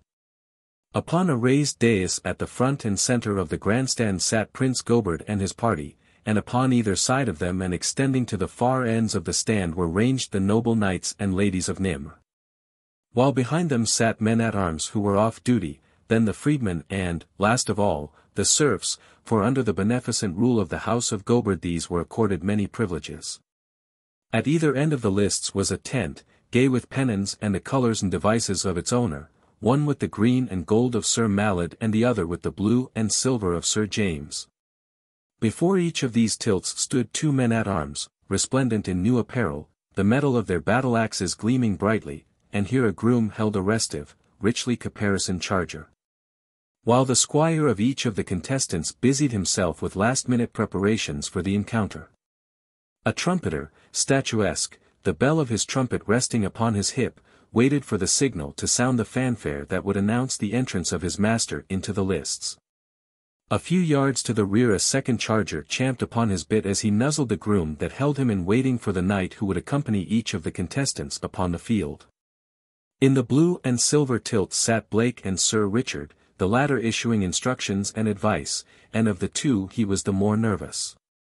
Blake's hauberk, gorget and bassinet were of heavy chain mail, the latter lined inside and covered outside, down to the gorget, with leopard skin, offering fair protection for his head from an ordinary, glancing blow. Upon his breast was sewn a large, red cross and from one shoulder depended the streamers of a blue and silver rosette. Hanging from the pole of the tilt, upon a wooden peg, were Blake's sword and buckler. The grandstand was filled. Prince Gobert glanced up at the sun and spoke to a knight at his side. The latter gave a brief command to a trumpeter stationed at the princely loge and presently, loud and clear, the notes of a trumpet rang in the ballium. Instantly the tilts at either end of the lists were galvanized to activity, while the grandstand seemed to spring to new life as necks were craned first toward the tent of Sir Malad and then toward that of Sir James. Edward, flushed with excitement, ran into the tilt and seizing Blake's sword passed the girdle about his hips and buckled it in place at his left side, then, with the buckler, he followed his master out of the tilt. As Blake prepared to mount, Edward held his stirrup while the groom sought to quiet the nervous horse. The lad pressed Blake's leg after he had swung into the saddle, no light accomplishment, weighed down as he was by heavy chain mail, and looked up into his face. "I have prayed for thee, Sir James," he said, "I know that thou wilt prevail." Blake saw tears in the youth's eyes as he looked down at him and he caught a choking note in his voice. "You're a good boy, Eddie," he said. "I'll promise that you won't have to be ashamed of me." "Ah, Sir James, how could I? Even in death thou wilt be a noble figure of a knight. A fairer one it hath never been given one to see, methinks," Edward assured him as he handed him his round buckler. Sir Richard had by now mounted, and at a signal from him that they were ready there was a fanfare from the trumpet at Sir Malad's tilt and that noble Sir Knight rode forward, followed by a single knight. Blake's trumpeter now announced his master's entry and the American rode out close along the front of the grandstand, followed by Sir Richard. There was a murmur of applause for each contestant, which increased as they advanced and met before Prince Gobert's loge. Here the four knights reined in and faced the prince and each raised the hilt of his sword to his lips and kissed it in salute. As Gobert cautioned them to fight honorably, as true knights, and reminded them of the rules governing the encounter, Blake's eyes wandered to the face of Ginalda. The little princess sat stiffly erect, looking straight before her. She seemed very white, Blake thought, and he wondered if she were ill. How beautiful, thought Blake, and though she did not once appear to look at him he was not cast down, for neither did she look at Malad. Again the trumpet sounded and the four knights rode slowly back to opposite ends of the lists and the principals waited for the final signal to engage. Blake disengaged his arm from the leather loop of his buckler and tossed the shield upon the ground. Edward looked at him aghast. "My lord knight," he cried. "Art ill? Art fainting? Didst drop thy buckler?" And he snatched it up and held it aloft to Blake, though he knew full well that his eyes had not deceived him and that his master had cast aside his only protection. To the horrified Edward there seemed but one explanation, and that his loyalty would not permit him to entertain for an instant, that Blake was preparing to dismount and refuse to meet Sir Malad, giving the latter the victory by default and assuring himself of the contempt and ridicule of all Nimr. He ran to Richard who had not seen Blake's act. "Sir Richard! Sir Richard!" he cried in a hoarse whisper. "Some terrible affliction hath befallen Sir James." "Hey, what?" exclaimed Richard. "What meanest thou, lad?" "He hath cast aside his buckler," cried the youth. "He must be stricken sore ill, for it cannot be that otherwise he would refuse combat." Richard spurred to Blake's side. "Hast gone mad, man?" he demanded. "Thou canst not refuse the encounter now unless thou wouldst bring dishonor upon thy friends." "Where did you get that line?" demanded Blake. "Who said I was going to quit?" "But thy buckler?" cried Sir Richard. The trumpet at the prince's loge rang out peremptorily. Sir Malad spurred forward to a fanfare from his own trumpeter. "Let her go," cried Blake to his. "Thy buckler," screamed Sir Richard. "The damn thing was in my way," shouted Blake as he spurred forward to meet the doughty Malad, Richard trailing behind him, as did Malad second behind that knight. There was a confident smile upon the lips of Sir Malad and he glanced often at the knights and ladies in the grandstand, but Blake rode with his eyes always upon his antagonist. Both horses had broken immediately into a gallop, and as they neared one another Malad spurred forward at a run and Blake saw that the man's aim was doubtless to overthrow him at the first impact. Or at least to so throw him out of balance as to make it easy for Malad to strike a good blow before he could recover himself. Malad rode with his sword half raised at his right side, while Blake's was at guard, a position unknown to the knights of Nimr, who guarded solely with their bucklers. The horsemen approached to engage upon each other's left, and as they were about to meet Sir Malad rose in his stirrups and swung his sword hand down, to gain momentum, described a circle with his blade and launched a terrific cut at Blake's head. It was at that instant that some few in the grandstand realized that Blake bore no buckler. His buckler. "Sir James hath no buckler. He hath lost his buckler," rose now from all parts of the stand. And from right beside him, where the two knights met before the loge of Goberd, Blake heard a woman scream, but he could not look to see if it were Ginalda. As they met Blake reined his horse suddenly toward Malad's, so that the two chargers' shoulders struck, and at the same time he cast all his weight in the same direction, whereas Malad, who was standing in his stirrups to deliver his blow, was almost in a state of equilibrium and having his buckler ready for defense was quite helpless insofar as maneuvering his mount was concerned. Malad, overbalanced, lost the force and changed the direction of his blow, which fell, much to the knight's surprise, upon Blake's blade along which it spent its force and was deflected from its target. Instantly, his horse well in hand by reason that his left arm was unencumbered by a buckler, Blake reined in and simultaneously cut to the left and rear. His point opening the mail on Malad's left shoulder and biting into the flesh before the latter's horse had carried him out of reach. A loud shout of approbation arose from the stands for the thing had been neatly done and then Malad second spurred to the prince's loge and entered a protest. "Sir James hath no buckler," he cried. "'Tis no fair combat." "'Tis fairer for thy knight than for Sir James," said Goberd. "We would not take that advantage of him," parried Malad second, Sir Jared. "What sayest thou?" demanded Goberd of Sir Richard who had quickly ridden to Jared's side. "Is Sir James without a buckler through some accident that befell before he entered the lists?" "Nay, he cast it aside," replied Richard, and averred that the damned thing did annoy him. "But if Sir Jared feeleth that, because of this, they be not fairly matched we are willing, if Sir Malad, also, should cast aside his buckler." Goberd smiled. "That be fair," he said. The two men, concerned with their encounter and not with the argument of their seconds, had engaged once more. Blood was showing upon Malad's shoulder and trickling down his back, staining his skirts and the housing of his charger. The stand was in an uproar, for many were still shouting aloud about the buckler and others were screaming with delight over the neat manner in which Sir James had drawn his first blood. Wagers were being freely made, and though Sir Malad still ruled favourite in the betting, the odds against Blake were not so great, and while men had no money to wager they had jewels and arms and horses. One enthusiastic adherent of Sir Malad bet 3 chargers against one that his champion would be victorious and the words were scarce out of his mouth ere he had a dozen takers. Whereas before the opening passage at arms offers as high as 10 to 1 had found no takers. Now the smile was gone from Malad's lips and he glanced no more at the grandstand. There was rage in his eyes as he spurred again toward Blake, who he thought had profited by a lucky accident. Unhampered by a buckler Blake took full advantage of the nimbleness of the wiry horse he rode and which he had ridden daily since his arrival in Nimr, so that man and beast were well accustomed to one another. Again Sir Malad saw his blade glance harmlessly from the sword of his antagonist and then, to his vast surprise, the point of Sir James' blade leaped quickly beneath his buckler and entered his side. It was not a deep wound, but it was painful and again it brought blood.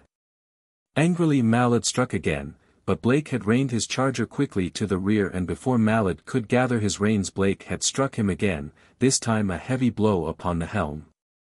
Half-stunned and wholly infuriated, Malad wheeled and charged at full tilt, once again determined to ride his adversary down. They met with a crash directly in front of Gobard's loge. There was a quick play of swords that baffled the eyesight of the onlookers, and then, to the astonishment of all, most particularly Malad, that noble Sir Knight's sword flew from his grasp and hurtled to the field, leaving him entirely to the mercy of his foe. Malad reined in and sat erect, waiting. He knew, and Blake knew, that under the rules that governed their encounter Blake was warranted in running him through unless Malad sued for mercy, and no one, Blake least of all, expected this of so proud and haughty a knight. Sir Malad sat proudly on his charger waiting for Blake to advance and kill him. Utter silence had fallen upon the stands, so that the champing of Malad's horse upon its bit was plainly audible. Blake turned to Sir Jared. "Summon a squire, Sir Knight," he said, to return Sir Malad's sword to him. Again the stands rocked to the applause, but Blake turned his back upon them and rode to Richard's side to wait until his adversary was again armed. "Well, old top," he inquired of Sir Richard, "just how much a dozen am I offered for bucklers now?" Richard laughed. "Thou hast been passing fortunate, James," he replied, "but methinks a good swordsman would long since have cut thee through." "I know Malad would have if I had packed that chopping bull along on the party," Blake assured him, though it is doubtful if Sir Richard understood what he was talking about. As was so often the case when Blake discoursed, that Richard had long since ceased to even speculate as to the meaning of much that his friend said. But now Sir Malad was rearmed and riding toward Blake. He stopped his horse before the American and bowed low. "I do my devoirs to a noble and generous knight," he said, graciously. Blake bowed. "Are you ready, sir?" he asked. Malad nodded. "On guard, then," snapped the American. For a moment the two jockeyed for position. Blake feinted and Malad raised his buckler before his face to catch the blow, but as it did not fall he lowered his shield, just as Blake had known that he would. And as he did so the edge of the American's weapon fell heavily upon the crown of his bassinet. Malad's arm dropped at his side, he slumped in his saddle and then toppled forward and rolled to the ground. Agile, even in his heavy armor, Blake dismounted and walked to where his foe lay stretched upon his back almost in front of Gobard's loge. He placed a foot upon Malad's breast and pressed the point of his sword against his throat. The crowd leaned forward to see the coup de grace administered, but Blake did not drive his point home. He looked up at Prince Gobard and addressed him. "Here is a brave knight," he said, "with whom I have no real quarrel. I spare him to your service, Prince, and to those who love him," and his eyes went straight to the eyes of the Princess Guinalda. Then he turned and walked back along the front of the grandstand to his own tilt, while Richard rode behind him, and the knights and the ladies, the men-at-arms, the freedmen and the serfs stood upon their seats and shouted their applause. Edward was beside himself with joy, as was Michel. The former knelt and embraced Blake's legs, he kissed his hand, and wept, so great were his happiness and his excitement. "I knew it! I knew it," he cried. "Did I not tell thee, Michel, that my own Sir Knight would overthrow Sir Malad?" The men-at-arms, the trumpeter and the grooms at Blake's tilt wore grins that stretched from ear to ear. Whereas a few minutes before they had felt ashamed to have been detailed to the losing side, now they were most proud and looked upon Blake as the greatest hero of Nimr. Great would be their boasting among their fellows as they gathered with their flagons of ale about the rough deal table in their dining hall. Edward removed Blake's armor and Michel got Richard out of his amidst much babbling upon the part of the youths who could not contain themselves, so doubly great was their joy because so unexpected. Blake went directly to his quarters and Richard accompanied him, and when the two men were alone Richard placed a hand upon Blake's shoulder. "Thou hast done a noble and chivalrous thing, my friend," he said, "but I know not that it is a wise one." "And why?" demanded Blake. "You didn't think I could stick the poor mutt when he was lying there defenseless?" Richard shook his head. 'Tis but what he would have done for thee had thy positions been reversed, said he. Well, I couldn't do it. We're not taught to believe that it is exactly ethical to hit a fellow when he's down, where I come from, explained Blake. Had your quarrel been no deeper than appeared upon the surface thou mightest well have been thus magnanimous, but Malad is jealous of thee and that jealousy will be by no means lessened by what hath transpired this day. Thou mightest have been rid of a powerful and dangerous enemy hadst thou given him the coup de grace, as was thy right, but now thou hast raised up a greater enemy since to his jealousy is added hatred and envy against thee for thy prowess over him. Thou didst make him appear like a monkey, James, and that Sir Malad will never forgive and I know the man. The knights and ladies attached to the castle of Gobert ate together at a great table in the huge hall of the castle. 300 people could be accommodated at the single board and it took quite a company of serving men to fill their needs. Whole pigs, roasted, were carried in upon great trenchers and there were legs of mutton and sides of venison and bowls of vegetables, with wine and ale, and at the end immense puddings. There was much laughter and loud talking, and it all presented a wild and fascinating picture to Sir James Blake as he sat at the lower end of the table far below the salt that night. In his accustomed place as one of the latest neophytes in the noble ranks of the knighthood of Nimr. The encounter between himself and Malad was the subject of the moment and many were the compliments bestowed upon him and many the questions as to where and how he had acquired his strange technique of swordsmanship. Although they had seen him accomplish it, yet they still appeared to believe it inconceivable that a man might prevail without a buckler over one who carried this essential article of defense. Prince Gobert and his family sat, with the higher nobles of Nimr, at a table slightly raised above the rest of the board and running across its upper end, the whole forming a huge T. When he wished to speak to anyone farther down the table he resorted to the simple expedient of raising his voice, so that if several were so inclined at the same time the room became a bedlam of uproar and confusion. And as Blake sat at the farthest end of the table it was necessary for one at Gobert's end to scream to attract attention. Though when it was discovered that it was the prince who was speaking the rest of the company usually lapsed into silence out of respect for him, unless they were too far gone in drink.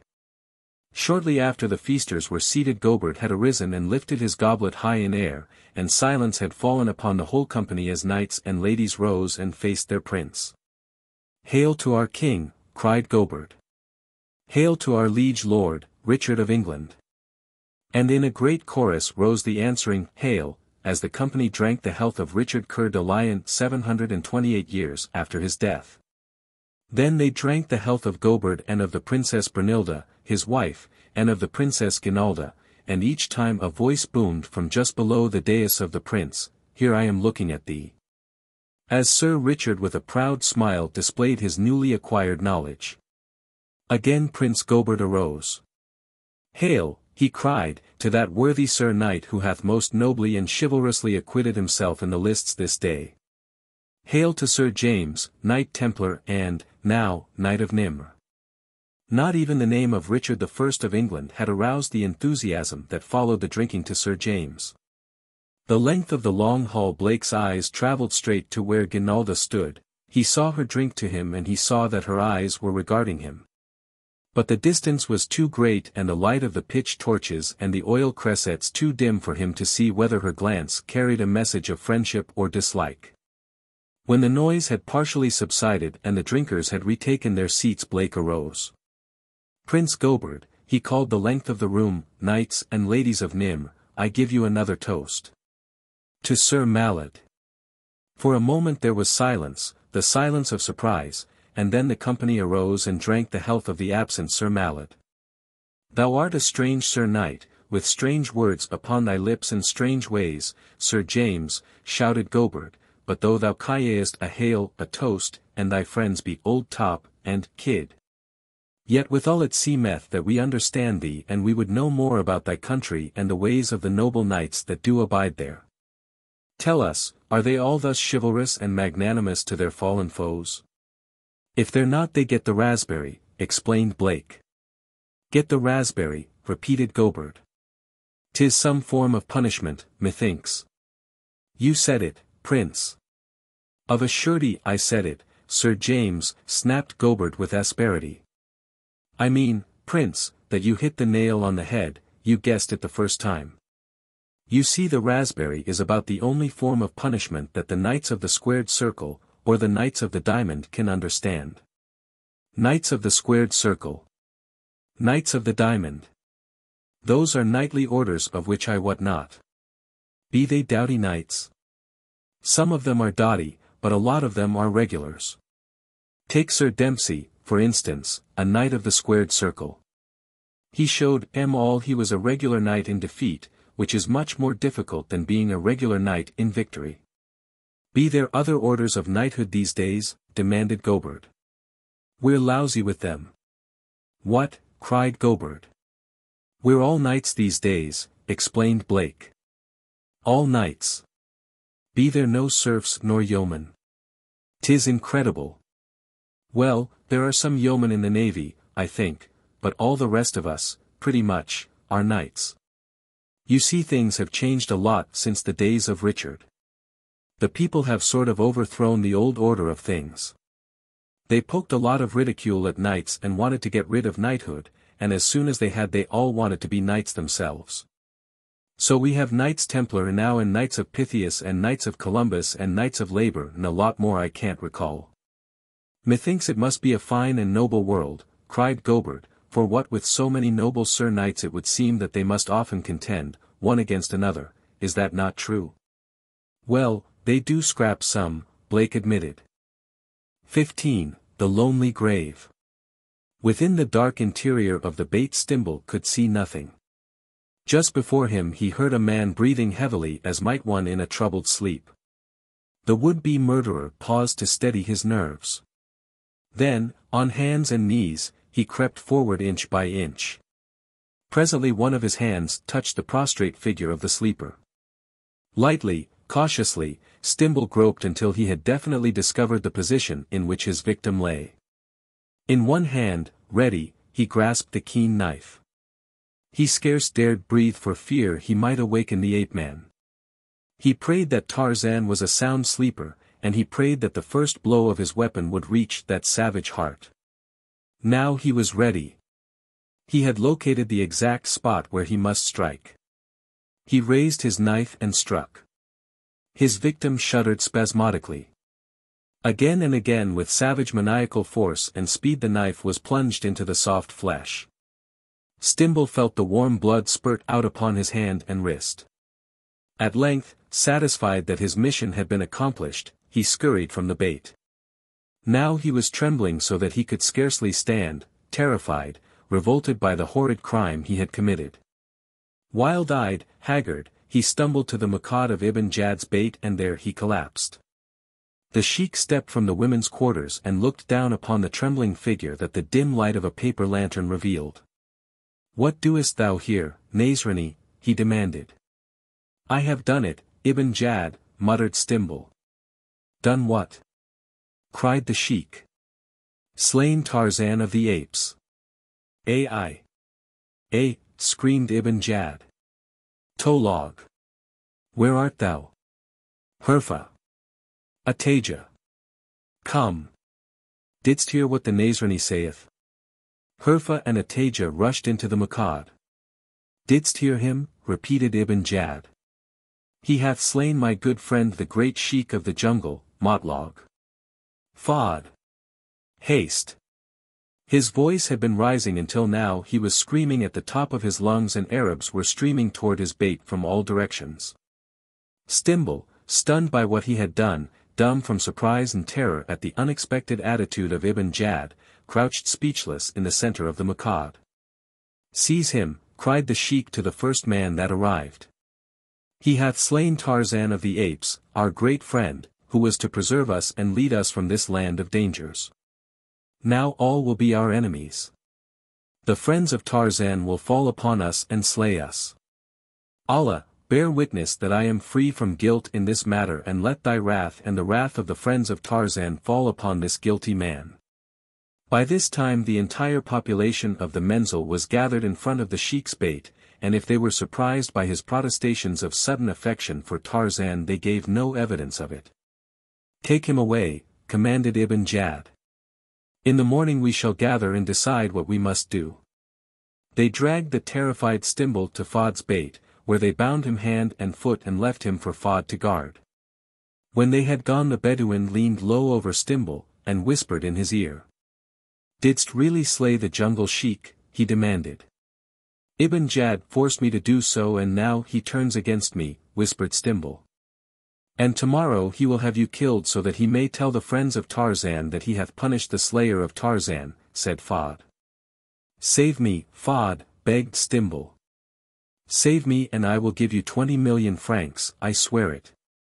Once I am safe in the nearest European colony I will get the money for you."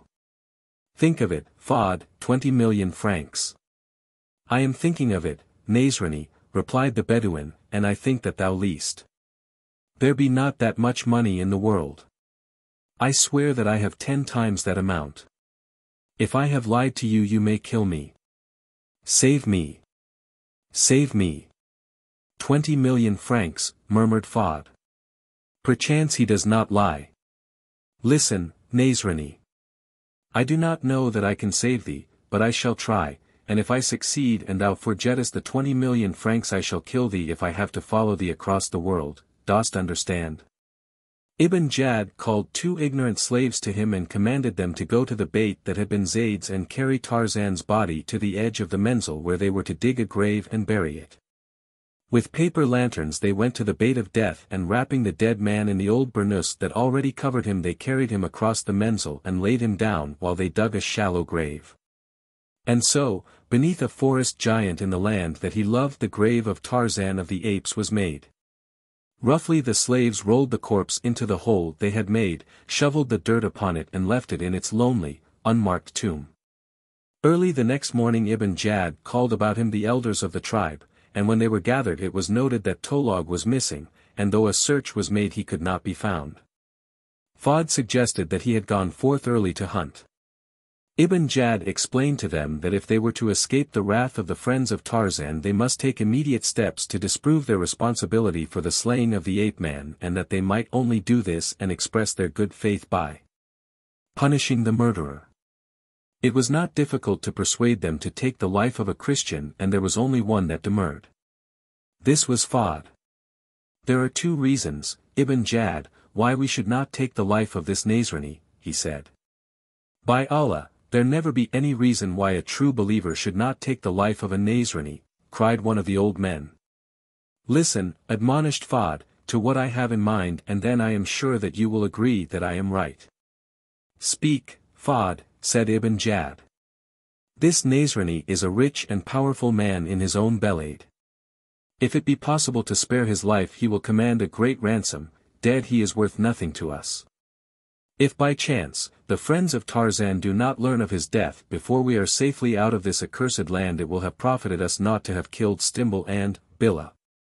If we kill him now they may not believe us when we say that he slew Tarzan and we took his life in punishment.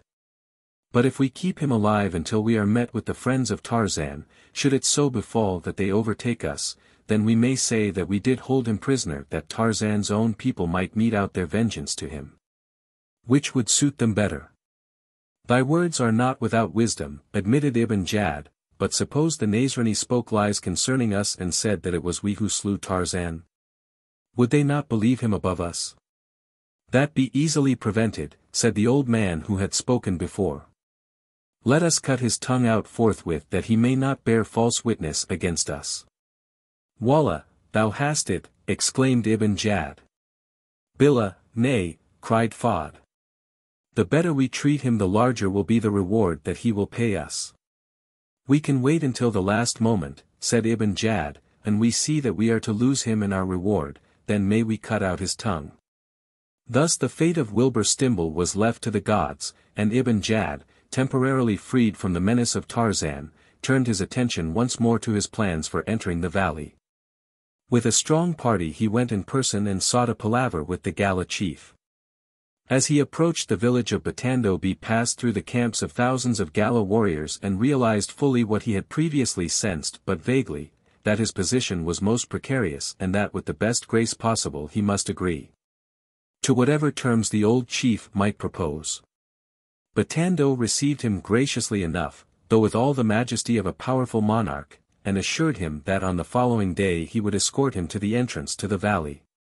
But that first he must deliver to Batando all the gala slaves that were with his party. But that will leave us without carriers or servants and will greatly weaken the strength of my party, cried Ibn Jad. Batando but shrugged his black shoulders.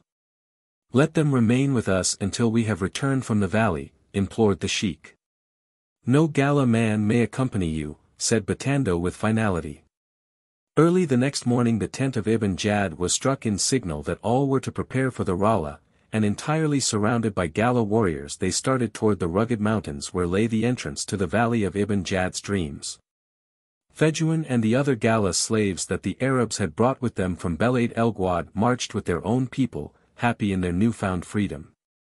Stimbul, friendless, fearful, utterly cowed, trudged wearily along under guard of two young Bedouins, his mind constantly reverting to the horror of the murdered man lying in his lonely grave behind them. Winding steadily upward along what at times appeared to be an ancient trail and again no trail at all, the Arabs and their escort climbed higher and higher into the rugged mountains that rimmed the valley of the Sepulchre upon the north. At the close of the second day, after they had made camp beside a rocky mountain brook, Batando came to Ibn Jad and pointed to the entrance to a rocky side ravine that branched from the main canyon directly opposite the camp. There, he said, lies the trail into the valley. Here we leave you and return to our villages. Upon the morrow we go. When the sun rose the following morning Ibn Jad discovered that the galas had departed during the night, but he did not know it was because of the terror they felt for the inhabitants of the mysterious valley from which no gala ever had returned. That day Ibn Jad spent in making a secure camp in which to leave the women and children until the warriors had returned from their adventure in the valley or had discovered that they might safely fetch their women, and the next morning. Leaving a few old men and boys to protect the camp, he set forth with those who were accounted the fighting men among them, and presently the watchers in the camp saw the last of them disappear in the rocky ravine that lay opposite the menzil. 16. The Great Tourney. King Bohun with many knights and squires and serving men had ridden down from his castle above the city of the Sepulchre 2 days ago to take his way across the valley to the field before the city of Nimr for the Great Tourney that is held once each year, commencing upon the first Sunday in Lent.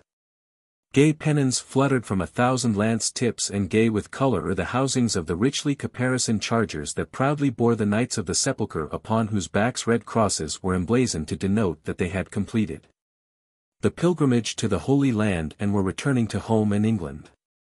Their bassinets, unlike those of the knights of Nimr, were covered with bullock hide, and the devices upon their bucklers differed, and their colors. But for these and the crosses upon their backs they might have been Gobard's own good knights and true.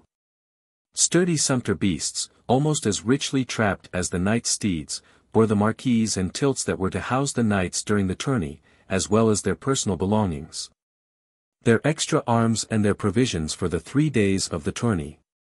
For custom, over 7 centuries old, forbade the knights of Nimr and the knights of the Sepulchre breaking bread together. The Great Tourney was merely a truce during which they carried on their ancient warfare under special rules which transformed it into a gorgeous pageant and an exhibition of martial prowess which non-combatants might witness in comfort and with impunity. It did not permit friendly intercourse between the two factions as this was not compatible with the seriousness of the event, in which knights of both sides often were killed, or the spirit in which the grand prize was awarded. This prize as much as any other factor had kept open the breach of 7.5 centuries' duration that separated the fronters from the backers. For it consisted of 5 maidens whom the winners took back with them to their own city and who were never again seen by their friends or relatives. Though the sorrow was mitigated by the honorable treatment that custom and the laws of knighthood decreed should be accorded these unfortunate maidens, it was still bitter because attached to it was the sting of defeat. Following the tournament the maidens became the especial charges of Gobard or Bohun, dependent of course upon whether the honors of the tourney had fallen to the fronters or the backers. And in due course were given in honorable marriage to knights of the victorious party. The genesis of the custom, which was now fully 7 centuries old, doubtless lay in the wise desire of some ancient Gobard or Bohun to maintain the stock of both factions strong and virile by the regular infusion of new blood, as well, perhaps, as to prevent the inhabitants of the two cities from drifting too far apart in manners, customs and speech. Many a happy wife of Nimr had been born in the city of the sepulchre, and seldom was it that the girls themselves repined for long. It was considered an honor to be chosen, and there were always many more who volunteered than the requisite number of 5 that annually made the sacrifice. The 5 who constituted the prize offered by the city of the sepulchre this year rode on white palfreys and were attended by a guard of honor in silver mail.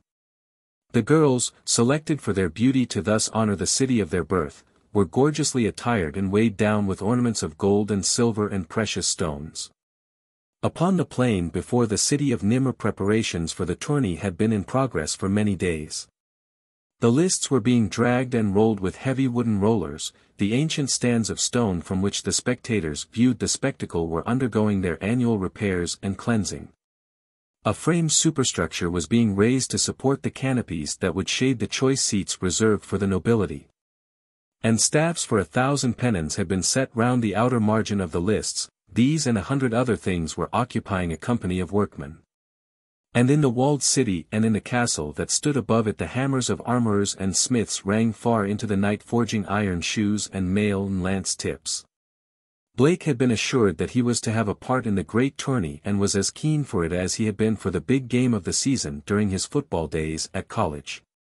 He had been entered in 2 sword contests, one in which 5 knights of Nimr met 5 knights of the sepulchre, and another in which he was pitted against a single antagonist. But his only contest with the lance was to be in the grand finale, when 100 fronters faced 100 backers, since, whereas before his encounter with Malad he had been considered hopeless with sword and buckler, now Prince Goberd looked to him to win many points with these, his lance work being held but mediocre. King Bohun and his followers were camped in a grove of oaks about a mile north of the lists, nor did the laws governing the Great Tourney permit them to come nearer until the hour appointed for their entrance upon the first day of the spectacle. Blake, in preparing for the tourney, had followed the custom adopted by many of the knights of wearing distinctive armor and trapping his charger similarly. His chain mail was all of solid black, relieved only by the leopard skin of his bassinet and the blue and silver pennon upon his lance.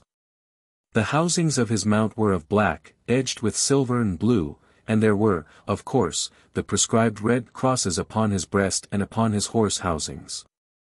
As he came from his quarters upon the opening morning of the tourney, followed by Edward bearing his lance and buckler, he appeared a somber figure among the resplendently caparisoned knights and the gorgeously dressed women that were gathered in the great court awaiting the word to mount their horses, which were being held in the north ballium by the grooms. That his black mail was distinctive was evidenced by the attention he immediately attracted, and that he had quickly become popular among the knights and ladies of Nimr was equally apparent by the manner in which they clustered about him. But opinion was divided in the matter of his costume, some holding that it was too dismal and depressing. Ginalda was there, but she remained seated upon a bench where she was conversing with one of the maidens that had been chosen as Nimr's prize. Blake quickly disengaged himself from those who had crowded about him and crossed the court to where Ginalda sat. At his approach the princess looked up and inclined her head slightly in recognition of his bow, and then she resumed her conversation with the maiden. The rebuff was too obvious to permit of misunderstanding, but Blake was not satisfied to accept it and go his way without an explanation. He could scarce believe, however, that the princess was still vexed merely because he had intimated that he had believed that she took a greater interest in him than she had admitted. There must be some other reason. He did not turn and walk away, then, although she continued to ignore him, but stood quietly before her waiting patiently until she should again notice him. Presently he noted that she was becoming nervous, as was also the maiden with whom she spoke. There were lapses in their conversation. One of Ginalda's feet was tapping the flagging irritably, a slow flush was creeping upward into her cheeks. The maiden fidgeted, she plucked at the ends of the wimple that lay about her shoulders, she smoothed the rich cyclas of her mantle, and finally she arose and bowing before the princess asked if she might go and bid farewell to her mother. Ginalda bade her begone, and then, alone with Blake and no longer able to ignore him, nor caring to, she turned angrily upon him. "I was right," she snapped. "Thou art a forward boor. Why standest thou thus staring at me when I have made it plain that I would not be annoyed by thee? Go. Because, Blake hesitated, because I love you. Sirrah, cried Ginalda, springing to her feet. How darest thou? I would dare anything for you, my princess, replied Blake, because I love you. Ginalda looked straight at him for a moment in silence, then her short upper lip curved in a contemptuous sneer. Thou liest, she said. I have heard what thou hast said concerning me, and without waiting for a reply she brushed past him and walked away. Blake hurried after her. What have I said about you? He demanded. I have said nothing that I would not repeat before all Nimr. Not even have I presumed to tell my best friend, Sir Richard, that I love you. No other ears than yours have heard that. I have heard differently, said Ginalda, haughtily, and I care not to discuss the matter further. But, commenced Blake, but at that instant a trumpet sounded from the north gate leading into the ballium. It was the signal for the knights to mount. Ginalda's page came running to her to summon her to her father's side. Sir Richard appeared and seized Blake by the arm. Come, James, he cried. We should have been mounted before now, for we ride in the forerank of the knights today. And so Blake was dragged away from the princess before he could obtain an explanation of her, to him, inexplicable attitude. The north ballium presented a scene of color and activity, crowded as it was with knights and ladies, pages, squires, grooms, men-at-arms and horses, nor would it accommodate them all. So that the overflow stretched into the east and south balliums and even through the great east gate out upon the road that leads down into the valley. For half an hour something very like chaos reigned about the castle of the Prince of Nimr. But eventually perspiring marshals and shouting heralds whipped the cortege into shape as it took its slow and imposing way down the winding mountain road toward the lists. First rode the marshals and heralds, and behind them a score of trumpeters, then came Prince Goberd, riding alone, and following was a great company of knights, their colored pennons streaming in the wind. They rode just before the ladies, and behind the ladies was another company of knights, while in the rear marched company after company of men-at-arms, some armed with crossbows, others with pikes, and still others again with battle-axes of huge proportions. Perhaps 100 knights and men-at-arms all told were left behind to guard the castle and the entrance to the Valley of the Sepulchre, but these would be relieved to witness the second and third day's exercises. As the knights of Nimr wound down to the lists, the knights of the Sepulchre moved out from their camp among the oaks, and the marshals of the two parties timed their approach so that both entered the lists at the same time. The ladies of Nimr dropped out of the procession and took their places in the stand. The 5 maidens of Nimr and the 5 from the city of the Sepulchre were escorted to a dais at one end of the lists, after which the knights lined up in solid ranks, the knights of Nimr upon the south side of the lists, the knights of the Sepulchre upon the north. Goberd and Bohun rode forward and met in the center of the field, where, in measured and imposing tones, Bohun delivered the ancient challenge prescribed by custom and the laws of the Great Tourney, and handed Goberd the gage, the acceptance of which constituted an acceptance of the challenge and marked the official opening of the tourney. As Goberd and Bohun reined about and faced their own knights, these rode out of the lists, those who were not to take part in the encounters of the day seeking places in the stands after turning their chargers over to grooms, while those who were to participate formed again to ride once around the lists, for the double purpose of indicating to their opponents and the spectators the entrance for that day and of viewing the prizes offered by their opponents. In addition to the maidens there were many minor prizes consisting of jeweled ornaments, suits of mail, lances, swords, bucklers, splendid steeds, and the many articles that were valued by knights or that might find favor in the eyes of their ladies. The knights of the Sepulchre paraded first, with Bohun at their head, and it was noticeable that the eyes of the king were often upon the women in the stands as he rode past. Bohun was a young man, having but just ascended the throne following the recent death of his father. He was arrogant and tyrannical, and it had been common knowledge in Nimr that for years he had been at the head of a faction that was strong for war with Nimr. That the city might be reduced and the entire valley of the Sepulchre brought under the rule of the Bohuns. His charger prancing, his colors flying, his great company of knights at his back, King Bohun rode along the stands reserved for the people of Nimr. And when he came to the central loge in which sat Prince Goberd with the Princess Brunilda and Princess Ginalda, his eyes fell upon the face of the daughter of Goberd. Bohun reined in his charger and stared straight into the face of Ginalda. Goberd flushed angrily, for Bohun's act was a breach of courtesy, and half rose from his seat, but at that moment Bohun, bowing low across his mount's withers, moved on, followed by his knights. That day the honors went to the Knights of the Sepulchre, for they scored 227 points against 106 that the Knights of Nimr were able to procure. Upon the second day the tourney opened with the riding past of the entrants who, ordinarily, were conducted by a herald, but to the surprise of all, Bohun again led his knights past the stands and again he paused and looked full at the Princess Ginalda. This day the Knights of Nimr fared a little better, being for the day but 7 points behind their opponents. Though the score for the 2 days stood 269 to 397 in favor of the Knights of the Sepulchre. So the third day opened with the knights from the north boasting what seemed an insuperable lead of 128 points and the Knights of Nimr spurred to greater action by the knowledge that to win the tourney they must score 232 of the remaining 334 points. Once again, contrary to age-old custom, Bohun led his entrants about the lists as they paraded before the opening encounter. And once again he drew rein before the loge of Goberd and his eye rested upon the beautiful face of Ginalda for an instant before he addressed her sire. Prince Goberd of Nimr, he said in his haughty and arrogant voice, as thou well knowest, my valiant sir knights have bested thine by more than 60 points and the great tourney is as good as ours already. Yet we would make thee a proposition. Speak Bohun. The great tourney is yet far from won, but an thou hast any proposition that an honorable prince may consider, thou hast my assurance that 'twill be given consideration.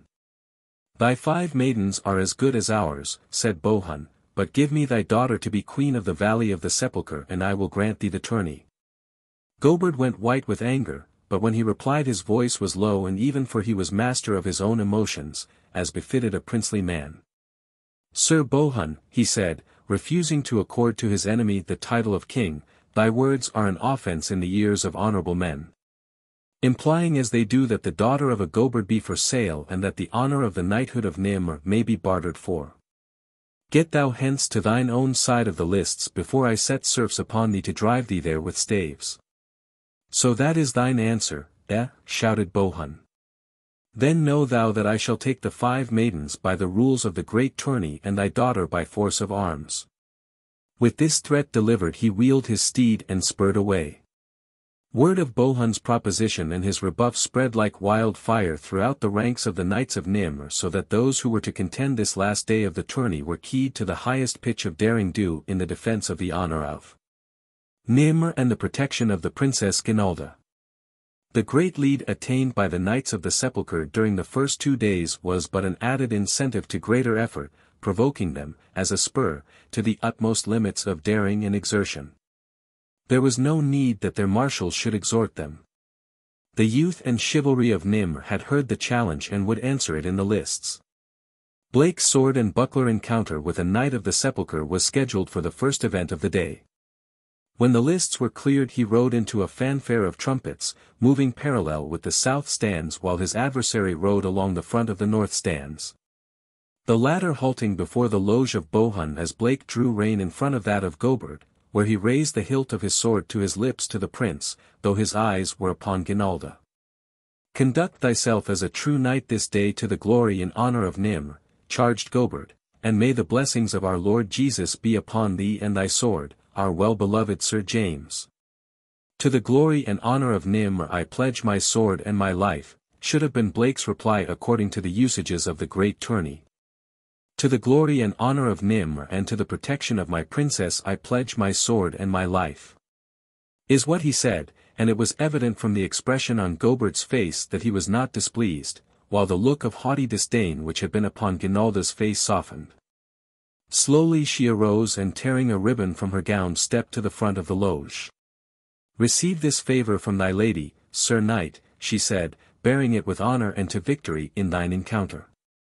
Blake reined close to the rail of the loge and bent low while Ginalda pinned the ribbon upon his shoulder. His face was close to hers, he sensed the intoxicating perfume of her hair, he felt her warm breath upon his cheek. "I love you," he whispered, so low that no other ears than hers could hear. "Thou art a boor," she replied in a voice as low as his. "It is for the sake of the 5 maidens that I encourage thee with this favor." Blake looked straight into her eyes. "I love you, Ginalda," he said, "and you love me." Before she could reply he had wheeled away, the trumpets had sounded, and he was cantering slowly toward the end of the field where the tilts of the Knights of Namur stood. Edward, very much excited, was there, and Sir Richard and Michel, with a marshal, heralds, trumpeters, men-at-arms, a martial company to urge him on with encouragement and advice. Blake cast aside his buckler, nor was there any to reprove him now. Instead they smiled proudly and knowingly, for had they not seen him best Sir Malad without other defence than his horsemanship and his sword? The trumpets blared again. Blake turned and put spurs to his charger. Straight down the centre of the lists he rode. From the opposite end came a Knight of the Sepulchre to meet him. "Sir James! Sir James!" cried the spectators in the stands upon the south side, while the north stands answered with the name of their champion. "Who is the Black Knight?" asked many a man in the north stands of his neighbour. "He hath no buckler," cried some. "He is mad. Sir Guy will cleave him open at the first pass. Sir Guy! Sir Guy!" 17. The Saracens. Just as the second day of the Great Tourney had opened in the valley of the Sepulchre upon the plains below the city of Nimr, a band of swart men in soiled thobes and carrying long matchlocks topped the summit of the pass upon the north side of the valley and looked down upon the city of the Sepulchre and the castle of King Bohun. They had followed upward along what may once have been a trail, but for so long a time had it been unused, or so infrequently had it been used that it was scarce distinguishable from the surrounding brush. But below them now Ibn Jad saw at a short distance a better marked road and, beyond, what appeared to him a fortress. Beyond that again he glimpsed the battlements of Bohun's castle. What he saw in the foreground was the barbican guarding the approach to the castle and the city, both of which were situated in much the same relative position as were the barbican and castle upon the south side of the valley where Prince Goberd guarded the city of Nimr and the valley beyond it against the daily expected assault of the Saracens. Seeking cover, Ibn Jad and his Bedouins crept down toward the barbican where an old knight and a few men-at-arms kept perfunctory ward. Hiding in the mountain brush the Arabs saw 2 strangely apparelled blacks hunting just outside the great gateway. They were armed with crossbows and arrows and their prey was rabbits. For years they had seen no stranger come down this ancient road, and for years they hunted between the gate and the summit of the mountains, though farther than this they were not permitted to wander. Nor had they any great desire to do so, for, though they were descendants of Gallas who lived just beyond this mountain top, they thought that they were Englishmen and that a horde of Saracens awaited to annihilate them should they venture too far afield. Today they hunted as they had often hunted when they chanced to be placed in the guard at the outer barbican. They moved silently forward, warily awaiting the break of a rabbit. They did not see the dark-faced men in the brush. Ibn Jad saw that the great gateway was open and that the gate that closed it raised and lowered vertically. It was raised now. Great was the laxity of the old knight and the men-at-arms, but King Bohun was away and there was none to reprove them. Ibn Jad motioned those nearest him to follow and crept slowly closer to the gateway. What of the old knight and the other watchers? The former was partaking of a late breakfast just within one of the great towers of the barbican and the latter were taking advantage of the laxity of his discipline to catch a few more winks of sleep as they stretched beneath the shade of some trees within the ballium. Ibn Jad won to within a few yards of the gateway and waited for the others to reach his side. When they were all there he whispered to them and then trotted on silent sandals toward the gate, his matchlock ready in his hands. Behind him came his fellows. They were all within the ballium before the men-at-arms were aware that there was an enemy this side of Palestine.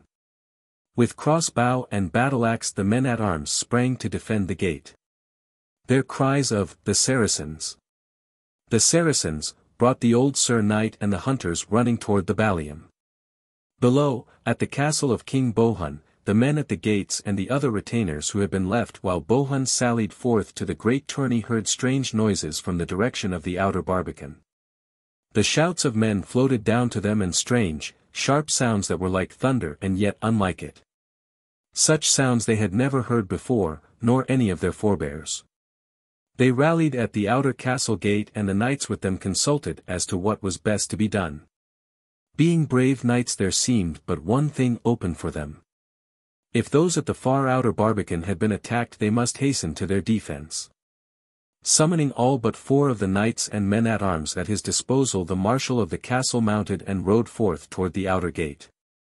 Halfway there they were espied by Ibn Jad and his men who, having overcome the poorly armed soldiers at the gate, were advancing down the road toward the castle. At sight of these reinforcements Ibn Jad hastened to secrete his followers and himself in the bushes that lined the roadway. So it fell that the marshal rode by them and did not see them and, when they had passed, Ibn Jad and his followers came out of the bushes and continued down the winding mountain road toward the castle of King Bohun. The men at the castle gate, now fully upon the alert, stood ready with the portcullis raised as the marshal instructed them. So that in the event that those who had ridden out should be hard-pressed upon their return by an enemy at their rear they could still find sanctuary within the ballium. The plan was, in such event, to lower the portcullis behind the men of the sepulchre and in the faces of the pursuing Saracens. For that an enemy must be such was a foregone conclusion, had not they and their ancestors waited for near 7.5 centuries now for this momentarily expected assault. They wondered if it really had come at last. While they discussed the question Ibn Jad watched them from a concealing clump of bushes a few yards away. The wily Bedouin knew the purpose of that portcullis and he was trying to plan best how he might enter the enclosure beyond before it could be dropped before his face. At last he found a plan and smiled. He beckoned 3 men to come close and into their ears he whispered that which he had in mind. There were 4 men-at-arms ready to drop the portcullis at the psychological moment and all 4 of them stood in plain sight of Ibn Jad and the 3 that were beside him. Carefully, cautiously, noiselessly the 4 Arabs raised their ancient matchlocks and took careful aim. Now, whispered Ibn Jad and 4 matchlocks belched forth flame and black powder and slugs of lead. The 4 men-at-arms dropped to the stone flagging and Ibn Jad and all his followers raced forward and stood within the ballium of the castle of King Bohun. Before them, across the ballium, was another gate and a broad moat, but the drawbridge was lowered, the portcullis raised and the gateway unguarded. The marshal and his followers had ridden unhindered into the ballium of the outer barbican and there they had found all its defenders lying in their own blood. Even to the little squire of the old knight who should have watched the gate and did not. One of the men-at-arms still lived and in his dying breath he gasped the terrible truth. The Saracens had come at last. "Where are they?" demanded the marshal. "Didst thou not see them, sir?" asked the dying man. "They marched down the road toward the castle." "Impossible," cried the marshal. "We did but ride along that very road and saw no one." "They marched down toward the castle," gasped the man. The marshal knit his brows. "Were there many?" he demanded. "There are few," replied the man-at-arms. "It was but the advance guard of the armies of the Sultan." Just then the volley that laid low the 4 warders at the castle gate crashed upon the ears of the marshal and his men. "O Diest blood," he cried. "They must have hid themselves in the bush as we passed," exclaimed a knight at the marshal's side, "for of a surety they are there and we are here and there is but one road between." "There are but 4 men at the castle gate," said the marshal, "and I did bid them keep the cullis up till we returned. God pity me. I have given over the sepulchre to the Saracens. Slay me, Sir Morley. Nay, man. We need every lance and sword and crossbow that we may command. This is no time to think of taking thy life when thou canst give it to our Lord Jesus in defense of his sepulchre against the infidels." "Thou art right, Morley," cried the marshal. "Remain thou here, then, with 6 men and hold this gate. I shall return with the others and give battle at the castle. But when the marshal came again to the castle gate he found the portcullis down and a dark-faced, bearded Saracen glaring at him through the iron bars. The marshal at once ordered the crossbowmen to shoot the fellow down. But as they raised their weapons to their shoulder there was a loud explosion that almost deafened them and flame leaped from a strange thing that the Saracen held against his shoulder and pointed at them. One of the crossbowmen screamed and lunged forward upon his face and the others turned and fled. They were brave men in the face of dangers that were natural and to be expected, but in the presence of the supernatural, the weird, the uncanny, they reacted as most men do. And what could have been more weird than death leaping in flame and with a great noise through space to strike their fellow down? But Sir Bulland, the marshal, was a knight of the sepulchre. He might wish to run away fully as much as the simple and lowly men-at-arms, but there was something that held him there that was more potent than fear of death. It is called honor. Sir Bulland could not run away and so he sat there on his great horse and challenged the Saracens to mortal combat, challenged them to send their doughtiest Sir Knight to meet him and thus decide who should hold the gate. But the Arabs already held it. Furthermore they did not understand him. In addition to all this they were without honor as Sir Bulland knew it, and perhaps as anyone other than a Bedouin knows it, and would but have laughed at his silly suggestion. One thing they did know, two things they knew, that he was a Nazrani and that he was unarmed. They did not count his great lance and his sword as weapons, for he could not reach them with either. So one of them took careful aim and shot Sir Bulland through his chain mail where it covered his noble and chivalrous heart. Ibn Jad had the run of the castle of King Bohun and he was sure that he had discovered the fabled city of Nimr that the Sahar had told him of. He herded together the women and children and the few men that remained and held them under guard. For a while he was minded to slay them, since they were but Nazrani, but he was so pleased at having found and taken the treasure city that he let them live, for the time at least. At his command his followers ransacked the castle in search of the treasure. Nor were they disappointed, for the riches of Bohun were great. There was gold in the hills of the valley of the sepulchre and there were precious stones to be found there, also.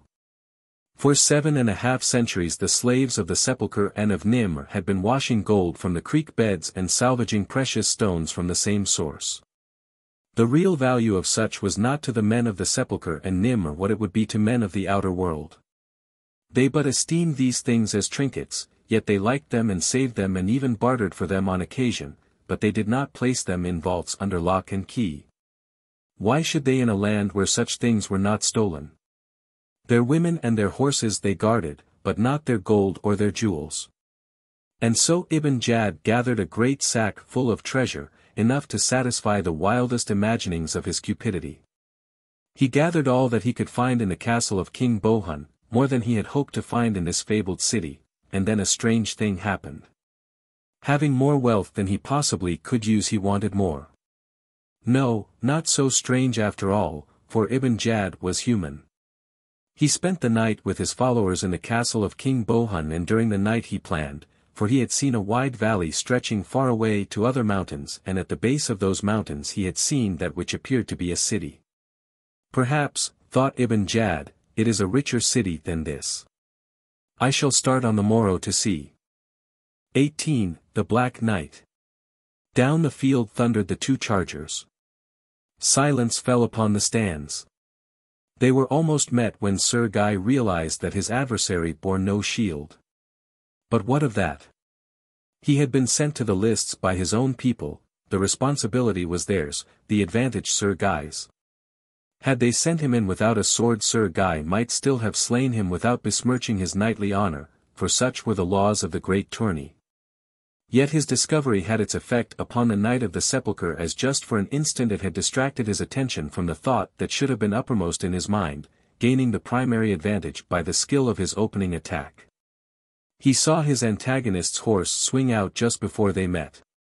He stood in his stirrups, as had Sir Malad, to deliver a terrific cut, then Blake threw his horse straight into the shoulder of Sir Guy's.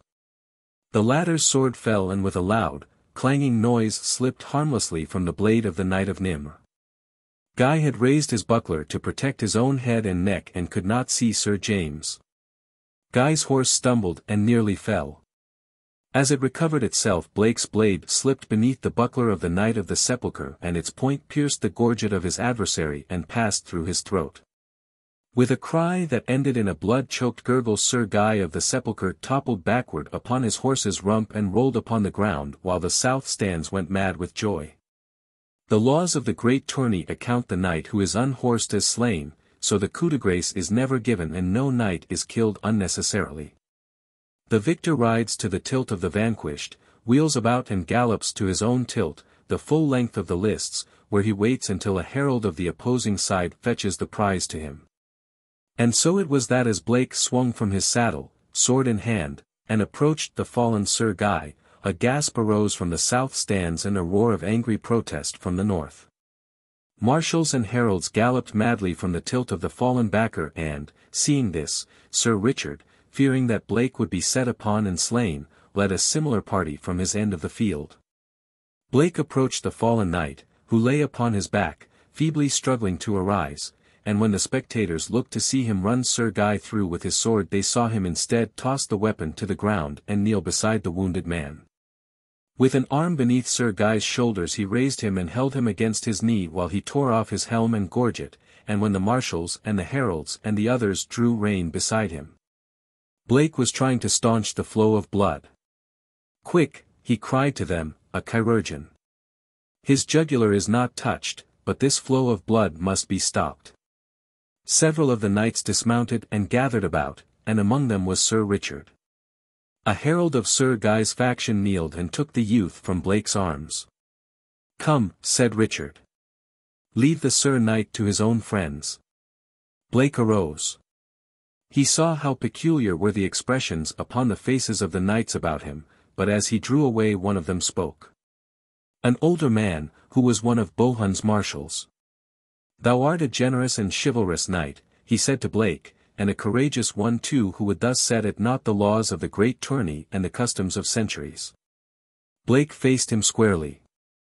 "I do not give a damn for your laws or your customs," he said.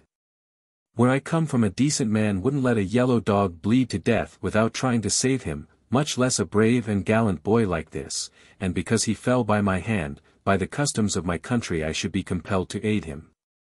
"Yes," explained Sir Richard, "as otherwise he would be punished with a raspberry." The winning of the first event of the day was but a forerunner of a series of successes on the part of the Knights of Nimr until, at the opening of the last event, the score showed 452 points for them against 448 for their opponents. A margin of 4 points, however, was as nothing at this stage of the tourney, as the final event held 100 points which fate might allot almost entirely to one side. This was the most spectacular event of the whole tourney and one which the spectators always looked forward to with the greatest anticipation. 200 knights were engaged in it, 100 knights of Nimr against 100 knights of the Sepulchre.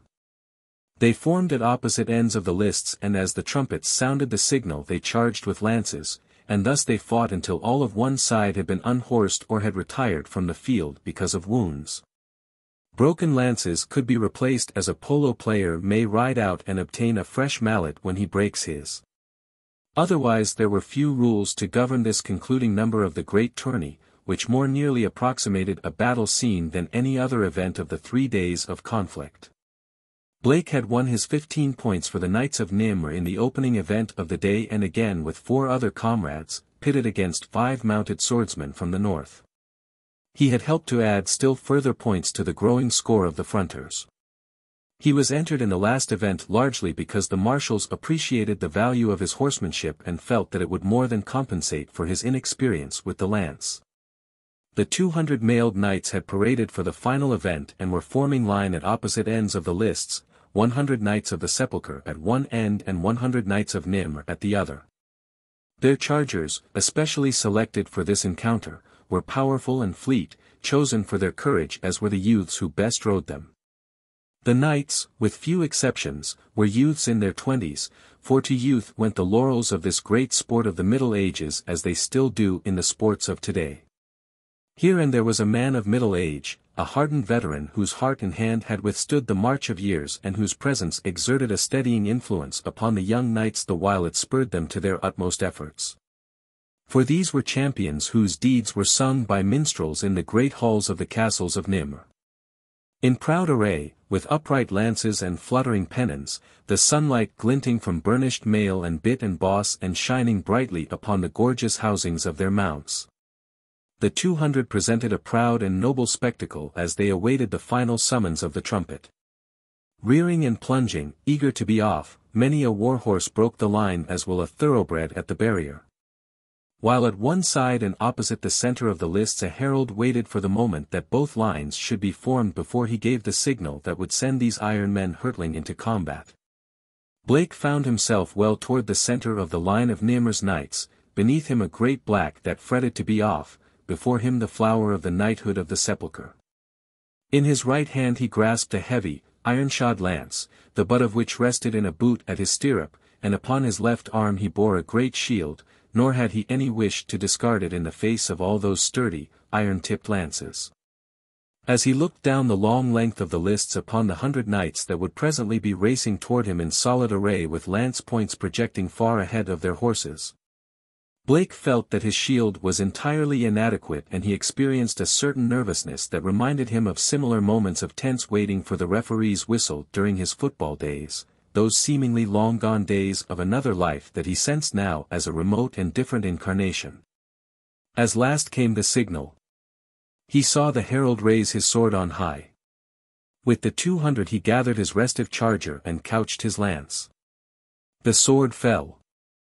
From the four corners of the lists trumpets blared. From 200 throats rose the cri de guerre, 400 spurs transmitted the awaited signal from man to horse.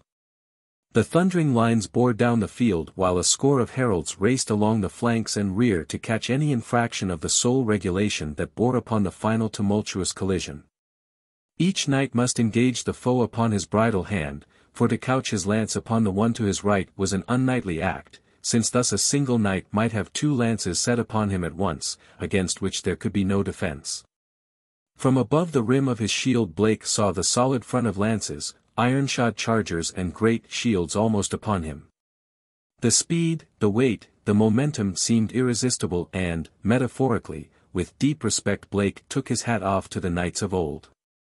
Now the two lines were about to meet. The spectators sat in spellbound silence. The riders, grim-jawed, with tight-set lips, were voiceless now. Blake, his lance across his horse's withers, picked the knight racing toward him upon his left hand. For an instant he caught the other's eyes and then each crouched behind his shield as the two lines came together with a deafening crash. Blake's shield smashed back against his face and body with such terrific force that he was almost carried from his saddle. He felt his own lance strike and splinter and then, half stunned, he was through the iron line, his charger, frantic and uncontrolled, running wildly toward the tilts of Bohun's knights. With an effort Blake pulled himself together, gathered his reins and finally managed to get his horse under control, and it was not until he had reined him about that he got his first glimpse of the result of the opening encounter. A half-dozen chargers were scrambling to their feet and nearly a score more were galloping, riderless, about the lists. A full 25 knights lay upon the field and twice that many squires and serving men were running in on foot to succor their masters. Already several of the knights had again set their lances against an enemy and Blake saw one of the knights of the sepulchre bearing down upon him. But he raised his broken spear shaft above his head to indicate that he was momentarily hors de combat and galloped swiftly back to his own end of the lists where Edward was awaiting him with a fresh weapon.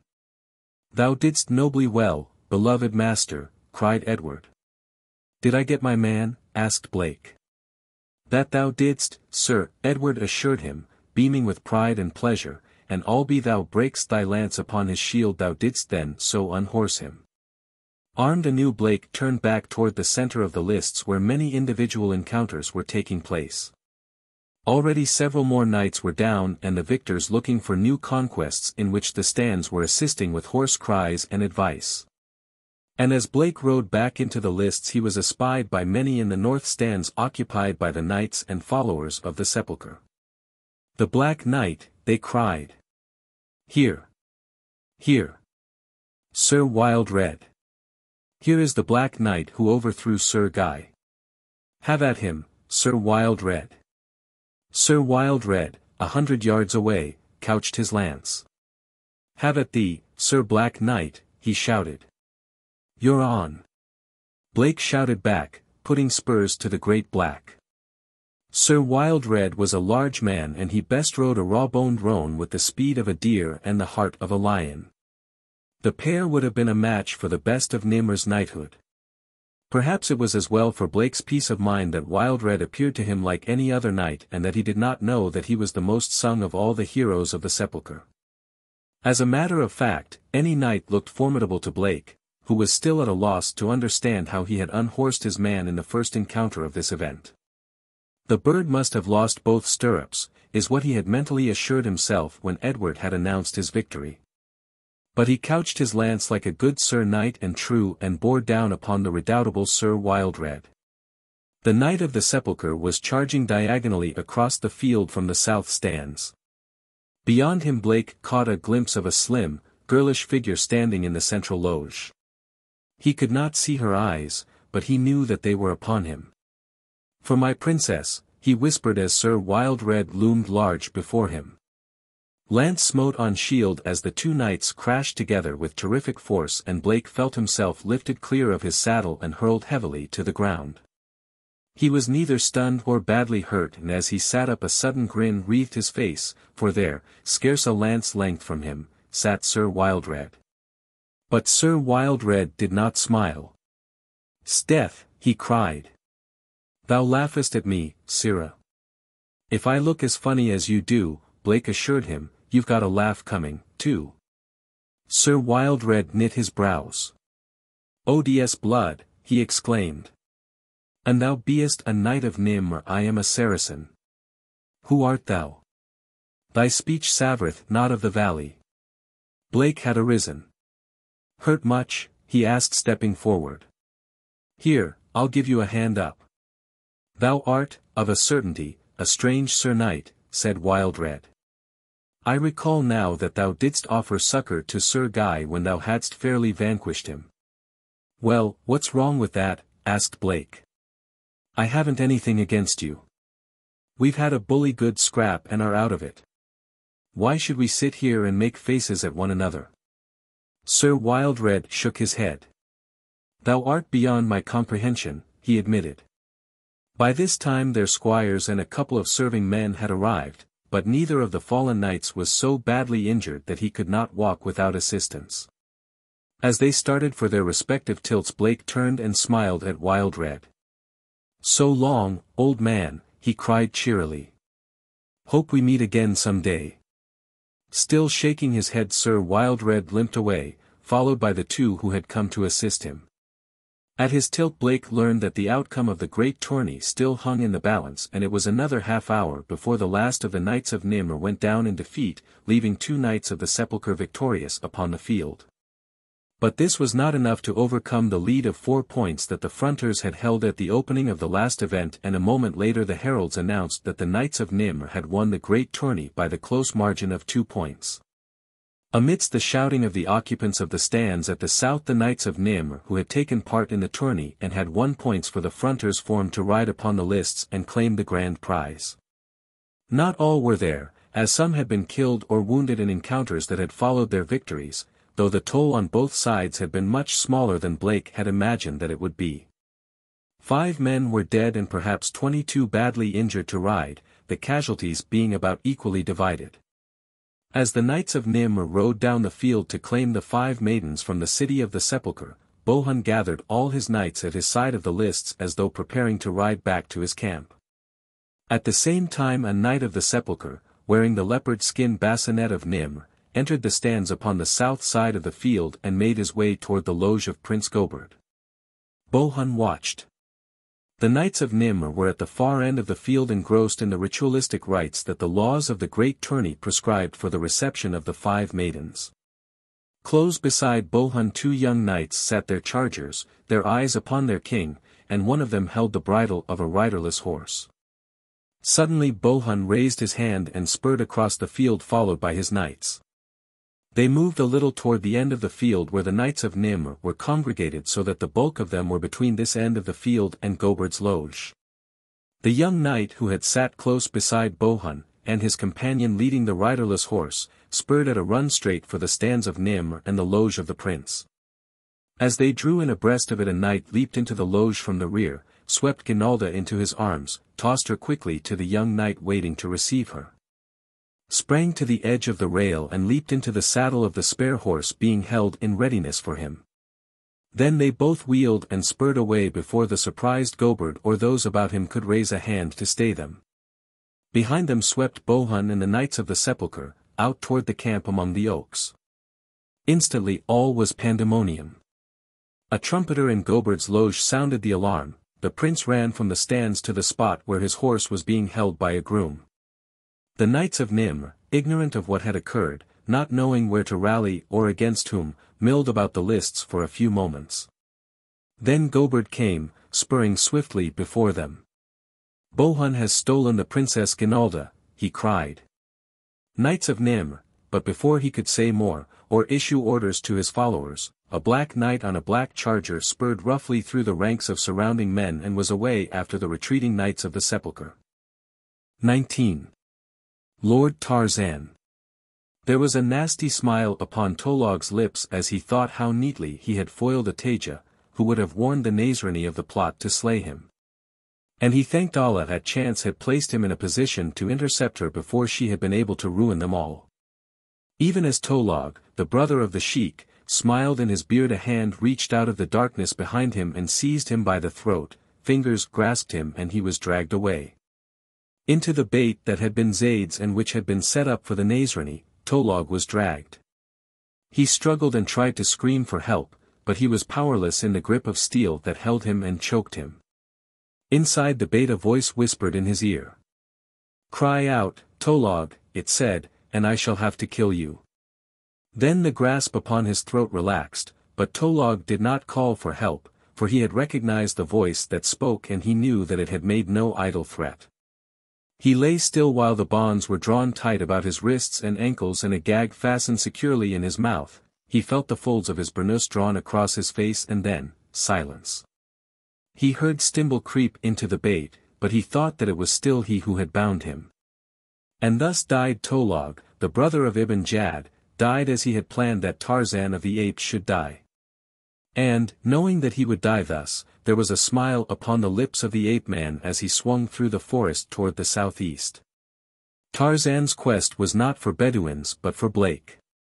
Having assured himself that the white man in the menzil of Ibn Jad was Stimble and that none knew the whereabouts of the other American, he was hastening back to the locality where Blake's boys had told him their Bwana had disappeared. In the hope of picking up his trail and, if unable to assist him, at least to learn what fate had overtaken him. Tarzan moved swiftly and his uncanny senses of sight and smell aided him greatly in wresting its secrets from the jungle, yet it was 3 days before he found the spot where Ara the Lightning had struck down Blake's gun-bearer. Here he discovered Blake's faint spoor leading toward the north. Tarzan shook his head, for he knew that there was a stretch of uninhabited forest laying between this place and the first Gala villages. Also he knew that if Blake survived hunger and the menace of wild beasts he might only live to fall victim to a Gala spear. For 2 days Tarzan followed a spoor that no other human eye might have discerned. On the afternoon of the 2nd day he came upon a great stone cross built directly in the center of an ancient trail. Tarzan saw the cross from the concealment of bushes, for he moved as beasts of prey moved, taking advantage of every cover, suspicious of every strange object, always ready for flight or battle as occasion might demand. So it was that he did not walk blindly into the clutches of the 2 men-at-arms that guarded the outer way to the city of Nimr.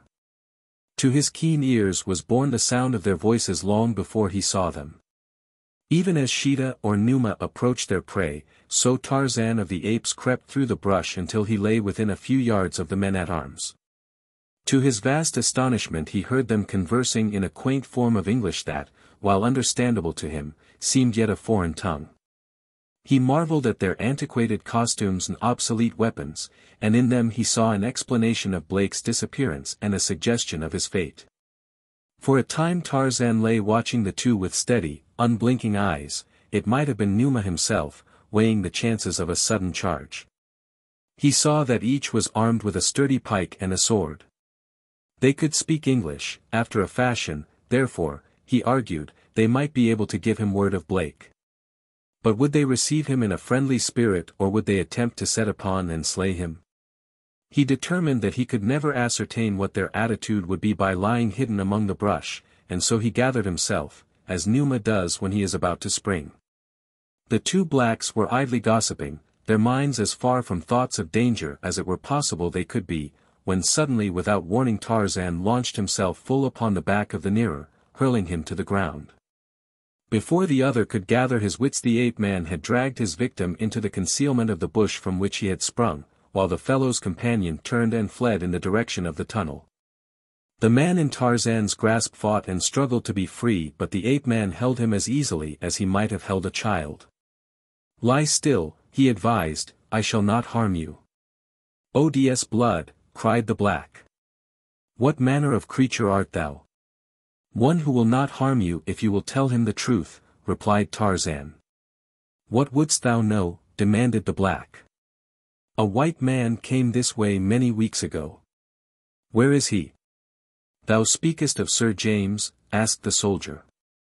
"Sir James," mused Tarzan, and then he recollected that Blake's first name was James. "His name was James," he replied, "James Blake." "Verily, 'tis the same," said the soldier. "You have seen him. Where is he now?" "He is defending the honor of our Lord Jesus and the Knights of Nim are in the Great Tourney in the lists upon the plain below the city. And hast thou come to wreak despite upon our good Sir James? Thou wilt find many doughty knights and men-at-arms who will take up the gage in his behalf." "I am his friend," said Tarzan. "Then why didst thou leap upon me thus, if thou beest a friend to Sir James?" demanded the man. "I did not know how you had received him or how you would receive me." "A friend of Sir James will be received well in Nim," said the man. Tarzan took the man's sword from him and permitted him to rise, his pike he had dropped before being dragged among the bushes. "Go before me and lead me to your master," commanded the ape-man, "and remember that your life will be the forfeit that you must pay for treachery." "Do not make me leave the road unguarded against the Saracens," begged the man. "Soon my companion will return with others and then I shall beg them to take thee where thou wilt." "Very well," agreed the ape-man. They had not waited long before he heard the sound of hastening footsteps and a strange jingling and clanking that might have been caused by the shaking of many chains and the striking against them of objects of metal. Shortly afterward he was surprised to see a white man clothed in chain mail and carrying a sword and buckler descending the trail at a trot, a dozen pikemen at his back. "Tell them to halt," commanded Tarzan, placing the point of the man's sword in the small of his back. "Tell them I would talk with them before they approach too closely." "Stop, I pray thee," cried the fellow. "This is a friend of Sir James, but he will run me through with my own sword and thou pressest him too close. Parley with him, most noble Sir Knight, for I would live at least to know the result of the Great Tourney." The knight halted a few paces from Tarzan and looked him up and down from feet to head. "Thou art truly a friend to Sir James?" he demanded. Tarzan nodded. "I have been seeking him for days." "And some mishap befell thee and thou lostest thy apparel?" The ape-man smiled. "I go thus, in the jungle," he said. "Art thou a Sir Knight and from the same country as Sir James?" "I am an Englishman," replied Tarzan of the Apes. "An Englishman? Thrice welcome then to Nim. I am Sir Bertram and a good friend to Sir James." "And I am called Tarzan," said the ape-man. "And thy rank?" inquired Sir Bertram. Tarzan was mystified by the strange manners and garb of his seemingly friendly inquisitor, but he sensed that whatever the man might be he took himself quite seriously and would be more impressed if he knew that Tarzan was a man of position. And so he answered him truthfully, in his quiet way. "A viscount," he said. "A peer of the realm," exclaimed Sir Bertram. "Prince Goberd wilt be o'er pleased to greet thee, Lord Tarzan. Come thou with me and I will furnish thee with apparel that befits thee." At the outer barbican Bertram took Tarzan into the quarters reserved for the knight commanding the warders and kept him there while he sent his squire to the castle to fetch raiment and a horse. And while they waited Bertram told Tarzan all that had befallen Blake since his arrival in Nimr and, too, much of the strange history of this unknown British colony. When the squire returned with the clothing it was found that it fitted the ape-man well, for Bertram was a large man, and presently Tarzan of the Apes was garbed as a knight of Nimr and was riding down toward the castle with Sir Bertram. Here the knight announced him at the gate as the Lord Viscount Tarzan. Once within he introduced him to another knight whom he persuaded to relieve him at the gate while he conducted Tarzan to the lists that he might be presented to Gobert and witness the final scenes of the tourney. Were it not concluded before they arrived. And so it was that Tarzan of the Apes, clad in chain mail, and armed with lance and sword, rode down into the valley of the sepulchre just as Bohun put his foul scheme into execution and carried off the Princess Ginalda. Long before they reached the lists Bertram was aware that something was amiss, for they could see the dust clouds racing rapidly north away from the lists as though one body of knights pursued another. He put spurs to his mount and Tarzan followed suit, and so they came at a stiff run to the lists and there they found all pandemonium. The women were mounting preparatory to riding back to Nimr under escort of a few knights that Gobert had sent back to guard them. The men-at-arms were forming themselves into companies. But all was being done in a confused manner since every now and then a great part of the company would rush to the highest part of the stands and peer off toward the north after the clouds of dust that revealed nothing to them. Sir Bertram accosted one of his fellows. "What hath befallen?" he demanded. "Bohun hath seized the Princess Ginalda and carried her away," came the astounding reply. "Zounds," cried Bertram, reining about. "Wilt ride with me in the service of our princess, Lord Tarzan?" For answer Tarzan spurred his horse alongside of Bertram's and stirrup to stirrup the two set out across the plain, while far ahead of them Blake drew gradually closer and closer to the fleeing knights of the sepulchre. So thick was the cloud of dust they threw up that they were hid from their pursuer even as he was hid from them and so were unaware that Blake was near them. The American carried no lance or shield, but his sword clattered and clashed at his side and at his right hip swung his 45. Whenever he had been armed, since he entered Nimr, he had carried this weapon of another world and another age. To their queries he had answered that it was but a lucky talisman that he carried, but in his heart was the thought that some day it might stand him in better stead than these simple knights and ladies could dream. He knew that he would never use it except in battle, or as a last resort against overwhelming odds or unfair tactics, but he was glad that he carried it today as it might mean the difference between liberty and captivity for the woman he loved. Slowly he drew closer to the rearmost knights of the sepulchre. Their mounts bred and trained to the utmost endurance and to carry the great weight of man and mail kept to a brisk canter even after the first long spurt of speed that had carried them away from the lists of Nimr. The dust rolled up in clouds from iron-shod feet. Through it Blake groped, catching vague glimpses of mounted men just ahead. The black, powerful, fleet, courageous, showed no sign of fatigue. The rider carried his sword in his hand, ready. He was no longer a black knight, but a grey.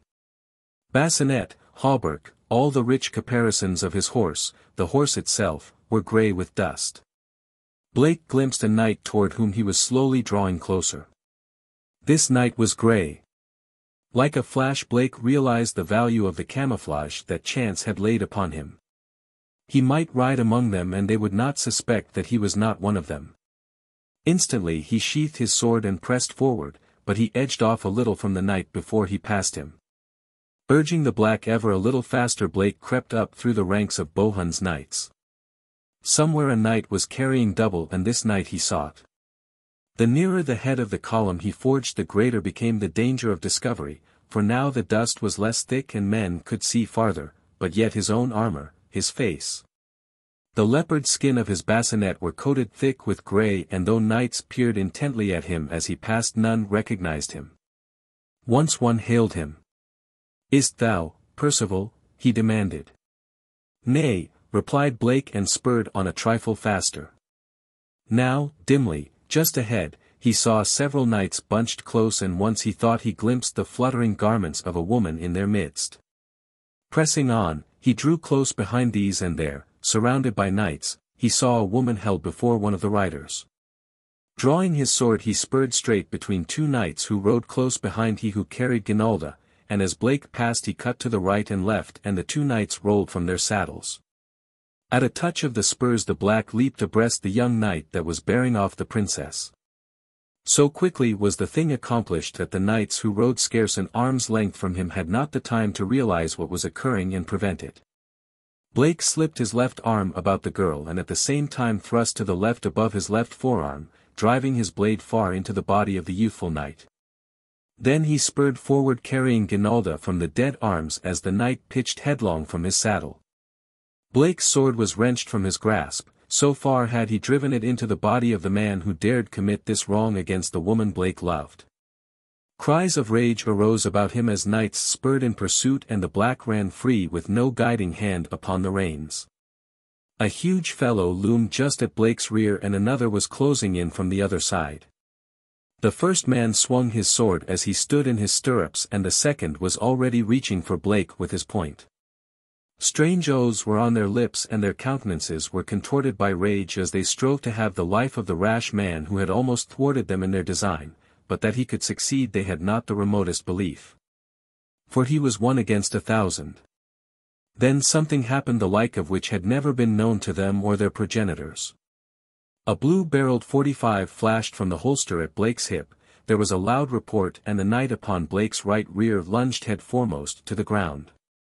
Blake turned in his saddle and shot the knight upon his other side between the eyes. Terrified, the horses of other knights close by, who might have menaced him, bolted, as did the great black that Blake best rode.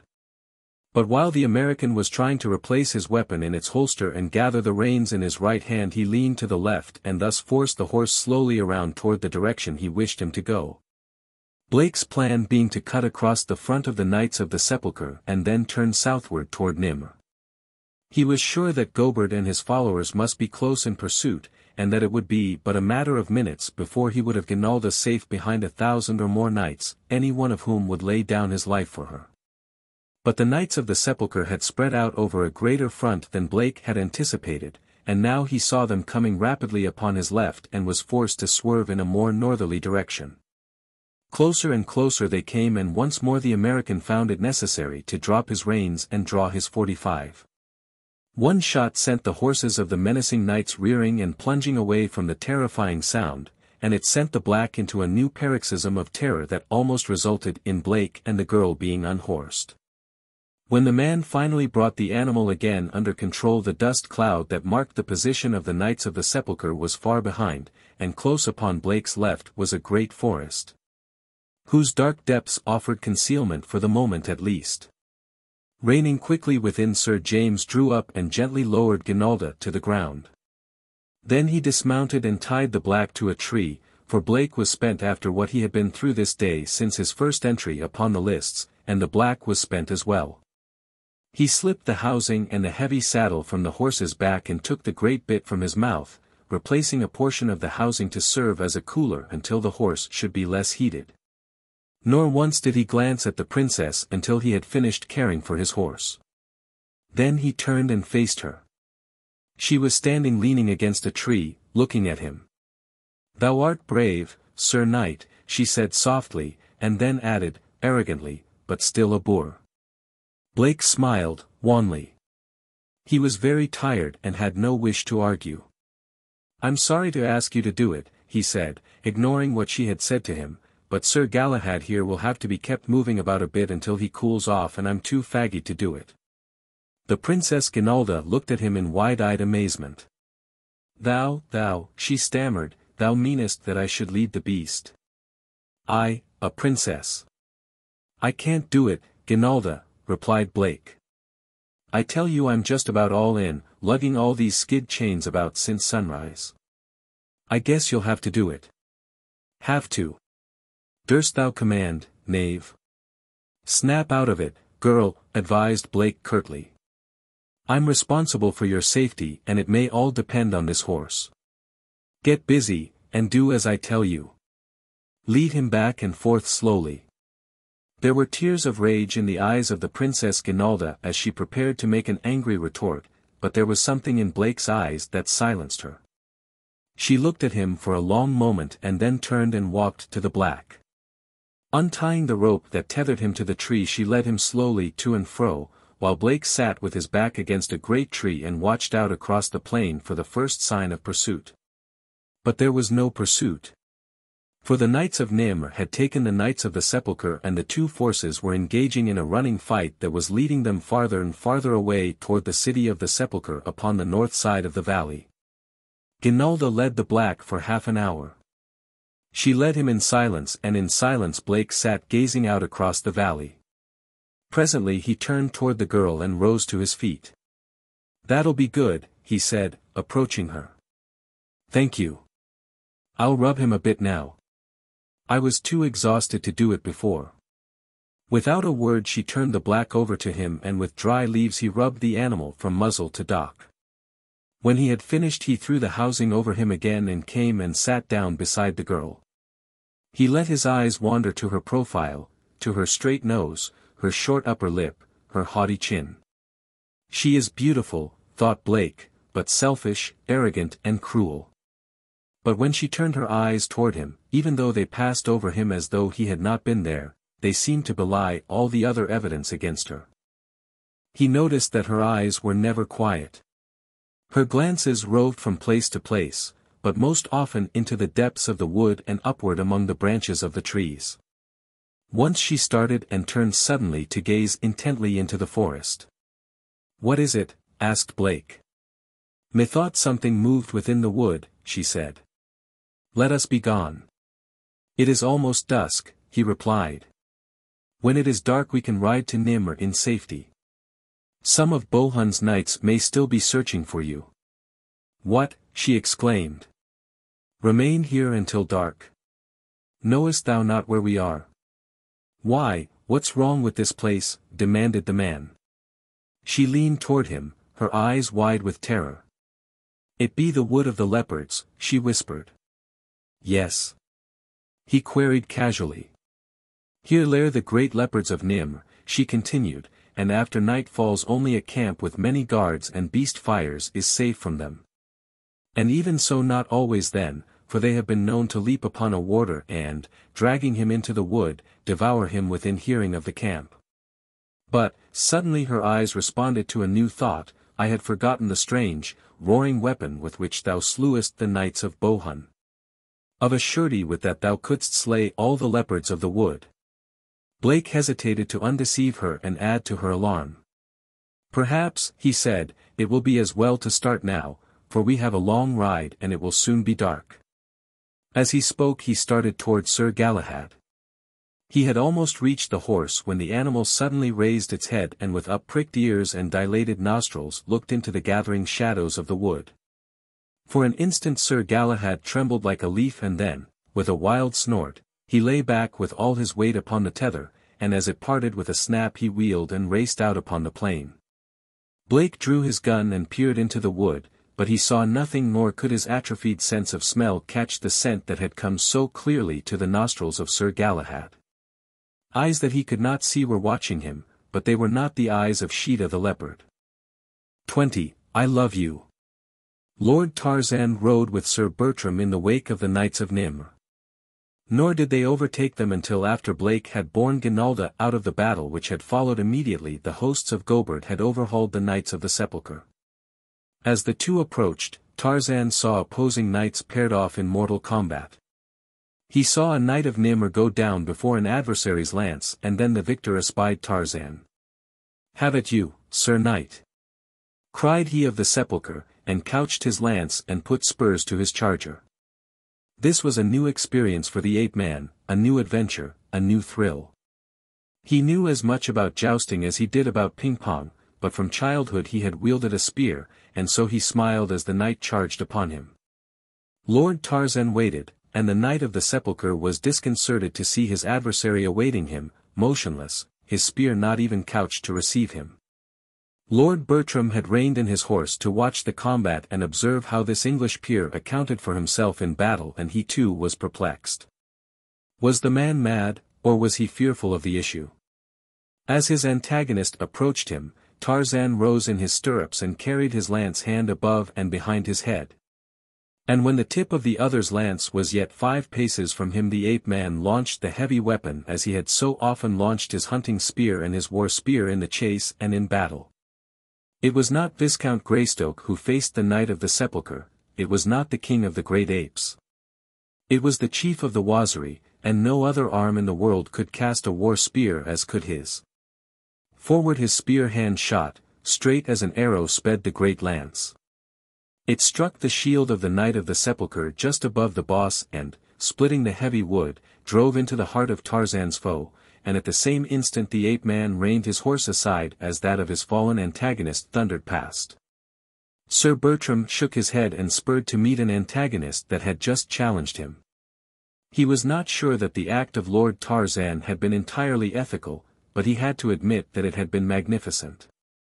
The fortunes of the battle carried Tarzan toward the west. His lance gone, he fought with his sword. Luck and his great strength and wondrous agility carried him through 2 encounters. By this time the battle had drawn off toward the northeast. Tarzan had accounted for his second man since he had lost his lance and a Knight of the Sepulchre had slain a Knight of Nimr.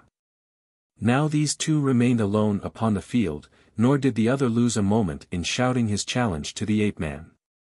Never in his life had Tarzan seen such fierce, bold men, such gluttons for battle.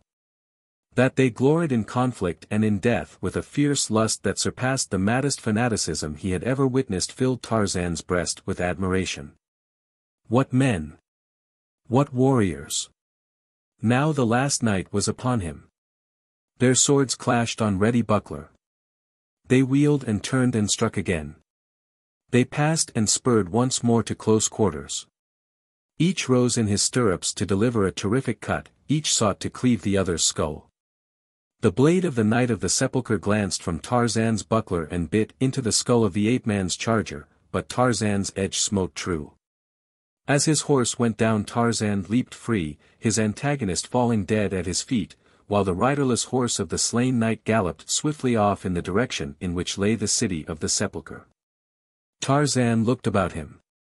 He was alone upon the field. Far to the north and east he saw the dust of battle.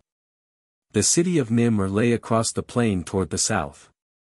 When the battle was over, it was there that Blake would ride, and it was Blake whom Tarzan wanted to find. The sun was sinking behind the western hills as Tarzan turned toward Nimr.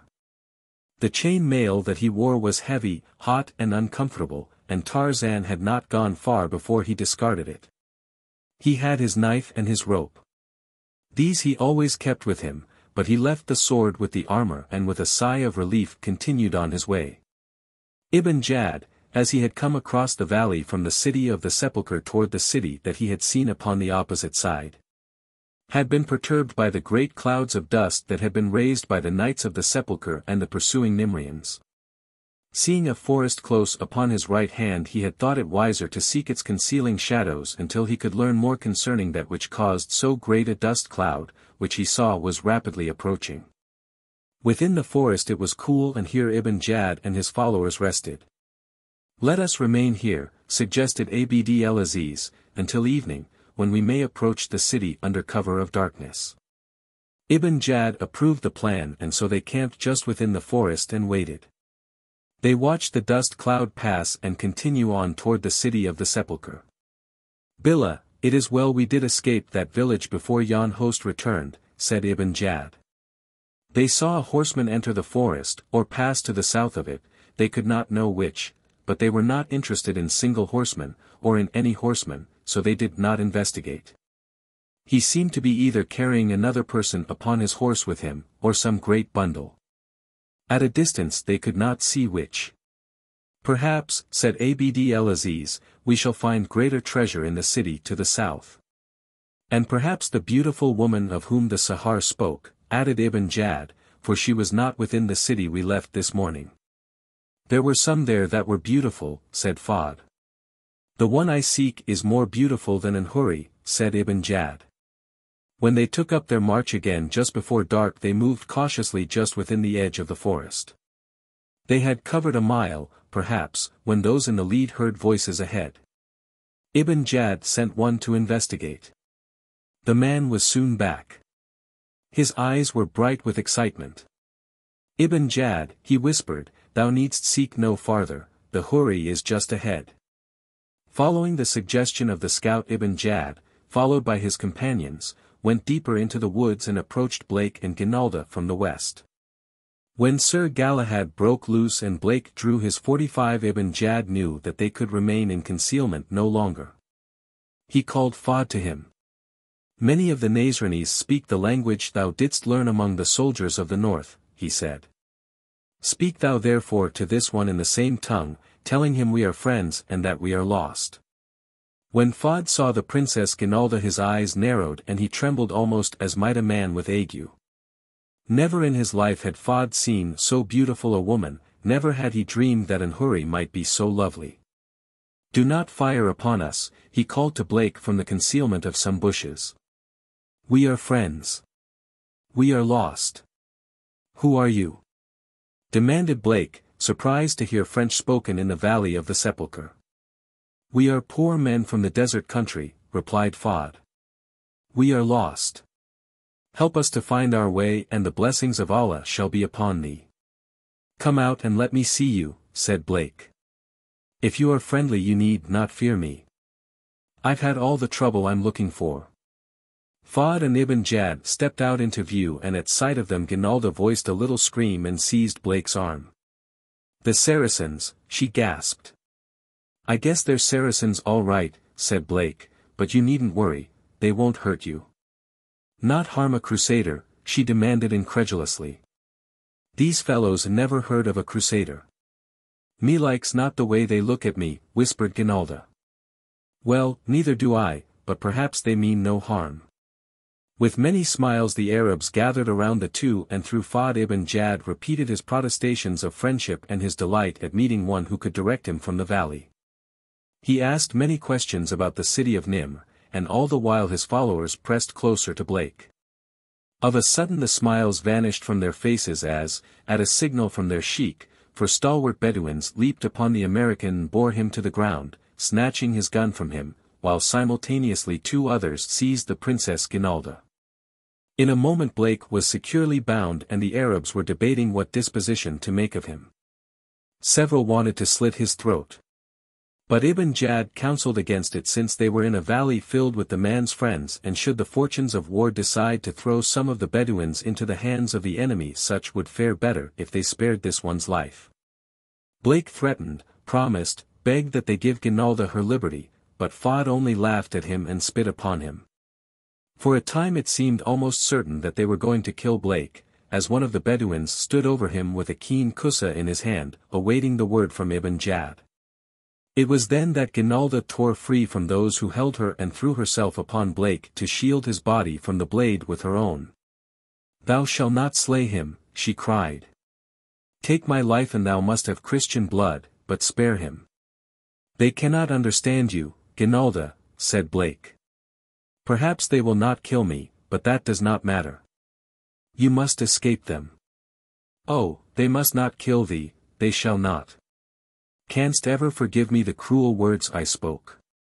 I did not mean them.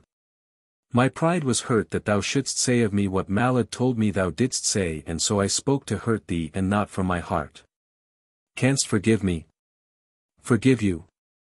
God love you, I could forgive you murder. But what did Malad tell you I had said? Oh, mind not now. I care not what thou saidst. I tell thee I forgive it. Say to me again thy words that thou didst speak when I pinned my favor upon thy hauberk and I can forgive thee anything. What did Malad say? Insisted Blake. That thou hadst bragged that thou wouldst win me and even cast my love aside, she whispered. The cur. You must know that he lied, Ginalda. Say what I have asked and I shall know he lied, she insisted. I love you. I love you, Ginalda. Cried Blake. The Arabs laid heavy hands upon the girl and dragged her to her feet. Ibn Jad and the others still argued about the disposition to be made of Blake. By Allah! exclaimed the sheik, "At last, we shall leave the Nazrani where he lies, and if he dies none can say that the Bedou did slay him.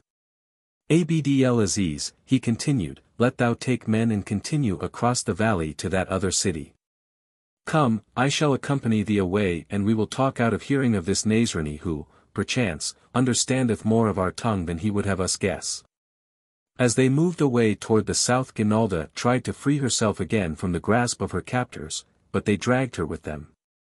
Until the last Blake saw her struggling. He saw her dear face turn toward him, and as they passed out of sight among the trees she called back through the falling night 3 words that meant more to him than all the languages of all the world combined: "I love you." At a distance from Blake the Arabs halted. "I leave thee here, Abd-el-Aziz," said Ibn Jad.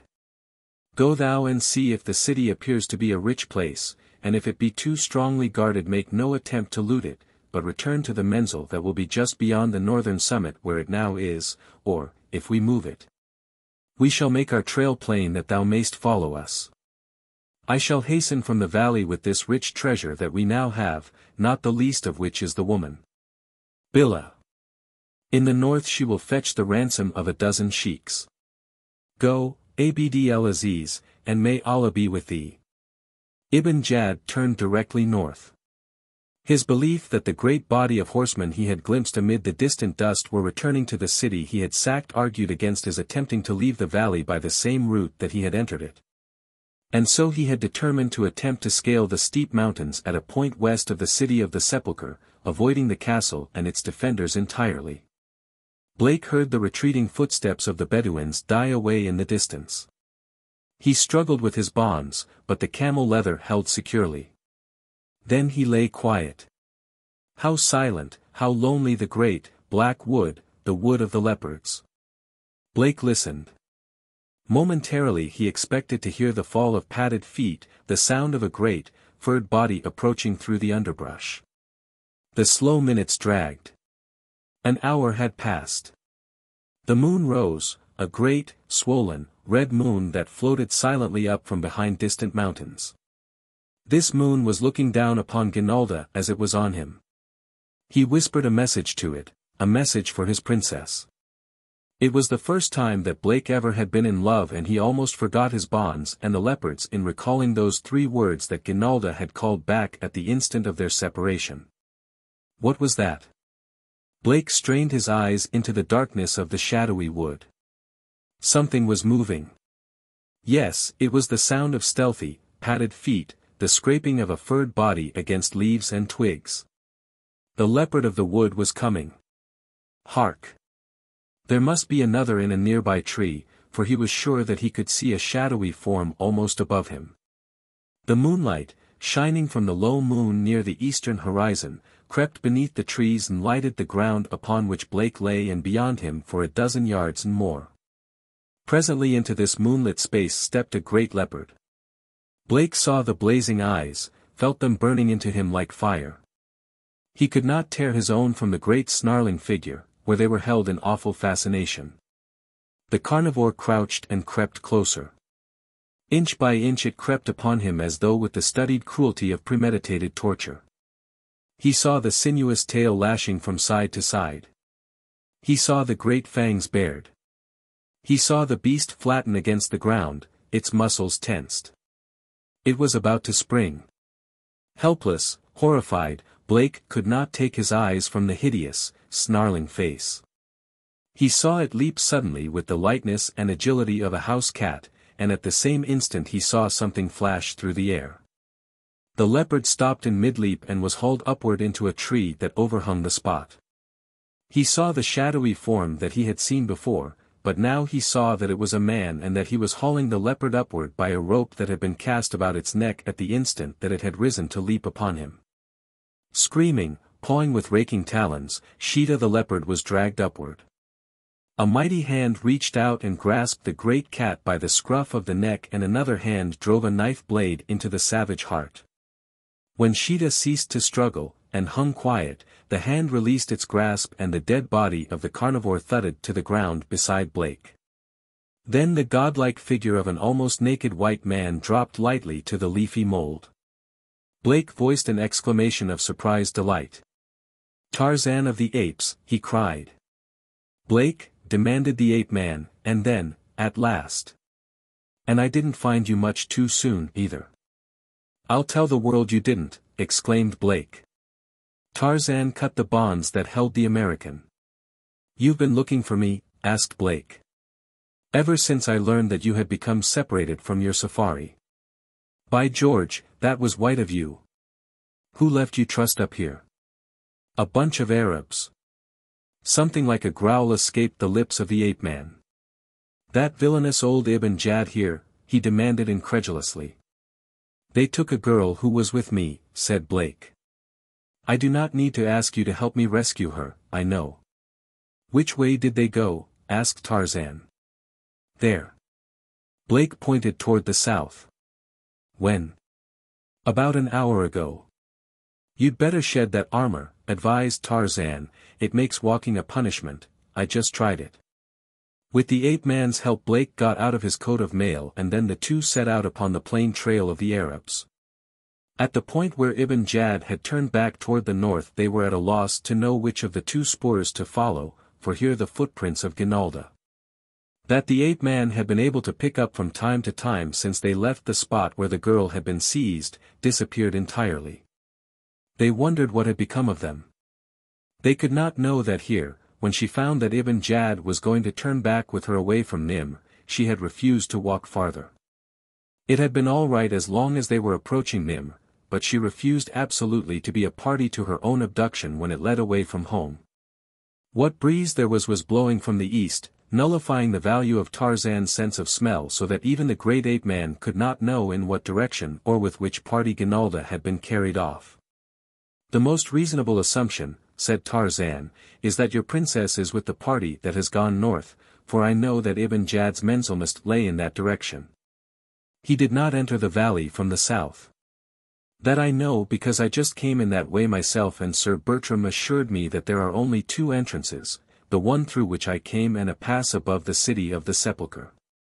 Ibn Jad would want to get the girl out of the valley and into his camp as soon as possible whether he is going to hold her for ransom or take her north to sell her. The party that went south toward Nimr may have been sent to treat with her people for a ransom, but the chances are that she is not with that party. However, it is at best but a matter of conjecture. We must ascertain definitely, and I suggest that you follow the northern spoor, which is, I am certain, the one that will lead to the girl, while I overtake the party to the south. I can travel faster than you and if I am right and the girl is with the northern party I'll turn back and overtake you without much loss of time. If you catch up with the other band and find the girl is not with them, you can turn back and join me. But if she is with them you'd better not risk trying to recover her until you have help, for you are unarmed and those Bedouins would think no more of cutting your throat than they would of drinking a cup of coffee. Now, goodbye and good luck." And Tarzan of the Apes set off at a trot upon the trail of the party that had gone in the direction of Nim, while Blake turned northward to face a dismal journey through the black depths of the Wood of the Leopards. 21. For every jewel a drop of blood. All night Ibn Jad and his party marched northward. Though they were hampered by the refusal of Ginalda to walk. Yet they made rapid progress for they were spurred on by their great desire to escape from the valley with their booty before they should be discovered and set upon by the great host of fighting men they were now convinced were quartered in the castle and city they had been fortunate enough to find almost deserted. Avarice gave them strength and endurance far beyond that which they normally displayed. With the result that dawn found them at the foot of the ragged mountains that Ibn Jad had determined to scale rather than attempt an assault upon the castle which guarded the easy way from the valley. It was a jaded party that won eventually to the pass just above the outer barbican that guarded the road to the city of the sepulchre. Nor were they discovered by the warders there until the last man of them was safely on the trail leading to the low saddle at the summit of the mountains, beyond which lay the Menzel of the Bedouins. The defenders of the barbican made a sortie against them and approached their rear so closely that the knight who commanded saw Ginalda and recognized her. But a volley from the matchlocks of the desert people sent the crudely armed soldiers of Bohun back in retreat, though the brave knight couched his lance and charged again until his horse was brought down by a bullet and he lay pinned beneath it. It was afternoon before Ibn Jad with his fagged company staggered into the menzil. Though they dropped in their tracks from sheer exhaustion, he allowed them but an hour of sleep before he gave the signal for the Rala. For the Sheikh of the Fendi El Guad was filled with an ever-increasing fear that the treasure and the woman would be taken away from him before he could reach the sandy wastes of his own barren Beyt. The heavy weight of the treasure had been divided into several bundles and these were distributed among his least mistrusted followers, while the custody of the girl captive was placed in the hands of Fahd, whose evil eyes filled the princess with fear and loathing. Stimbul, who had secretly scoffed at the stories of treasure and the mad tales of a beautiful woman that the Arabs expected to find in some fabulous, hidden city, was dumbfounded when he viewed the spoils of the Bedouin. And at first was inclined to attribute them to the hallucinations of his fever-racked brain. Weak, Stimbul staggered feebly along the trail, keeping as close to Fahd as he could, for he knew that of all the company this unscrupulous scoundrel would be most likely to assist him, for to Fahd a live Stimbul meant great wealth. Nor was Fahd unmindful of the fact. And now there was another purpose in the evil mind of the Bedouin who had conceived for the white girl an infatuation that was driving him to the verge of madness. With the wealth that Stimbul had promised him, Fahd realized that he could afford to possess this lovely houri whom otherwise a poor Bedouin must sell for the great price that she would bring. And so there revolved in the mind of Fahd many schemes whereby he might hope to gain sole possession of both Ginalda and Stimbul. But always there loomed in the path of every plan that he considered the dour figure of his greedy sheikh. At the foot of the mountains of the sepulchre Ibn Jad turned toward the east, thus to avoid passing again through the country of Batando. Beyond the eastern end of the range he would turn south again and later strike west just above the northern limits of the territory that was nominally Tarzan's. For though he knew that the Lord of the Jungle was dead he yet feared the vengeance of his people. It was late before Ibn Jad made camp. The preparations for the evening meal were hurried. The light from the cooking fire and the paper lanterns in the Beyt of the Sheikh was dim and flickering. Yet not so dim but that Ataja saw Fahd drop something into the bowl of food that she had prepared for Ibn Jad and which stood upon the ground between him and his would-be assassin. As the sheikh reached for the receptacle Ataja stepped from the women's quarters and struck it from his hand, but before she could explain her act or charge Fahd with his villainy the culprit, realizing that his perfidy had been discovered, leaped to his feet and seizing his matchlock sprang into the women's quarters where Ginalda had been left under the watchful care of Herfa and Ataja. Seizing the girl by the wrist and dragging her after him, Fahd broke through the curtains at the rear of the Beyt and ran in the direction of his own tent. By this time the Muqad of Ibn Jad was in an uproar. The sheikh was demanding an explanation from Ataja and still unaware that Fahd had escaped through the rear of the Beyt. No one had followed him into the women's quarters. "He placed Sim in thy food," cried Ataja. "I saw him and the proof of it be that he fled when he knew that I had seen." "Billah," exclaimed Ibn Jad. "The son of a jackal would poison me. Seize him and fetch him to me. He hath fled through the Beyt," cried Herfa, "and taken the Nazrania with him." The Bedouins sprang to their feet and took after Fahd, but at his own Beyt he stopped them with a bullet and they retreated. In his tent he seized Stimbul who was lying upon a filthy sleeping mat and dragged him to his feet. "Hasten," he hissed in the American's ear. "Ibn Jad has ordered that thou be slain. Quick! Follow me and I will save thee." Again Fahd had recourse to the rear curtains of a Beyt, and as his fellows approached the front in anger but with caution, Fahd, dragging Ginalda and followed by Stimbul, sneaked through the darkness of the menzil and turned toward the west. It was dusk when James Blake, following the plain trail of Ibn Jad, finally clambered over the last escarpment and stood upon the trail that led through the pass toward the outer world beyond the valley of the sepulchre. 100 yards to his right loomed the grey towers of the Barbican, to his left was the trail that led in the direction of his heart's desire, and all about him, concealed in the bushes, were the men-at-arms of King Bohun of the sepulchre. But this he did not guess, for how could he know that for hours the eyes of the warders had been watching his slow ascent toward the pass trail? Spent by the long climb following hours of grueling exertion without food or rest, unarmed, Blake was helpless to resist or to attempt escape when a dozen armed men stepped from the surrounding bushes and encircled him in a band of steel. And so Sir James of Nimr was seized and haled before King Bohun, and when he was questioned and Bohun found that he was the same Black Knight that had thwarted his plan to abduct the Princess Ginalda, he could scarce contain himself. Assuring Blake only of the fact that he would be put to death as soon as Bohun could determine upon a fate commensurate with the heinousness of the crime, the king ordered him to be placed in chains. And the American was led away by guards to a black hole beneath the castle, where by the light of flares a smith forged a heavy iron band about one ankle and he was chained to a damp stone wall. In the light of the flare Blake saw two emaciated, naked creatures similarly chained, and in a far corner glimpsed a skeleton among the bones of which rusted a length of chain and a great anklet. Then silently the guards and the smith departed, taking the flares with them, and James Blake was left in darkness and despair. Upon the plain, below the city of Nimr, Tarzan had overtaken the party of Bedouins led by Abd el-Aziz. And after assuring himself that the girl was not with them, he had turned without revealing himself to them and hurried northward to take up the trail of the other party. Requiring food and rest, he lay up in the wood of the leopards during the heat of the day after stalking Horta the boar and making a quick kill. His belly filled, the ape-man found a high-flung tree crotch where there was little likelihood of the heavy leopards of Nimr disturbing his slumbers. And here he slept until the sun was sinking behind the western Menzel where Ibn Jad's people had camped during his incursion of the Valley of the Sepulchre. Some time since, he had lost the spoor of Blake, but that of the girl frequently recurred, and as her rescue now took precedence over other considerations, he followed doggedly along the trail of Ibn Jad. For a time he was mystified by the fact that Ginalda's spoor, well marked by the imprints of the tiny sandals of medieval design, did not appear among the footprints of those who left the Bedouin Menzel. He lost some time searching about in an effort to discover a clue to the riddle, and presently he hit upon the truth, which lay in the fact that Ginalda's light sandals, having been badly worn by her journey and far too tight for comfortable walking, she had been given a pair belonging to Ataja.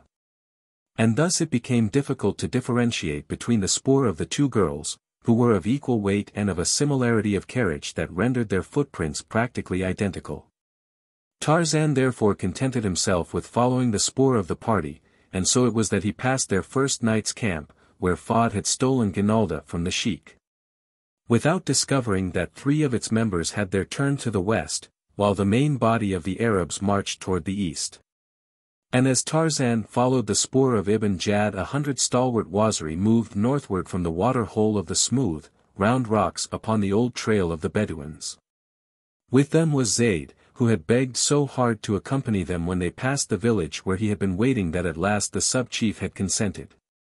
When Tarzan overtook the Arabs, they had already turned south around the eastern end of the mountains of the Sepulchre.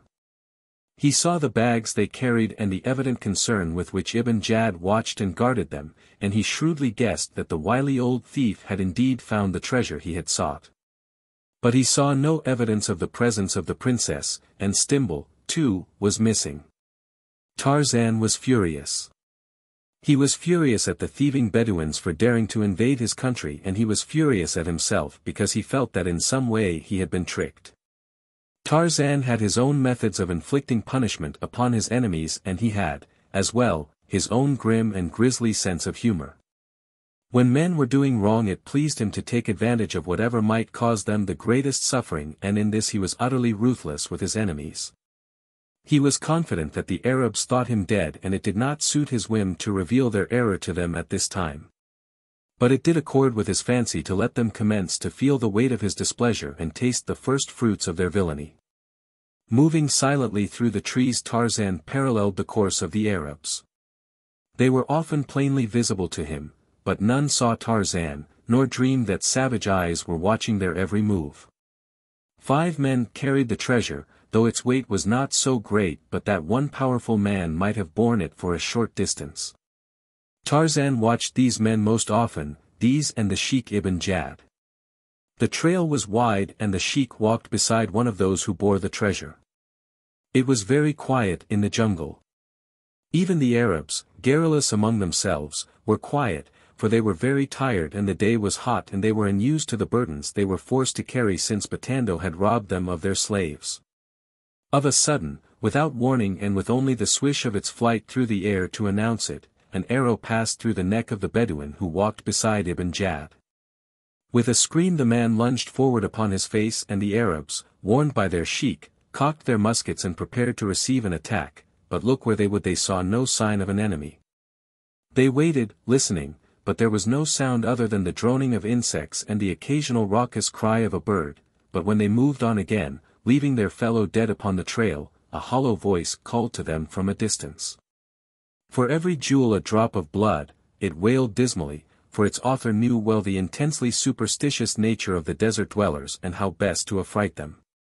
It was a shaken column that continued on its way, nor was there any mention of making camp until almost sunset, so anxious were they all to leave behind this gloomy wood and the horrid Afrit that inhabited it. But the forest persisted, and at length it became necessary to make camp. Here the camp fires and food relieved the tension upon their overwrought nerves, and their spirits had revived to such an extent that there were again singing and laughter in the menzil of Ibn Jad. The old sheikh himself sat in his makad surrounded by the 5 bags of treasure, one of which he had opened, and beneath the light of a lantern was fondling the contents. About him were his cronies, sipping their coffee. Suddenly something fell heavily upon the ground before the bait and rolled into the makad among them. It was the severed head of a man. Glaring up at them were the dead eyes of their fellow, whose corpse they had left lying in the trail earlier in the day. Horror-struck, spellbound, they sat staring at the gruesome thing when, from out of the dark forest, came the hollow voice again, for every jewel a drop of blood. Ibn Jad shook as a man with ague. The men of the camp gathered close together in front of the bait of the sheikh. Each grasped a musket in one hand and searched for his hijab with the other, for each carried several of these amulets, and that in demand this night was the one written against the jinn, for certainly none but a jinn could have done this thing. Hurfa stood half within the makad staring at the dead face of her fellow while Ataja crouched upon a sleeping mat in the quarters of the women. She did not see the back curtain rise, nor the figure that crept within. It was dark in the quarters of the harem since little light filtered in from the lanterns in the makad. Ataja felt a hand clapped across her mouth at the same instant that another grasped her by the shoulder. A voice whispered in her ear. "Make no sound. I shall not hurt thee. I am a friend to Zeyd. Tell me the truth and no harm will befall thee or him. Where is the woman Ibn Jad brought from the valley?" He who held her placed his ear close to her lips and removed his hand from them. Ataja trembled like a leaf. She had never seen a jinn. She could not see the creature that leaned close to her, but she knew that it was one of those fearsome creatures of the night. "Answer," whispered the voice in her ear. "If thou wouldst save Zeyd, speak and speak the truth." "Fod took the woman from our menzil last night," she gasped. "I do not know where they went." As it came, in silence the presence left the side of the terrified girl. When Hurfa sought her a moment later she found her in a swoon. 22. Bride of the Ape. Blake squatted upon the stone floor in the utter darkness of his dungeon. After his jailers had left he had spoken to his fellow prisoners, but only one had replied, and his gibbering tones assured the American that the poor wretch had been reduced to stark insanity by the horrors of imprisonment in this foul hole.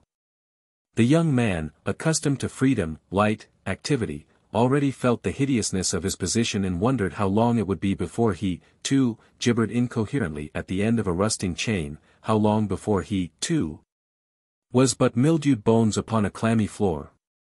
In utter darkness and in utter silence there is no time, for there is no means by which one may compute the passage of time. How long Blake crouched in the stifling air of his dank dungeon he could not know. He slept once, but whether he had dozed for an instant or slept the clock around he could not even hazard a guess. And of what moment was it? A second, a day, a year meant nothing here. There were only two things that could mean anything to Jim Blake now, freedom or death. He knew that it would not be long before he would welcome the latter. A sound disturbed the silence of the buried vault. Footsteps were approaching. Blake listened as they came nearer. Presently he discerned a flickering light that grew in intensity until a pine torch illuminated the interior of his prison. At first it blinded his eyes so that he could not see who came, bearing the light, but whoever it was crossed and stopped before him. Blake looked up, his eyes more accustomed to the unwonted brilliance, and saw two knights standing before him. "It is he," said one. "Dost thou not know us, Sir Black Knight?" demanded the other. Blake looked at them closely. A slow smile lighted his face, as he saw a great bandage wrapped about the neck of the younger man. "I suppose," he said, "here is where I get mine." "Get thine." "What meanest thou?" demanded the older man. "Well, you two certainly haven't come to pin any medals on me, Sir Wildred," said Blake, with a wry smile. "Thou speakest in riddles," said Wildred. "We have come to free thee that the young king may not bring disgrace upon the Knights of the Sepulchre by carrying out his wicked will with thee. Sir Guy and I heard that he would burn thee at the stake, and we said to one another that while blood flowed in our bodies we would not let so valorous a knight be thus shamelessly wronged by any tyrant." As he spoke, Wildred stooped and with a great rasp commenced filing upon the iron rivets that held the hinged anklet in place. "You are going to help me to escape," exclaimed Blake. "But suppose you are discovered, will not the king punish you?" "We shall not be discovered," said Wildred, "though I would take that chance for so noble a knight as thee. Sir Guy is upon the outer barbican this night and 'twill be no trick to get thee that far. He can pass thee through and thou canst make thy way down the mountainside and cross to Nimr. We cannot get thee through the city gates for these be held by two of Bohun's basest creatures, but perchance upon the morrow Sir Guy or I may find the way to ride out upon the plain with a led horse. And that we shall if so it hap that it be possible. Tell us a thing that hath filled us with questioning," said Sir Guy. "I don't follow you," said Blake. "Thou didst, and mighty prettily too, take the Princess Ginalda from under the very nose of Bohun," continued Guy, "and yet later she was seen in the clutches of the Saracens. How came this to pass?" "She was seen," demanded Blake. "Where?" "Beyond the outer barbican she was and the Saracens carried her away through the pass that letteth no man knoweth where," said Wildred. Blake told them of all that had transpired since he had taken Ginalda from Bohun, and by the time he had finished the rivets had been cut and he stood again a free man. Wildred smuggled him through secret passages to his own quarters and there gave him food and new clothing and a suit of armor. For now that they knew he was riding out over the pass into the strange country they had decided that he could only be permitted to do so properly armored, armed and mounted. It was midnight when Wildred smuggled Blake through the castle gate and rode with him toward the outer barbican. There Sir Guy met them and a few minutes later Blake bid these chivalrous enemies goodbye and, mounted on a powerful charger, his own colours flying from his lance tip, rode beneath the portcullis and out upon the starlit road that led to the summit of the mountains of the Sepulchre. Toyat, the king ape, picked a succulent beetle from the decaying bark of a fallen tree. About him were the great, savage people of his tribe. It was afternoon and the apes loafed in the shade of great trees beside a little natural clearing in the jungle. They were content and at peace with all the world. Coming toward them were three people, but the wind blew from the apes toward the people and so neither Toyat nor any of his fellows caught the scent spoor of the Tarmangani. The jungle trail was soft with damp mold, for it had rained the night before, and the feet of the three gave forth no sound that the apes heard. Then, too, the three were moving cautiously for they had not eaten for 2 days and they were hunting for food. There was a grey old man, emaciated by fever, tottering along with the aid of a broken tree branch. There was a wicked-eyed Bedouin carrying a long musket, and the third was a girl whose strange garments of splendid stuffs were torn and soiled. Her face was streaked with dirt and was drawn and thin, yet still it was a face of almost heavenly beauty. She walked with an effort, and though she sometimes stumbled from weariness never did she lose a certain regalness of carriage, nor lower the haughty elevation of her well-moulded chin. The Bedouin was in the lead. It was he who first sighted a young ape playing at the edge of the clearing, farthest from the great bulls of the tribe of Toyat. Here was food. The Bedouin raised his ancient weapon and took aim. He pressed the trigger and the ensuing roar mingled with the scream of pain and terror that burst from the wounded Balu. Instantly the great bulls leaped to action. Would they flee the feared and hated thunder stick of the Tarmangani, or would they avenge the hurting of the Balu? Who might know? Today they might do the one, tomorrow, under identical circumstances, the other. Today they chose vengeance. Led by Toyat, growling hideously, the bulls lumbered forward to investigate. It was this sight that met the horrified gaze of the three as they followed up Fod's shot to learn if at last they were to eat or if they must plod on hopelessly, weakened by the hunger gnawing at their vitals. Fod and Stimble turned and bolted back down the trail, the Arab, in his cowardly haste, pushing Ginalda to one side and hurling her to the ground. The leading bull, seeing the girl, leaped upon her and was about to sink his teeth into her neck when Toyat seized him and dragged him from her, for Toyat had recognized her for what she was. The king ape had once seen another Tarmangani she and had decided that he would like to have one as a wife.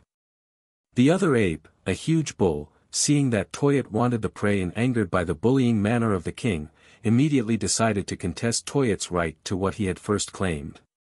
Baring his fangs he advanced menacingly toward Toyat who had dragged the girl back into the clearing. Toyat snarled back at him. "Go away," said Toyat. "This is Toyat's she." "It is Goyad's," replied the other, advancing. Toyat turned back. "I kill," he screamed. Goyad came on and suddenly Toyat seized Ginalda in his hairy arms and fled into the jungle. Behind him, bellowing and screaming, pursued Goyad. The princess Ginalda, wide-eyed with horror, fought to free herself from the hideous, hairy creature that was bearing her off. She had never seen nor even heard of such a thing as a great ape, and she thought them now some hideous, low inhabitant of that outer world that she had always been taught consisted of encircling armies of Saracens and beyond and at a great distance a wonderful country known as England. What else was there she had not even tried to guess, but evidently it was a horrid place peopled by hideous creatures, including dragons. Toyat had run no great distance when he realized that he could not escape while burdened with the she, and as he had no mind to give her up he turned suddenly and faced the roaring Goyad. Goyad did not stop. He came on frothing at the mouth, bristling, snarling, a picture of bestial savagery, power and frenzied rage. Toyat, relinquishing his hold upon the girl, advanced to meet the charge of his rebellious subject, while Ginalda, weakened by unaccustomed exertion and lack of nourishment, appalled by the hideous circumstances of her plight, sank panting to the ground. Toyat and Goyad, immersed in the prospect of battle, were oblivious to all else. Could Ginalda have taken advantage of this temporary forgetfulness of her she might have escaped. But she was too stunned, too exhausted to take advantage of her opportunity. Spellbound, fascinated by the horror of it, she watched these terrifying, primordial man-beasts preparing to do battle for possession of her. Nor was Ginalda the sole witness of these savage preliminaries.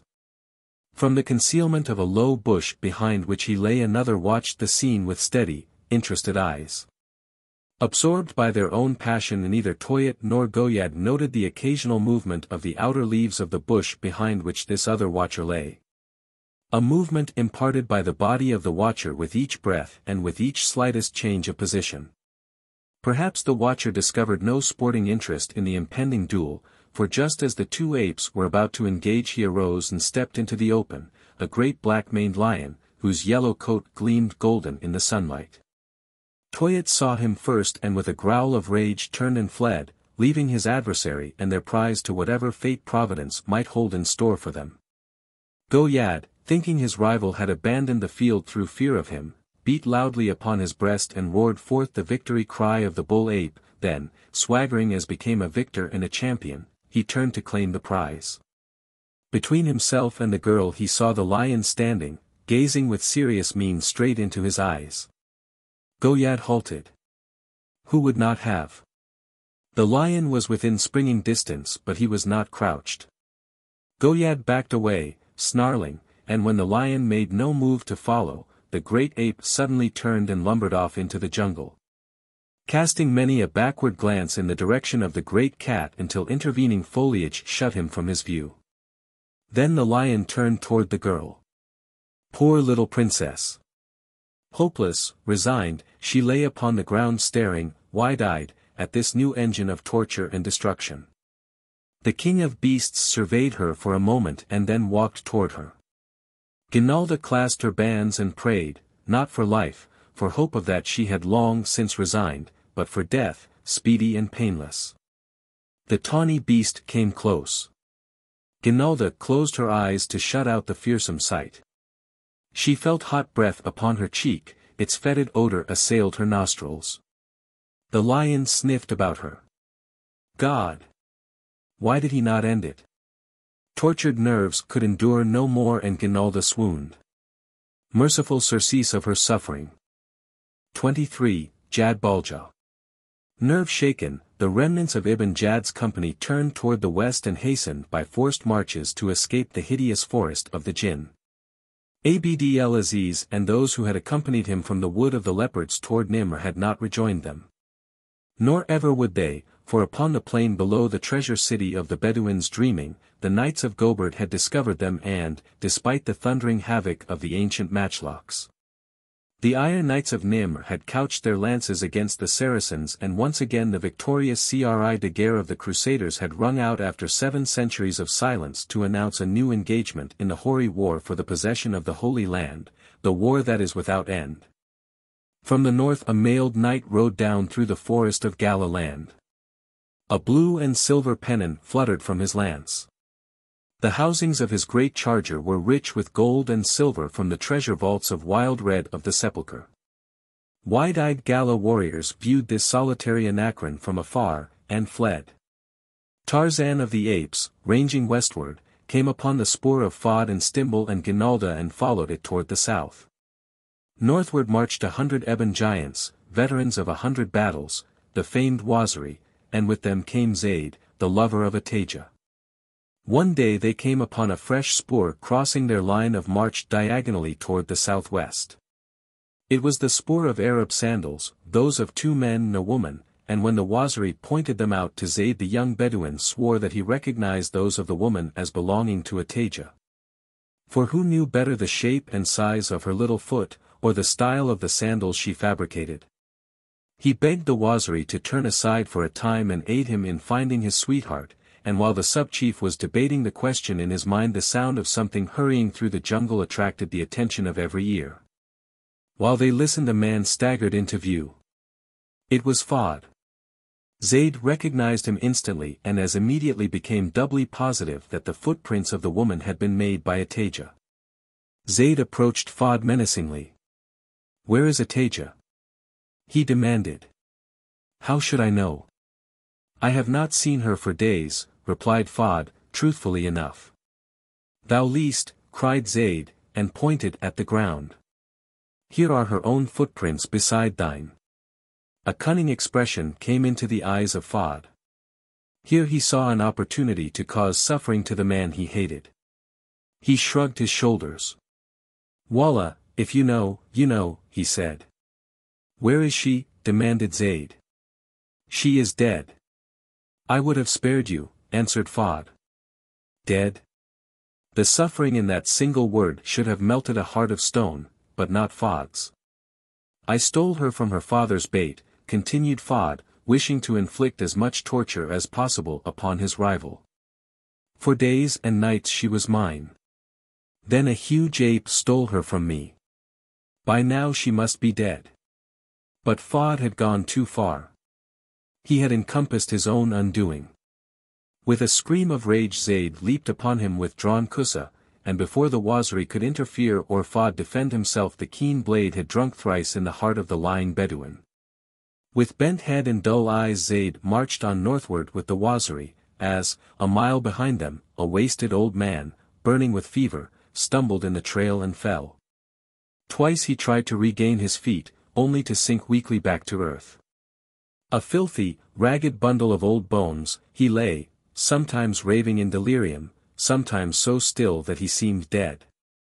Down from the north came Tarzan of the Apes upon the spoor of Ginalda and the 2 who had accompanied her.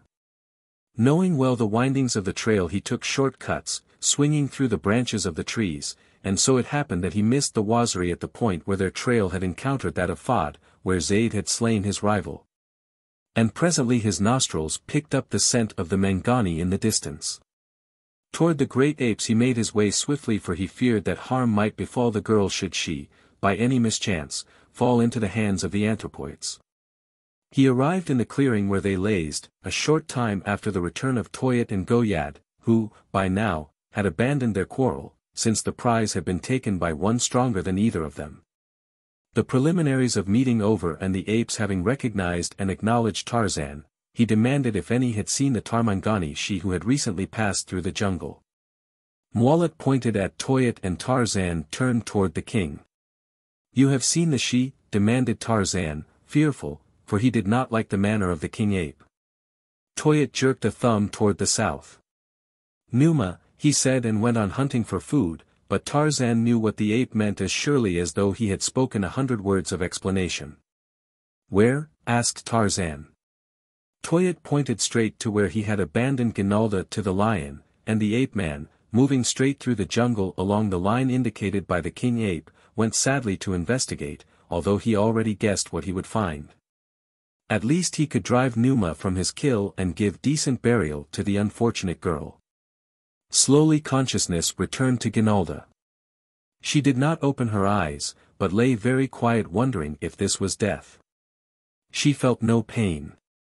Presently a sickly sweet and pungent odor assailed her nostrils and something moved very close to her, so close that she felt it against her body, pressing gently, and where it pressed she felt heat as from another body. Fearfully she opened her eyes, and the horror of her predicament again swept over her, for she saw that the lion had lain down almost against her. His back was toward her, his noble head was lifted, his black mane almost brushed her face. He was looking off, intently, toward the north. Ginalda lay very quiet. Presently she felt, rather than heard, a low rumbling growl that seemed to have its origin deep in the cavernous chest of the carnivore. Something was coming. Even Ginalda sensed that, but it could not be succor, for what could succor her from this hideous beast? There was a rustling among the branches of the trees 100 feet away, and suddenly the giant figure of a demigod dropped to the ground. The lion rose and faced the man. The two stood thus, eyeing one another for a brief moment. Then the man spoke. "Jad-bal-Ja," he exclaimed, and then, "Come to heel." The great, golden lion whined and strode across the open space, stopping before the man. Ginalda saw the beast look up into the face of the demigod and saw the latter stroke the tawny head affectionately, but meanwhile the eyes of the man, or god, or whatever he was, were upon Ginalda, and she saw the sudden relief that came to them as Tarzan realized that the girl was unharmed. Leaving the lion, the ape-man crossed to where the princess lay and knelt beside her. "You are the Princess Ginalda?" he asked. The girl nodded, wondering how he knew her. As yet she was too stunned to command her own voice. "Are you hurt?" he asked. She shook her head. "Do not be afraid," he assured her in a gentle voice. "I am your friend. You are safe now." There was something in the way he said it that filled Ginalda with such a sense of safety as all the mailed knights of her father's realm had scarce imparted. "I am not afraid, any more," she said simply. "Where are your companions?" he asked. She told him all that had happened. "You are well rid of them," said the ape-man, "and we shall not attempt to find them. The jungle will account for them in its own way and in its own good time." "Who art thou?" asked the girl. "I am Tarzan." "How didst thou know my name?" she queried. "I am a friend of one whom you know as Sir James," he explained. "He and I were searching for you." "Thou art his friend?" she cried. "Oh, sweet sir, then thou art mine as well." The ape-man smiled. "Always," he said. "Why did the lion not kill thee, Sir Tarzan?" she demanded, thinking him a simple knight, for in her land there were only these beside the members of her princely house and the pseudo-king of the city of the sepulchre. For in the original company that had been wrecked upon the coast of Africa at the time of the Third Crusade there were only knights, except one bastard son of Henry II, who had been the original Prince Gobert. Never having been in contact with an English king since they parted from Richard at Cyprus, Gobert had assumed the right to issue patents of nobility to his followers, solely the prerogative of the king. "Why did the lion not kill me?" repeated Tarzan. Because he is Jad-bal-Ja, the golden lion, which I raised from cubhood. All his life he has known me only as friend and master.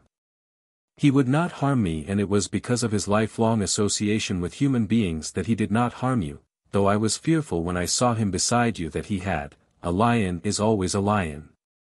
Thou dwellest nearby? Asked the girl. Far away, said Tarzan, but there must be some of my people nearby, else Jad-bal-Ja would not be here. I sent for my warriors and doubtless he has accompanied them. Finding that the girl was hungry, Tarzan bade the golden lion remain and guard her while he went in search of food. Do not fear him, he told her, and remember that you could not have a protector more competent than he to discourage the approach of enemies. And well may I believe it, admitted Ginalda. Tarzan returned with food and then, as the day was not done, he started back toward Nimr with the rescued girl, carrying her, as she was now too weak to walk, and beside them strode the great, black-maned lion of gold. During that journey Tarzan learned much of Nimr and also discovered that Blake's love for his princess was apparently fully reciprocated by the girl. For she seemed never so content as when talking about her Sir James and asking questions concerning his far country in his past life, of which, unfortunately, Tarzan could tell her nothing. Upon the second day the three came to the great cross, and here Tarzan hailed the warders and bade them come and take their princess.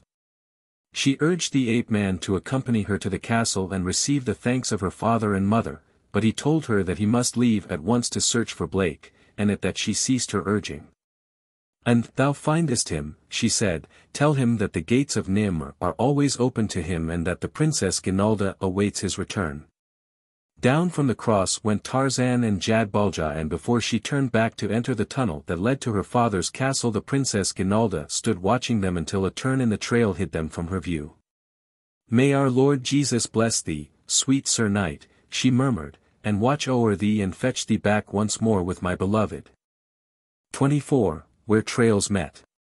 Down through the forest rode Blake, searching for some clue to the whereabouts of the Arabs, ranging this way and that, following trails and abandoning them.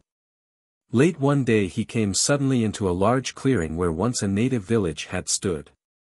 The jungle had not yet reclaimed it, and as he entered it he saw a leopard crouching upon the far side, and before the leopard lay the body of a human being. At first Blake thought the poor creature dead, but presently he saw it attempt to rise and crawl away. The great cat growled and advanced toward it. Blake shouted and spurred forward, but Sheeta paid no attention to him, evidently having no mind to give up its prey, but as Blake came nearer the cat turned to face him with an angry growl. The American wondered if his horse would dare the close proximity of the beast of prey, but he need not have feared. Nor would he had he been more fully acquainted with the customs of the Valley of the Sepulchre, where one of the greatest sports of the knights of the two enemy cities is hunting the giant cats with lance alone when they venture from the sanctuary of the Wood of the Leopards. The charger that Blake best rode had faced many a savage cat, and larger, too, by far than this one. And so he fell into his charging stride with no show of fear or nervousness, and the two thundered down upon Sheeta while the creature that was to have been its prey looked on with wide, astounded eyes. Within the length of its spring Sheeta rose swiftly to meet the horse and man. He leaped, and as he leaped he struck full on the metal tip of the great lance, and the wooden shaft passed through him so far that it was with difficulty that the man forced the carcass from it. When he had done so he turned and rode to the side of the creature lying helpless on the ground. My God, he cried as his eyes rested on the face below him. Stimble. Blake. The younger man dismounted. I'm dying, Blake, whispered Stimble. Before I go I want to tell you that I'm sorry. I acted like a cad. I guess I've got what was coming to me. Never mind that, Stimble, said Blake. You're not dead yet. The first thing is to get you where there are food and water. He stooped and lifted the emaciated form and placed the man in his saddle. I passed a small native village a few miles back. They all ran when they saw me, but we'll try there for food. What are you doing here? Asked Stimble. And in the name of King Arthur, where did you get the outfit? I'll tell you about it when we get to the village, said Blake. It's a long story. I'm looking for a girl that was stolen by the Arabs a few days ago. God, ejaculated Stimble. You know something about her? Demanded Blake. I was with the man that stole her, said Stimble, or at least who stole her from the other Arabs. Where is she? She's dead, Blake. Dead? A bunch of those big anthropoid apes got her. The poor child must have been killed immediately. Blake was silent for a long time, walking with bowed head as, weighted down by heavy armor, he led the horse along the trail. Did the Arabs harm her? He asked presently. No, said Stimble. The sheik stole her either for ransom or to sell her in the north, but Fahd stole her for himself. He took me along because I had promised him a lot of money if he'd save me, and I kept him from harming the girl by telling him that he'd never get a cent from me if he did. I felt sorry for the poor child and I made up my mind that I was going to save her if I could. When Blake and Stimble approached the village, the blacks fled, leaving the white men in full possession of the place. It did not take Blake long to find food for them both. Making Stimble as comfortable as possible, Blake found fodder for his horse and presently returned to the old man. He was engaged in narrating his experiences when he was suddenly aware of the approach of many people. He could hear voices and the pad of naked feet. Evidently the villagers were returning. Blake prepared to meet them with friendly overtures, but the first glimpse he had of the approaching party gave him a distinct shock, for these were not the frightened villagers he had seen scurrying into the jungle a short time before. With white plumes waving about their heads, a company of stalwart warriors came swinging down the trail. Great oval shields were upon their backs, long war spears in their hands. Well, said Blake, I guess we're in for it. The villagers have sent for their big brothers. The warriors entered the village and when they saw Blake they halted in evident wonder. One of their number approached him and to Blake's surprise addressed him in fairly good English. We are the Waziri of Tarzan, he said. We search for our chief and master. Have you seen him, Bwana? The Waziri. Blake could have hugged them. He had been at his wit's end to know what he was to do with Stimble. Alone he never could have brought the man to civilization, but now he knew that his worries were over. Had it not been for the grief of Blake and Zeyd, it had been a merry party that made free with the cassava and beer of the villagers that night, for the Waziri were not worrying about their chief. Tarzan cannot die, said the sub-chief to Blake, when the latter asked if the other felt any fear as to the safety of his master, and the simple conviction of the quiet words almost succeeded in convincing Blake of their truth. Along the trail plodded the weary Arabs of the Beni Salem Fendi El Gouad. Tired men staggered beneath the weight of half-loads. The women carried even more. Ibn Jad watched the treasure with greedy eyes. An arrow came from nowhere and pierced the heart of a treasure-bearer close before Ibn Jad. A hollow voice sounded from the jungle, for every jewel a drop of blood. Terrified, the Bedouins hastened on. Who would be next? They wanted to cast aside the treasure, but Ibn Jad, greedy, would not let them. Behind them they caught a glimpse of a great lion. He terrified them because he did not come nearer or go away, he just stalked silently along behind. There were no stragglers. An hour passed. The lion paced just within sight of the tail end of the column. Never had the head of one of Ibn Jad's columns been so much in demand. Everyone wished to go in the lead. A scream burst from another treasure carrier. An arrow had passed through his lungs. For every jewel a drop of blood. The men threw down the treasure. We will not carry the accursed thing more, they cried, and again the voice spoke. Take up the treasure, Ibn Jad, it said. Take up the treasure. It is thou who murdered to acquire it. Pick it up, thief and murderer, and carry it thyself. Together the Arabs made the treasure into one load and lifted it to Ibn Jad's back. The old sheik staggered beneath the weight. I cannot carry it, he cried aloud. I am old and I am not strong. Thou canst carry it, or die. Boomed the hollow voice, while the lion stood in the trail behind them, his eyes glaring fixedly at them. Ibn Jad staggered on beneath the great load. He could not now travel as fast as the others, and so he was left behind with only the lion as company, but only for a short time. Ataja saw his predicament and came back to his side, bearing a musket in her hands. "Fear not," she said, "I am not the son thou didst crave, but yet I shall protect thee even as a son." It was almost dusk when the leaders of the Bedouin company stumbled upon a village.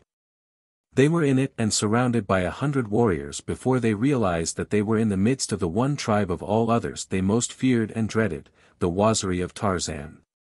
The sub-chief disarmed them at once. "Where is Ibn Jad?" demanded Zeyd. "He cometh," said one. They looked back along the trail and presently Zeyd saw 2 figures approaching. One was a man bent beneath a great load and the other was that of a young girl. What he did not see was the figure of a great lion in the shadows behind them. Zeyd held his breath because, for an instant, his heart had stopped beating. "Ataja," he cried and ran forward to meet her and clasp her in his arms. Ibn Jad staggered into the village. He took one look at the stern visages of the dread Waziri and sank weakly to the ground, the treasure almost burying him as it fell upon his head and shoulders. Herfa voiced a sudden scream as she pointed back along the trail, and as every eye turned in that direction, a great golden lion stepped into the circle of the firelight in the village, and at its side strode Tarzan, Lord of the Jungle. As Tarzan entered the village, Blake came forward and grasped his hand. "We were too late," said the American sadly. "What do you mean?" asked the ape-man. "The Princess Ginalda is dead." "Nonsense," exclaimed Tarzan. "I left her this morning at the entrance to the city of Nimr." A dozen times Tarzan was forced to assure Blake that he was not playing a cruel joke upon him.